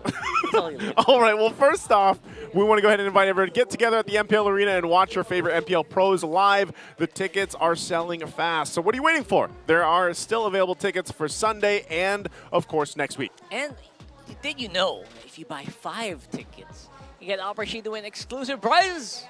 Just one account. Just use one account to buy them. You're going to get something really good. Get them tickets. Get them tickets. They're tickets. 5. There's a lot. And of course, for tomorrow, we have a highlight match that you got to watch out for. TNC and Twisted Minds. Of course, you're going to be seeing a bout between former teammates. A lot of shared history between TNC and Twisted Minds, of course, with the people there. Zayden Outplayed especially. There we go. It took me a while to remember that. I will admit, I was like, who am I looking for in my brain? It's like, funny because your mind got twisted a little bit. Yeah, it did. Yawi also. Yeah, Yawi, Zayden Outplayed. Who else? I'm not missing anyone else, right? Yeah, that should be. Lord J. A lot of James? It's a family thing, right? It's a huge family. Dude, honestly, Yeah, we'll talk about it tomorrow. There's a lot of shared history. Oh my goodness. trying to keep up with the MPL family tree is kind of difficult. Like when we started like exporting and I was gonna say importing, but really it's mostly like exporting. When we've been exporting players. It's kind of difficult, man, because teams have jumbled around, and you have coaches over here, coaches over there, players as well. You got blue side pick over here for side selection for Team Falcons, and they're on a 50% win rate. Okay, they got a 50% win rate over there. But that's the thing, man. I think for specifically for Twisted Minds, let's talk about what they can do in Game 2, because what were the pros, what were the good things, Renmar, that you specifically saw from Twisted Minds in Game 1? Because, like, did they have an opportunity? Because it was mostly the comeback they were starting to get towards the middle game. I think it would be the vision that Haji has. You can tell there are scenarios where Haji decided to call a play. I go back to when Haji and James were able to pick off Cal TZ initially, and to be able to see that and call that as a pickoff, and then their decision to even chase and take down Few eventually. So it seems like they're a great counter-punching team, and so far all their drafts in this season has been leaning towards that. I want to see them trying to go for a play style where they're the ones leading the control, they're the ones leading the pack. I guess that can happen if they kind of just draft a bit for the early. Because earlier, I feel like they really banked on a super late game. And that whole lineup, it could not really activate before 8 minutes, before 10 minutes. Unless MP the King had a really good game, which he did not. And you know what? They made sure he didn't have a good game. That's a kicker there. Yeah. And they're going to go with the Mozcov in response. The Joy obviously being picked up here is what we expected. That is also going to be a Badang picked up. So this is kind of typical for that red side first phase. What do you think the jungle response is going to be because of Joy's here? They will still have the Nolan available if they want to go for the wild speed. I don't think they're going to be thinking about picking something that isn't an assassin for MP the King, so I'm leaning towards a Nolan. For Falcons, they would want Reach. I'd want to see them consider the CC and the Eve now as their next two pick. Considering that they have the Joy with them, they don't have to worry about the Joy being on the other side anymore to surmise some mess up and Eve. So CC and Joy for me. CC and CC and Eve. CC and Eve. Yeah. There you go. Never mind. But I will retire now. Chol is really good. Which is still the flex, technically, for Falcons, right? Yeah. Team Falcons, that's a flex Cho. Could go in the roam, could go in the XP lane here. I have to highlight what, speaking of like flexing a Cho to the XP, I really have to really commend what Flap did earlier. I was going to say that earlier. Yeah. His play, his Hilda play. Yeah. His Hilda play actually was exquisite in the earlier game. It was. Which surprisingly was really good. So with this Hanzo, that opens up a lot, doesn't it? Yeah, and this it won't completely turn off Falcons from picking up a artillery mage like a Farsa or an Eve, but now Twisted Minds will have to really think twice about it. I think that's also one of the reasons why maybe Falcons didn't pick up the Eve already. Alongside getting Cho for them, which blocks a pick away from Escalera, which means that Twisted Minds' hero pool in terms of being able to set an aggressive early tempo now just boils down to a Jawhead. That's a good call by Falcons to eventually pick up the Cho as one of the first 3 picks, and then they go for Irithel for safety. What I'm thinking here is, what's the chances if Badang goes roam here? Higher chance on XP or roam for this one? Ooh, well, the best Badang so far this season have been in the EXP lane, right? but I won't completely turn off the idea of a roam Badang. It is up against a Cho though, and the Cho can just easily dash out. Might get less kills, possibility of kills here if that does happen, so yeah. Okay, so these last band, last band for Twisted is going to be the Hilda. So it's taking out last band here for them is the Tigreal. Yep, covers some of the roam, more of the roam options here for Twisted Minds. I'm wondering what this leaves Escalera to pick, unless we do see a flex and it goes for a roam Badang. I don't want to count it out for Escalera just because, again, this is his debut match for this season, you know? It's so hard to really say much else about Escalera because we don't really get to see a lot of him play, right? I don't think he even streams. I haven't Or if he does, I haven't caught it. You know? So I personally don't really have a lot of picks. Like, what does Escalera play recently, right? So Yeah, I mean, pretty much all roamers right now just have the same hero same pool. tools, right? Yeah, So- Tigreal Cho, Hylos, Gatot. Speaking of Hylos, Twisted Minds loves this pick. They do, and it just not. It, They love it has not worked for them, man. I mean, even when Sensui played it in their debut game of the season last week, didn't work. This previous one again. Maybe it's more so like I want to make Bawi. I want to do better on this one. Yeah. They go with the Hylos again. So these last 2 picks for Team Falcons, they still need their mid laner. Like you mentioned, Farsa is still available. They could just go with a Farsa. I don't think they take a Louis Yi again. It is open. It's open. What if, though, just to mention them, but maybe Vexana. Oh, they flex the Cho again into the EXP lane for Flap TZ. They can go Vexana, yeah. So Jawhead, Vexana. Oh, that's a snowball comp here by deadly. Falcons. Yeah, they could run away with this in under 13 minutes. I'm making the pose that the Jawhead's making. What's the girl's name? Ailey Henry. Ailey? No Ailey. way. It's Ailey Henry. I'm making the pose that Ailey Henry's making in Jawhead right now. Yeah. No. Oh no. Yeah. Where do you find that out? How do Is you that know the this? lore? Is this a lore? That was a running joke in Season 8 that we had. Because remember, Leo went through his phase where he really was dropping a lot of lore bombs. Because of what was the other Mobile Legends game? The lore season. Adventure, yeah. Last pick, Valentina. Oof. Huh. This is like this lineup from Twisted Minds. Like it looks great to see the Hanzo come through, but this looks like a lineup that could just try to do too many things. Yes, and it's also a lineup that's very hungry for gold. So keep that in mind. Basically, it's Valentina and the Hylos who will be working for the whole early game.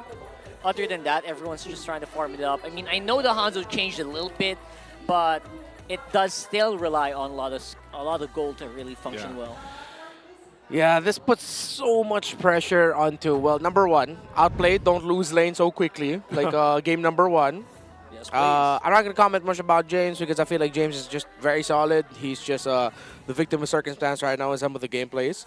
But Escalera, Haji, and MP the King, yeah, they somehow have to work together so well with a interesting, unique, and interesting combination of heroes in the center of the map to stop a Jawhead, Vexana, and Joy from snowballing.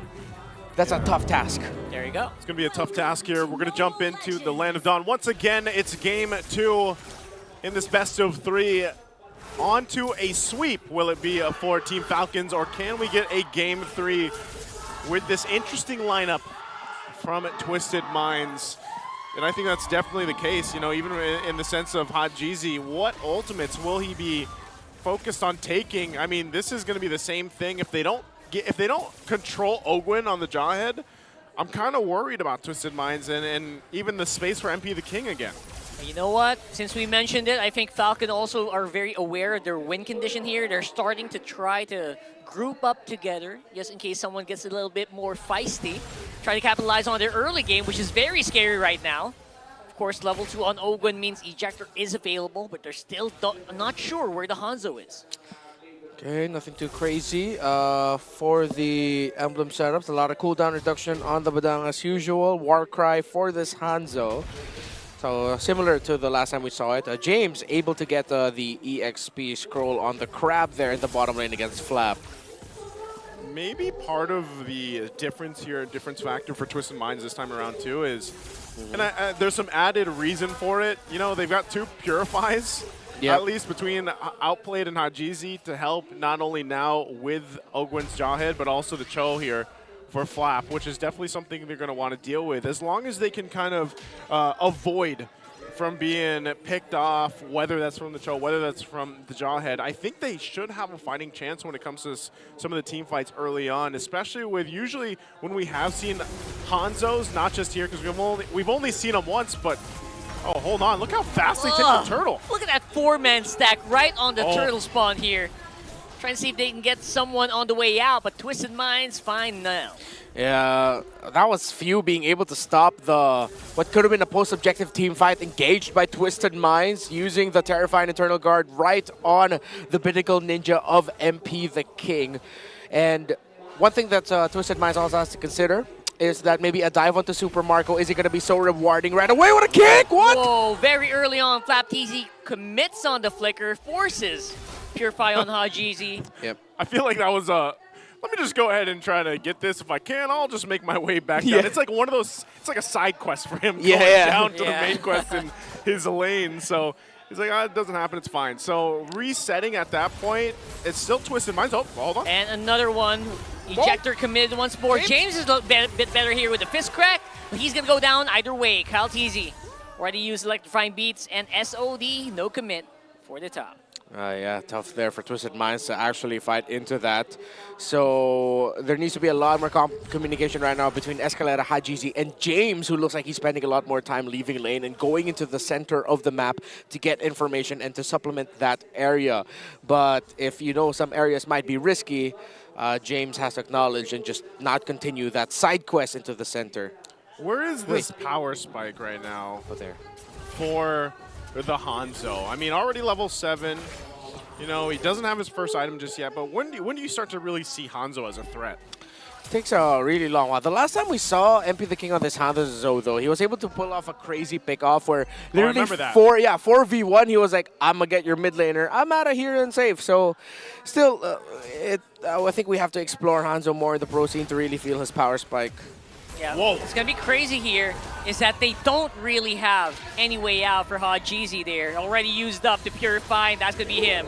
But Few might be the one who's in trouble here, getting chased on by Outplayed as well. It's 1-for-1 for Falcons and Twisted, and the turtle is on. Yep, mid for mid. Two Corrosion Sides already built by Twisted Minds, but no Pinnacle Ninja for MP the King. No Pinnacle Ninja. There's no way for the Retribution as well. Kick as well committed by FlapTZ. That might be a kill on James and Escalera. If they don't make it out here, they will be next targets here for Falcons. That's 2 turtles, or 2 kills rather, and possibly a turtle. Man, even with a Revitalize, yeah, they were able to go ahead and get them down. They had to wait for Super Marco to make his way, but he did, and then again, they end up winning that fight plus the objective here. So that's a whole lot of wins for Team Falcons. Very stonks. Yeah, it also made me question as to why Twisted Minds still decided to posture for that turtle despite MP the King already showing that he used the Pinnacle Ninja. I know the cooldown of that is super fast, but he won't be able to get it that fast. Not that fast. Yeah, without the Pinnacle Ninja, there's not much a Hanzo can do around the objective. See, he's standing there trying to be within the range of Retribution on that turtle, but it puts him in risk of just literally like, guys, I will only just try to retry. There's not much I can do. And Twisted Minds, there's not a lot that they can do as well in that scenario, trying to protect him. They're just going to take damage for no reason. He was literally just like walking back and forth. no. But Oh, now, that's because it. of that, MP the King getting hunted down in his own jungle by Kyle TZ. He's not going to get a chance to breathe anymore at Yeah. that point. At all. No, sir. Again, similar to last week, the rotations of Twisted Minds, they're twisted. Oh my goodness, that way of the dragon was not stonks at all here for Hajizi. Stop it, Ogwin. They're already dead. They're already dead. They're already taken care of. And again, that's why you see, I think a lot of this might require for James to get active here for some of these responses, because right now you do have to protect MP the King to an extent, because Kyle TZ is just kind of having free reign, able to go around. He's already got the Starlium Scythe. You can see he's about 1,000 and some change above MP the King. So I wouldn't be surprised if they just get a clean sweep, at least on the Turtles, the 3-for-3. They are getting in position, though, so it does look like Twisted Minds wants to contest it, see if they can catch someone out. Ogwin's just around the corner, is going to get spotted here. James? Ejector being threatened here by Ogwin. Just trying to bait out some skills from James, maybe. Obviously not taking the bait here for now. And multiple members starting to converge around mid. Okay, they'll start this up. Flap will make his way here too, unless they just decide to just go for a play. MP the King still going to make his way. He wants to get this purple buff too, so Flap's in positioning. Super Marco gets a Berserker's Fury already. There's Flap. Wants to fly it out. There's a wall from the fist crack, but not going to be able to utilize it at all. Escalera is going to be the one once more to be sacrificed here, but James is the one that Falcons decided to go for. Said, you know what, maybe we can take him out on the way out, and that's exactly what they do. Chasing out Escalera back to his base. And look at this. He does go and grab his buff, but that's Oh my another goodness. turtle, another objective now for Team Falcons. They're drowning, man. They're drowning out in gold. Just absolutely nothing going right now for Twisted Minds. Gonna chase here by Kyle. There's no way out for Outplayed. It goes down. A little bit more recalls here just for emotional damage. It's the rotations, the timings. Falcons, they look so familiar with it, Twisted Minds. And again, just looks like they haven't found their own timing, their own pace just yet, the right rotations for this metagame right now, early in the season. It's so tough for them. Look at them right now. Ogwin once more has a way out with the ejector unstoppable force. Even has a flicker. MP the King trying to go for the kill here. Will be able to pick him up finally. Even though they are under the tower, they're playing around with fire here. And Super Marco still not going to be able to get stunned here by Outplayed. Okay, good thing. I mean, Twisted Minds will go ahead and get out a kill. This is what we kind of talked about earlier, Renmar, where you know, Hanzo does have that potential to do just that. Yeah, it's also unexpected too. I think that's why it's so awkward to think about. I wonder what is the power spike of Hanzo, because like even with just 2 items, he can do something like that. Yeah. But then you see how susceptible Twisted Minds lineup is without the ultimate of the Hanzo. There's not much else that he can do. It's a pain to have to wait for that ultimate. No way. Keep going out here. Solo man. kill. Kyle TZ against a very not so tanky Hylos. That was the opposite of Riz. What's the opposite What's of the opposite Riz? of Riz? I don't know. Whatever it is. Whatever that was. Yeah, that was. I feel so bad for Escalera, man. That was Riz for Kyle. Kyle was just like, yeah, nah, I can do this. For Escalera, it's like, there's not much I can do. I'm a slow horseman. Yeah, once that Glorious Pathway is done and Revitalize isn't going to heal you through that because he's already got the Holy Crystal too. I mean, look at the lead he has still on MP the King. It's even further ahead now, sitting at almost 8,000 gold. And, you know, when you're taking out the front line with that, a Starlium Scythe and a Holy Crystal, and you're still working on your 3rd item, that's kind of scary because Escalera is supposed to be the guy to go in front and lead the way, but when he's nearly as squishy as the rest of the team, it feels weird. Here's those Ogwin. Getting jumped in once more by Ogwin. Didn't really pull the ejector. He still has it. But he will be able to force out the Glorious Pathway. Feels like a free skill being pulled here by Falcons. That's huge. Okay, but since Twisted Minds needs to spend more time actually hiding their Hanzo and MP the King cannot show himself much, a bit of a minion wave push down the mid means Falcons reset the sequence. They'll apply pressure with their minion waves on the side lanes as well. So now Twisted Minds has to deal with that or suffer the wrath of a split push. It's so many fires to put out right now for Twisted Minds. Kyle TZ has just been unstoppable. 4-0 and 4. Super Marco's been bulletproof as well, alongside Flap TZ. He's got the Wishing Lantern now too. So oh, yikes. That's going to be even more difficult to deal with if you're one of those tankier, more healthy heroes. And they're going to give the go signal now on this Lord. We'll see if Escalera decides to go for it and lead the team into this, or they just let it go. I think they are. Not to be no. enough here. And they Wow. leave Escalera out to dry. Not really much they can do to follow up. Falcons are just making this look so easy. It's like every time there is something to pull, they will pull the trigger on the play and execute into a kill, 2 or even more. And the scariest thing is every time they do that, something happens. Yeah. Like, it feels like there's nothing Twisted Minds can actually do to counter it. MP's going to try to do something. Nice chase with a Soul Whoa. Snatch here. Chases out with the Flap. He's going to be staying alive here for now, though waiting for that next Lord. Man, Hanzo is so busted in that regard. Like, it's already 2 items for Flap TZ. He's up to a Blade Armor plus a Thunderbelt. I'm pretty sure he has some good stacks on it too. But MP the King can still do that to him. That's why you have to watch out for Hanzo as a pick. Maybe teams will understand how to play him better. Hell yeah. But the Falcons have been checking him well, especially with Flap TZ's positioning around the objectives. He's always looking for the potential angle of where MP the King's Pinnacle Ninja could come from. They want to go for it hard. Ogwin, though, got caught with his hands down. Escalera taken out here. MP the King trying to do as much damage as he can to Flap TZ with no cigar there. And now, outplayed. Waiting for the go signal, waiting for the trigger finger. But it's going to be trigger discipline, at least for now. Yeah, it also looked like Falcons read that the potential SOD coming out. So Super Marco stood where he did and where he got hit to block for Flap TZ, actually. Yeah. Who could have been hit by that Spear of Destruction. Definitely could have. So they'll go ahead and MP the King It's going to just go ahead and get whittled down really quickly. But ultimately, all that led to was that first turret go down. They have worked on the shields, too. Part of that is also just Ogwin doing the jawhead thing where he goes and tosses one of the canyons or the minions into the holy shields, and they get taken down. So they are, again, when you lead into any of Team Falcon's matches, this is what they do. It's very controlled, it's very order-like, and they will stick to the foundations on what made these guys such a strong, dominant force to reckon with, and eventually, you know, world champions, because it hasn't changed, honestly, like their play style and that discipline. Look at this here, Escalera. My goodness, Escalera, he's able to absorb more damage now compared to earlier. But now the question is, where is MP the King? They're looking for more. Escalera can't make it after round 2, though. They're going to have to back off once more. But Ogwin joining in with the unstoppable force. Let's enough for Kalti to make it to the back line and get overdone like a triple kill on that Joy. Oh my God! Kyle Teasy will jump in for the team. You see Kaltizi laughing, literally laughing on the player cam when that happened. Too wild, too easy for Kyle Teasy. Oh man, it's only James right now. The turrets are going down. Are they going to end it here? I think they can.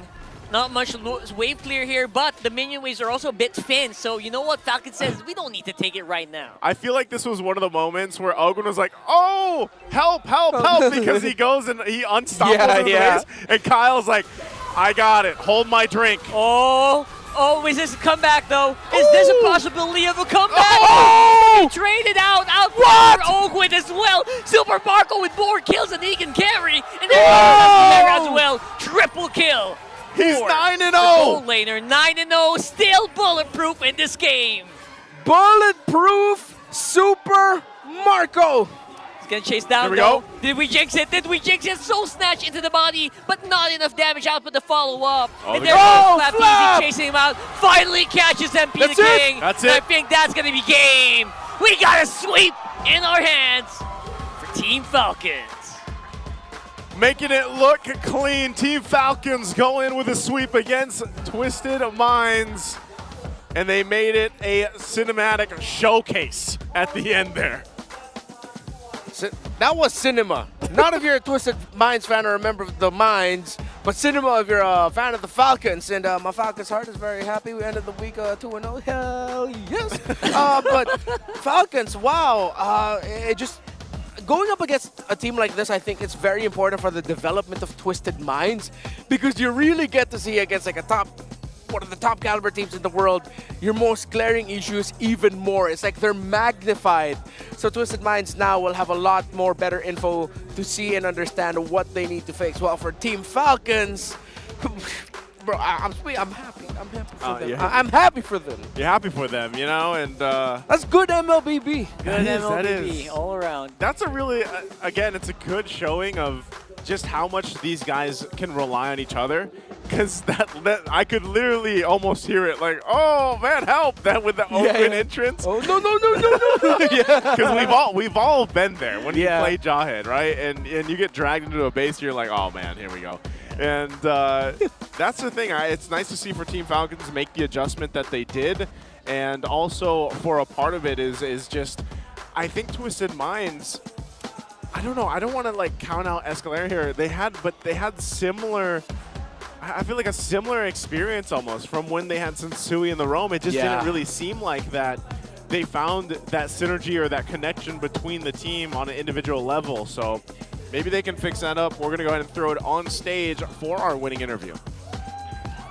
Your winners for the second match of today, it's Team Falcons!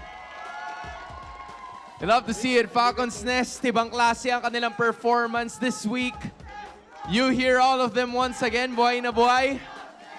Super Marco, gusto ko lang malaman, Savage kahapon, mania ka naman yan. Ano bang kinakain mo regularly? Ano bang meron? Wala. Wala naman ako special na ginagawa eh. Okay. Wala naman special. So, okay, so sige, bigyan mo na lang ng advice lahat ng mga Granger users na nanonood sa atin ngayon. Ano ba dapat yung kailangan nilang gawin pag ginagamit nila yung hero? Ma-advise ko lang siguro kumayos lang kayo ng mga kill para bumilis agad yung stock niya. Yan. Feel ko, alam na alam nila yan. Alam nila yan. Thank you, Marco. Now, I think we also have some questions. This time para Few, right? Few, yes. Okay. So, Few, you know what? You can go first. You know what, Few, alam mo, based on last roster, no, ang sinabi nyo last time is hindi kayo nakapag-adjust sa meta. Pero look at your streak now. Last week, 66% yung win rate nyo. Masasabi mo ba na nakapag-adjust na kayo ngayon sa season na to? Paunti-kunti lang nakaka-adjust na sa meta, feeling ko. Okay.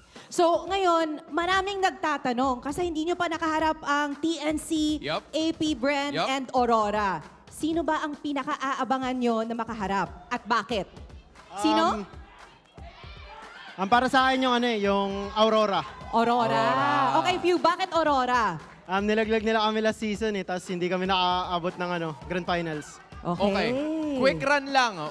No explanation. Gusto ko marinig din mula sa boys. Kung Aurora yung kanya, ano sa inyo? You have TNC, AP Bren, Aurora. Ogwen. Okay, Ogwen. AP Bren ako. AP Bren. AP Bren. Flap? Ako TNC. TNC. Okay. Kyle? AP Bren. Oh. Marco? TNC. TNC. Pando, ikaw din. AP Bren. AP Bren. Uy, tatlo sa AP Bren, ha? Coach, Gusto what mo ba, about you? TNC. TNC. Proud ako kay Coach Treb. Siya na yung umagaw ng mic sa akin. Ogwen, now I wanna give this to you, okay? Kasi ang susunod yung makakalaban ay yung sinabi ni Coach Trevor na TNC Pro Team. Ang nasabi rin ni Yawi from before, right? Na gusto niya or gusto niyang patunayan na kaya niya ulit maging best roamer. And you used to be the best roamer, if not still the best roamer na meron tayo this season. Anong masasabi mo dun sa statement ni Yawi? Tingin ko naman, kaya-kaya niya pa rin eh. Kasi napoprove niya pa rin sa mga laro niya eh. Nakikita ko rin sa galaw niya. Parang rin talaga siya. Malakas talaga siya. If there's anything you wanna say to Yawi right now, what's your message gonna be like? Yawi, galingan natin next week. Bigyan natin malakas na laban. Oh, I love the support. Okay, Good I guess we see it. sportsmanship. Yan ang aabangan natin. Once again, everybody, your winners, Team Falcons! Congrats, guys. Galing. Boys, you may now take your walk of victory. Just an incredible performance from the boys flexing their muscles. And boys, you may now take your bow. Man, looking good on and off the game, on and off the land of Dawn, at naipakita na naman nila yan with a win streak. Tama. Continuous ang kanilang win streak this week, week 2. At alam mo, I love their energy. Sobrang they're just having fun, no? Just, the fun is there, the energy is irreplaceable, at gusto ko ring maraman ang ating thoughts mula sa ating mga casters as we toss it right back to them. Thank you so much. Yep, that's the pose right there, Renmar, and that's the script response from all of our players. We want to give them a good game. A beautiful match. What is it? What is the direct translation? This one is a strong game. We're going to give them a strong game. The direct translation is when you ask, what's your message for this X player? Well, let's both do good and let's show them a good game. We just need someone to flip the script. Yeah. Maybe eventually, but this is the MVP for our game. It's Kyle TZ. He had one heck of a game on this Joy, and it had to be close, man, because Super Marco popped off too here. But it's kind of hard to choose sometimes when it's Team Falcons because they all just have their own moments throughout the game. 7-1-6 here with this Joy. And again, it's a reason why when it's left open and you're on blue side, we see the Joy picked up literally almost all the time. Especially with no contest at all from the opposition, it feels like it's so easy to play a Joy, doesn't it? At this point, they were focused on just keeping their jungler basically on par, which is very difficult for a Hanzo as well, as much as you have like that Devour skill.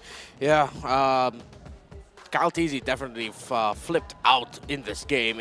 Again, it would just look so easy, so methodical for Falcons PH that it's Ogwen spots a pick, Kyle TZ goes in. Twisted Minds decides to fight, Kyle TZ goes in. Twisted Minds try to kill, Twisted Minds gets killed, Falcons goes in. It's like, bro, It felt like I was watching Groundhog Day, except it wasn't a happy ending for Twisted Minds. Over and over again, right? Just no answer whatsoever. Oh man, it's tough to watch too, because even when you're a tankier hero and Kyle Teasy just melting you on the joy and you can't do anything about it, it's tough to deal with when you think, how do we approach this when we're getting kind of sandwiched in like this? And even this base defense, this is what you mentioned. I'm not sure if we'll get to see the SOD. Yeah, we didn't get to see it, but it was a good block from Super Marco throughout that game. And this is where we see Ogwin go in, and then Kyle Teasy's just going to jump in. He's got his teammates, and that's what makes them such a devastating team. We also see this from teams of the likes of even Onyx PH, who, mind you, are kind of struggling right now for these opening weeks of Season 14. So overall, I feel like that earlier clip we saw was as good as it was going to get, right? Yeah. When they were doing their base defense, they're getting a lot of HPs low for Falcons, but because of the lead that they've built up, no one was actually just dying. Yeah. They didn't have any lockdown at all. That was. Everything just looked covered right now. Ogwin and Flap Teasy with their pickoff-centered heroes. How easy it is for Flap Teasy to chase down and to access the backline of Twisted Minds when Twisted Minds would go in for the collapse. Again, that's one of the risks you take when you pick up a mid laner that is a little bit more close range. I understand that, of course, you'd pick up the Valentina to help counter out the Eternal Guard, to pick that up for yourself as well. Yeah. Plus, the lineup of Falcons would absolutely melt through anything like a Farsa or an Eve, so that was turned off already. It seemed like they were just left with picking up the Valentina, and then everything just went right for Falcons, and everything went wrong for Twisted Minds. I know people are probably asking for some deeper analysis, but pretty much at this point we've said everything. You really see the rotational issues for Twisted Minds around the center of the map, where it looked like Falcons were getting to the right spots first. The times James would go to the middle to get information, no one was giving him the info, or maybe he didn't even think for himself that someone would be there to catch him, and it would be a Jawhead. In this scenario, you get a little bit more, you should be a little bit more careful with those rotations, because Jawhead plus the Vexana together is pretty much a one and done combination. It's too much crowd control to deal with. Yeah. And, when we mentioned this when we jumped into the game, just having the fact that, again, you have Jawhead in the hands of Ogwin, and you know that your jungle setup, at least for Twisted Minds, you're going to have to get that kind of confidence in the jungle to get momentum going on your favor. Well, Ogwin's not going to let that happen. And he does that so often whenever he gets his hands on this hero. And then you pair in the fact that Kyle Teasy is able to just go ahead and roam around the map as fast as he wants for the most part, and he's melting your front line. Yeah. It makes it really difficult for Twisted Minds to think of a game plan throughout that game. And it was just unfortunate, again, because for Escalera, I don't know. I would say in their next game, I get that it's meta, but maybe just not go the Hylos. This is not a hero that's so far working for Twisted Minds. Yeah. And for some reason, they just keep wanting to pick it up. Full reset for Twisted Minds, 100%, especially for that high loss. And I love this Jawhead on For Ogwin. Ogwin. Yeah. It embodies him, right? There's so many times where he gets the perfect pick off, and then sometimes he's just along for the ride. He's having a lot of fun. It's a very Ogwin hero for me. I'm gonna start to watch out for this if I'm fighting Falcons in the future. Yeah, and it seems like our Team Falcons PH have done something that wasn't always part of their playbook for a few seasons back. A lot of Cho pickups, Cho Roam or Cho EXP. Okay. Well, hey, look who it is. It's Ryuko. Oh, speaking of. He looks like Flap has been practicing his Cho.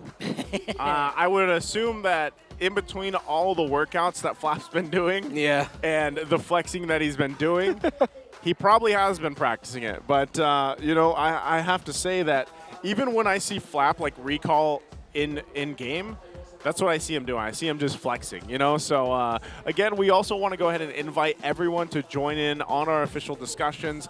This is the official group. It's MPL PH Official Community Group. And you can join us there to join in on all the discussions happening for, of course, throughout the MPL Philippines. There is other groups out there, but we have this now official one that you guys can join, and we'd love to see you out there. And these aren't just the posts that start with thoughts of or thoughts on. So, but we do have to go ahead and also check out the mic check to see how our players sounded during their victory. Hoy! Ultimate! Mamatay! Uy, dyan na ata ito. Oy, yung base nila, oy! Tapos na to. Natin yan. Go!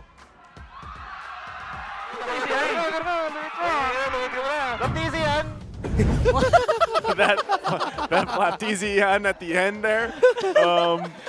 That had to be some of the most calms that we've heard, at least through these mic checks for the ending there. Yeah. I think at this point that's just familiarity again with how many things they've achieved. Yeah, they're just linked together. At the end, the final call was, oh, that's Flaptizi. Flaptizi, huh? That is, and that is the end of our second match. So we have one more match today, and that's going to be TLPH versus AP Bren. Also, real quick, we want to invite you guys to buy your tickets for tomorrow if you want to watch. It's Twisted Minds versus TNC tomorrow, and then our Smart Omega versus TLPH. So that is going to wrap it up for the second match. We are going to have a short break again coming up between the matches because, this was a sweep, so you guys have time to get your refreshments and get ready. Again, it's me and Naisu. This is Rockhart and Renmar. They'll be back for the next matchup. That's it for me, so we'll see you guys in the next match. Thanks again to our casters. And you know what? 2 matches have already passed by. Kaya naman ngayon, since it's a Saturday, it's time for another MLBB Golden Month, right? Yes, you're right, Hans. At may kasama tayo for the Golden Month celebration today, Fuego. Join us on stage. Hey. Everybody give a warm round of applause for Fuego. Hello. Hello, guys. Fuego, take the center. Grabe. Fuego. Ang dami mong fans. Fuego, isang araw na naman for surprises today. Maraming salamat at you are here to join us. Thank you din po at sobrang saya ko din na maging part ng MPL PH ngayon.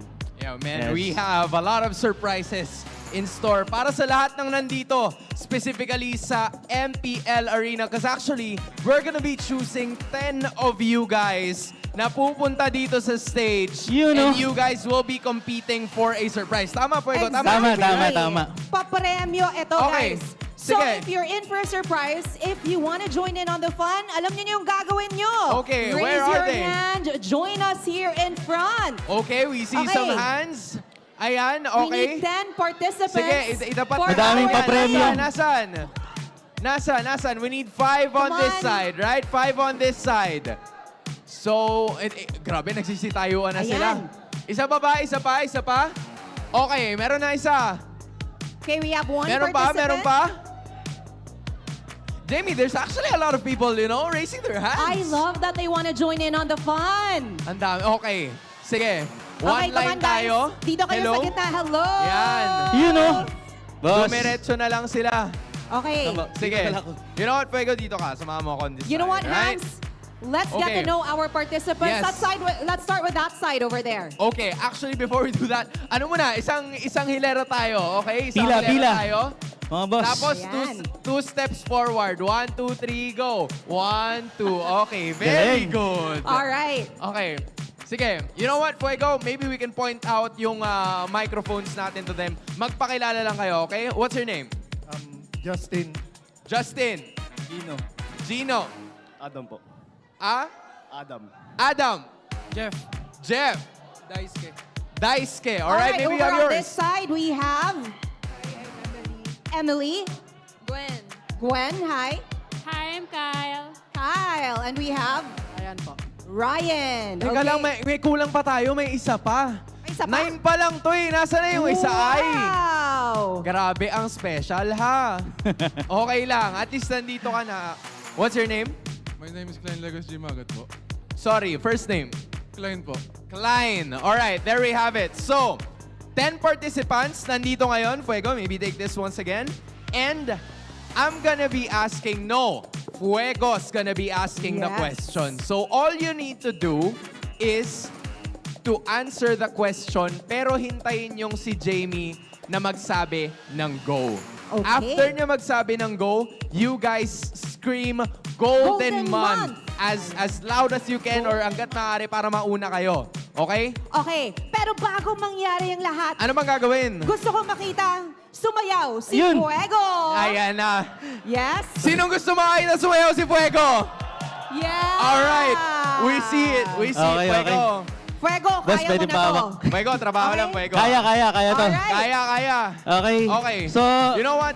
I'll assist you with the mic. Sige po, sige po. Akala ko, I'll assist you with the dancing hands. With the mic. Gagayahin niyo ako, guys, ha? Gagayahin niyo ako. Gagayahin. Okay. Guys, Yung first step sayaw natin, din kayo, ha? yung first step natin, parang, Okay, paano to? ayan, Paano? ganito. 1, 2, 3, 4. Okay. Parang ano, Single- hooray. Alam niyo yung hooray? Hooray. Hip, hip. Yan. Hooray. Ganun. Okay? 1, 2, 3, 4. Okay, next step. Next step, maglalaba. Maglalaba. Maglalaba. Paano yun? Ganun. 1, Kusot-kusot lang. 2, 3, Kusot-kusot. 4. O sige, balik tayo sa Hepe Pore. Okay, 1, 2, 3, go. 1, 2, Mali ako. Okay lang. Okay, isa ba? Oh, 1, 2, 3, go. Single, single, double, double, laba. Laba. Pam. Oh, ano after? 1 minute. Yan. One phone. So, para kayong may tawag. Okay? Let's do it again. Oh, markings. Okay. Game. 5. Energy, guys. Energy. Energy, ah. Let's go. 5, 6, 7. No. Bring the single, double, laba. Single, double. Minute. One phone. Let's go. Energy. Let's go. Ikaw na yan, Pegs. Sumali ka na, Hans. O, sige. Okay na. Safe na, no? Alright. Music ba? Music? Okay. With the music, guys. Okay. Kaya na to, ha? Okay. 1 minute, Okay. one phone. Feeling ko ready na sila. Fuego, ready ka na ba? Ready ka na? Okay, let's do it. 5, 6, 7, 8. Labaw. Double. Okay. Ang galing naman. More energy, Okay. guys. 1 minute, one phone. Ganun pala yun. Alright. Ang galing. Alam mo, Fuego, may future ka sa pagiging ganito eh. May Feeling ko future nga. ka eh. Nakikita ko. Pero tabihan mo na muna ako. Kasi oras na para magtanong tayo ng questions. Right? So guys, sana Ready hindi na nyo ba kayo, nakita sa guys? dami ng aktibidades na ginawa ko. Alright, ganito, Sige, ha? Fuego, Kung go alam take it. nyo, after go, you raise your hand, say Golden Month. So kung sino yung pinakauna na magsasabi ng Golden Month, siya yung magbibigay ng sagot Okay. first. Okay. Sige, let's do it. Alright. Fuego, handa na ba magtanong? Yes. Okay. Question number 1. Dalawang beses ko ulitin yung tanong. Okay. Pag sinabi kong go, saka kayo sisigaw, okay? Okay. Tama ba, sir? Tama Okay. ka doon. Okay. Question number 1. Kailan matatapos ang Golden Month? Go! Okay. Sino nakita mo? Sige. Bato, pick. Sabay kayo eh. Go. Bato, pick. Bato, pick. Bato, pick. Andan tayo. Best of Sige, 3. go take your No, just time. kidding. Ayan. Okay. Ano yun? April 1. April 1. Fuego, And? is April 1 correct? Ang tamang sagot ay... Tama siya. April 1. April 1! So, yes. congratulations. Okay, dito ka muna. Okay. Isasantabi ka muna namin dito. Congratulations. Congrats. Okay. Meron Alright. pa tayong dalawang tanong. Okay, Okay. dalawang tanong. Okay, ulitin ko ng twice, guys. Twice. Okay, question number 2. Question number 2. What is the title of our jingle video? Ano ang title ng aming jingle video? Go! Sino na? Oo nga pala, role ko pala yun, no? Okay. Sino una, Hans? Sige. Sino ba ang maiba? Kasi tatlo kayong sabay eh. Actually, 4. Oh, maiba tayo. Kasama ka, kuya. Yan. Maiba, alis. Sorry. Okay. Maiba, alis. Ikaw ang napili. Ayun, oh. Okay. Ano ulit yung tanong? Ay, hindi ba na pala pwede kasi twice lang, Oo, di ba? twice lang. So ano ang title ng jingle na pinapatugtog natin ngayon? MLBB 1 minute 1 phone. MLBB 1 minute 1 phone is... Correct! We finally have it. Congratulations, Second winner Bakit? chosen. Palo. Okay. Okay. Last one, Fuego, ha? Last question. One last. Eto na yung chance nyo, guys. Lahat ng tapang nyo, ilabas nyo na. Okay? Okay. Final question. Here we go. Twice kong ulitin, ha? What is the main color of Ruby's new skin outfit? Anong kulay ang pangunahing kulay ng outfit ng bagong skin ni Ruby? Go! Okay. Gitna. Hindi ko na naintindihan yung iba sa... Sure ako, gitna. Okay. Ano ang kulay? Green. Green ang kanyang sinabi. Is it correct? Ang tamang sagot ay... Oh! Okay. Oy, hindi ka na pwego ha. Hindi ka na. Green is wrong. Okay. Sige, Okay. ulitin na lang natin. Kulang pa yung sagot. Oh, ulitin na lang natin, So ulitin diba? natin yung Oo. tanong. We'll say go after. Sige. 2 times of reading it. Sige. And then, Oh, kung alam nyo, one more question. golden month. Okay.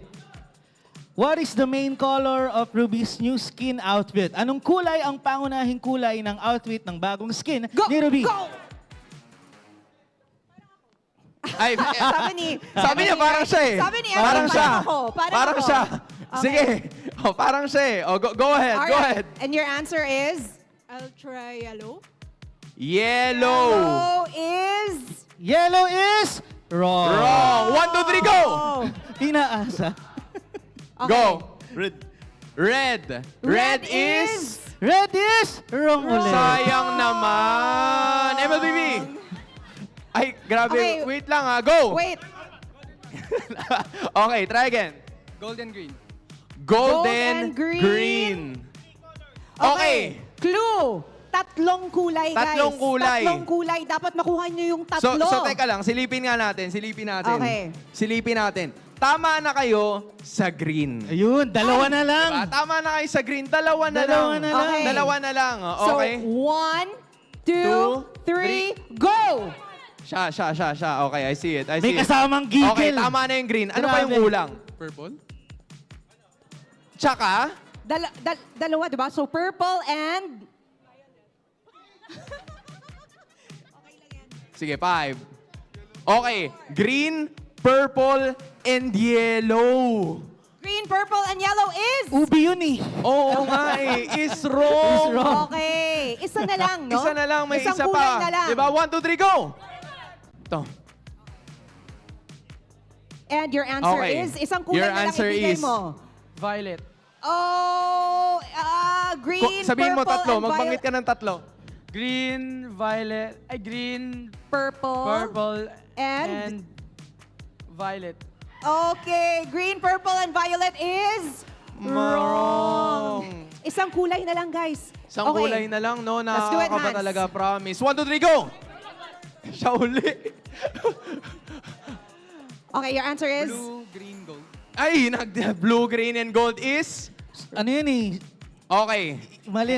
Eto na lang. Di ba nag-green na tayo?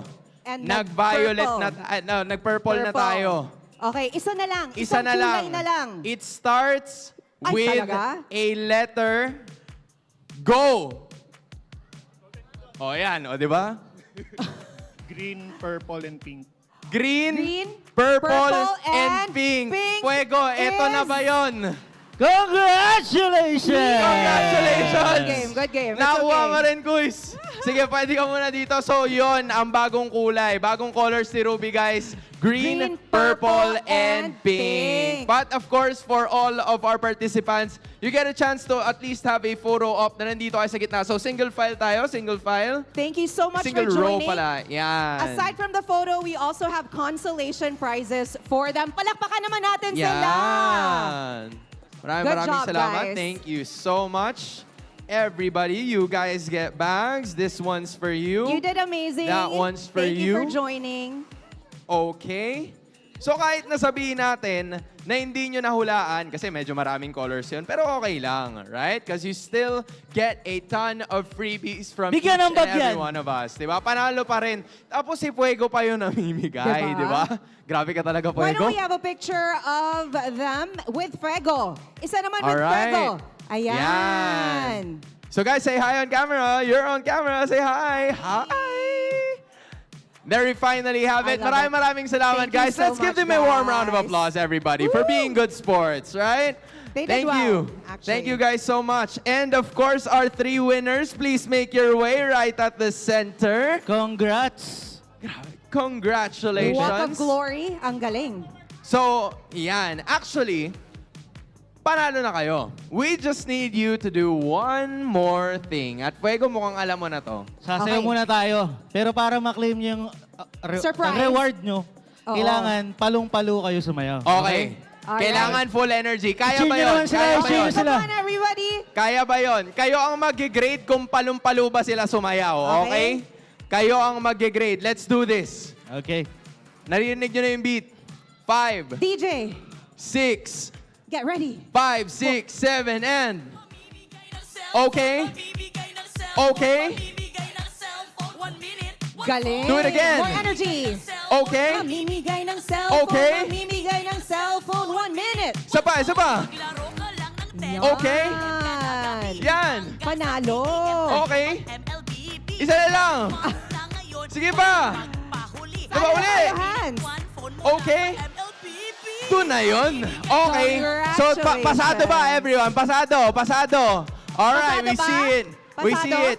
Fuego, anong masasabi mo sa bago mong dance troupe? Galing, pwede na kayong sumali sa tawag ng tanghalan. Yan. Alright. And congratulations, Fuego. Pwede mo nang iabot ang mga ating sorpresa para sa ating mga winners. Gentlemen, congratulations. Congratulations, guys. Nawa ay Well done. makuha nyo to. Akala nyo tapos na yung sayaw? Hindi pa. Hindi pa. Kasi kailangan yung gawin ulit. Hawak nyo na eh. Why Okay. not? Cue it. 5, 6, 5, 6, Energy, hawak 5, nyo na. 6, 7, go! Okay. Okay. Yo! There. Do it again. More energy, Okay. guys. 1 minute. Ganun pala yun. There we finally have it, boys. Congratulations. Good job. Maraming salamat for making it right over here. Take a look at the camera for, of course, another photo op with your surprises. Congratulations once again to the 3 of you. Job Congratulations, well boys. done. Maaari na kayong bumaba sa ating Salamat. entablado. Congratulations. Maraming salamat for being such good sports. Fuego. Fuego, ang galing mo Napalabang ka palang dun, ah. sumayaw. Napa-exercise ako, boss. Napalabang ka doon. Okay Ang lang. galing-galing. Okay lang. Kasi marami naman tayo na basayo for today. But Yes. I wanna know, Jamie, parang meron pa, no? Meron Gusto pa. mo ba? Hindi, may Sumali ka na. sasabihin pa Okay, siya. yes. Akala Alam ko ko sasayaw papasayaw ulit. mo na naman Okay si na, pagod Fuego. na. Okay, Fuego, I know you have a message for everyone watching right now and everyone here at the MPL Arena.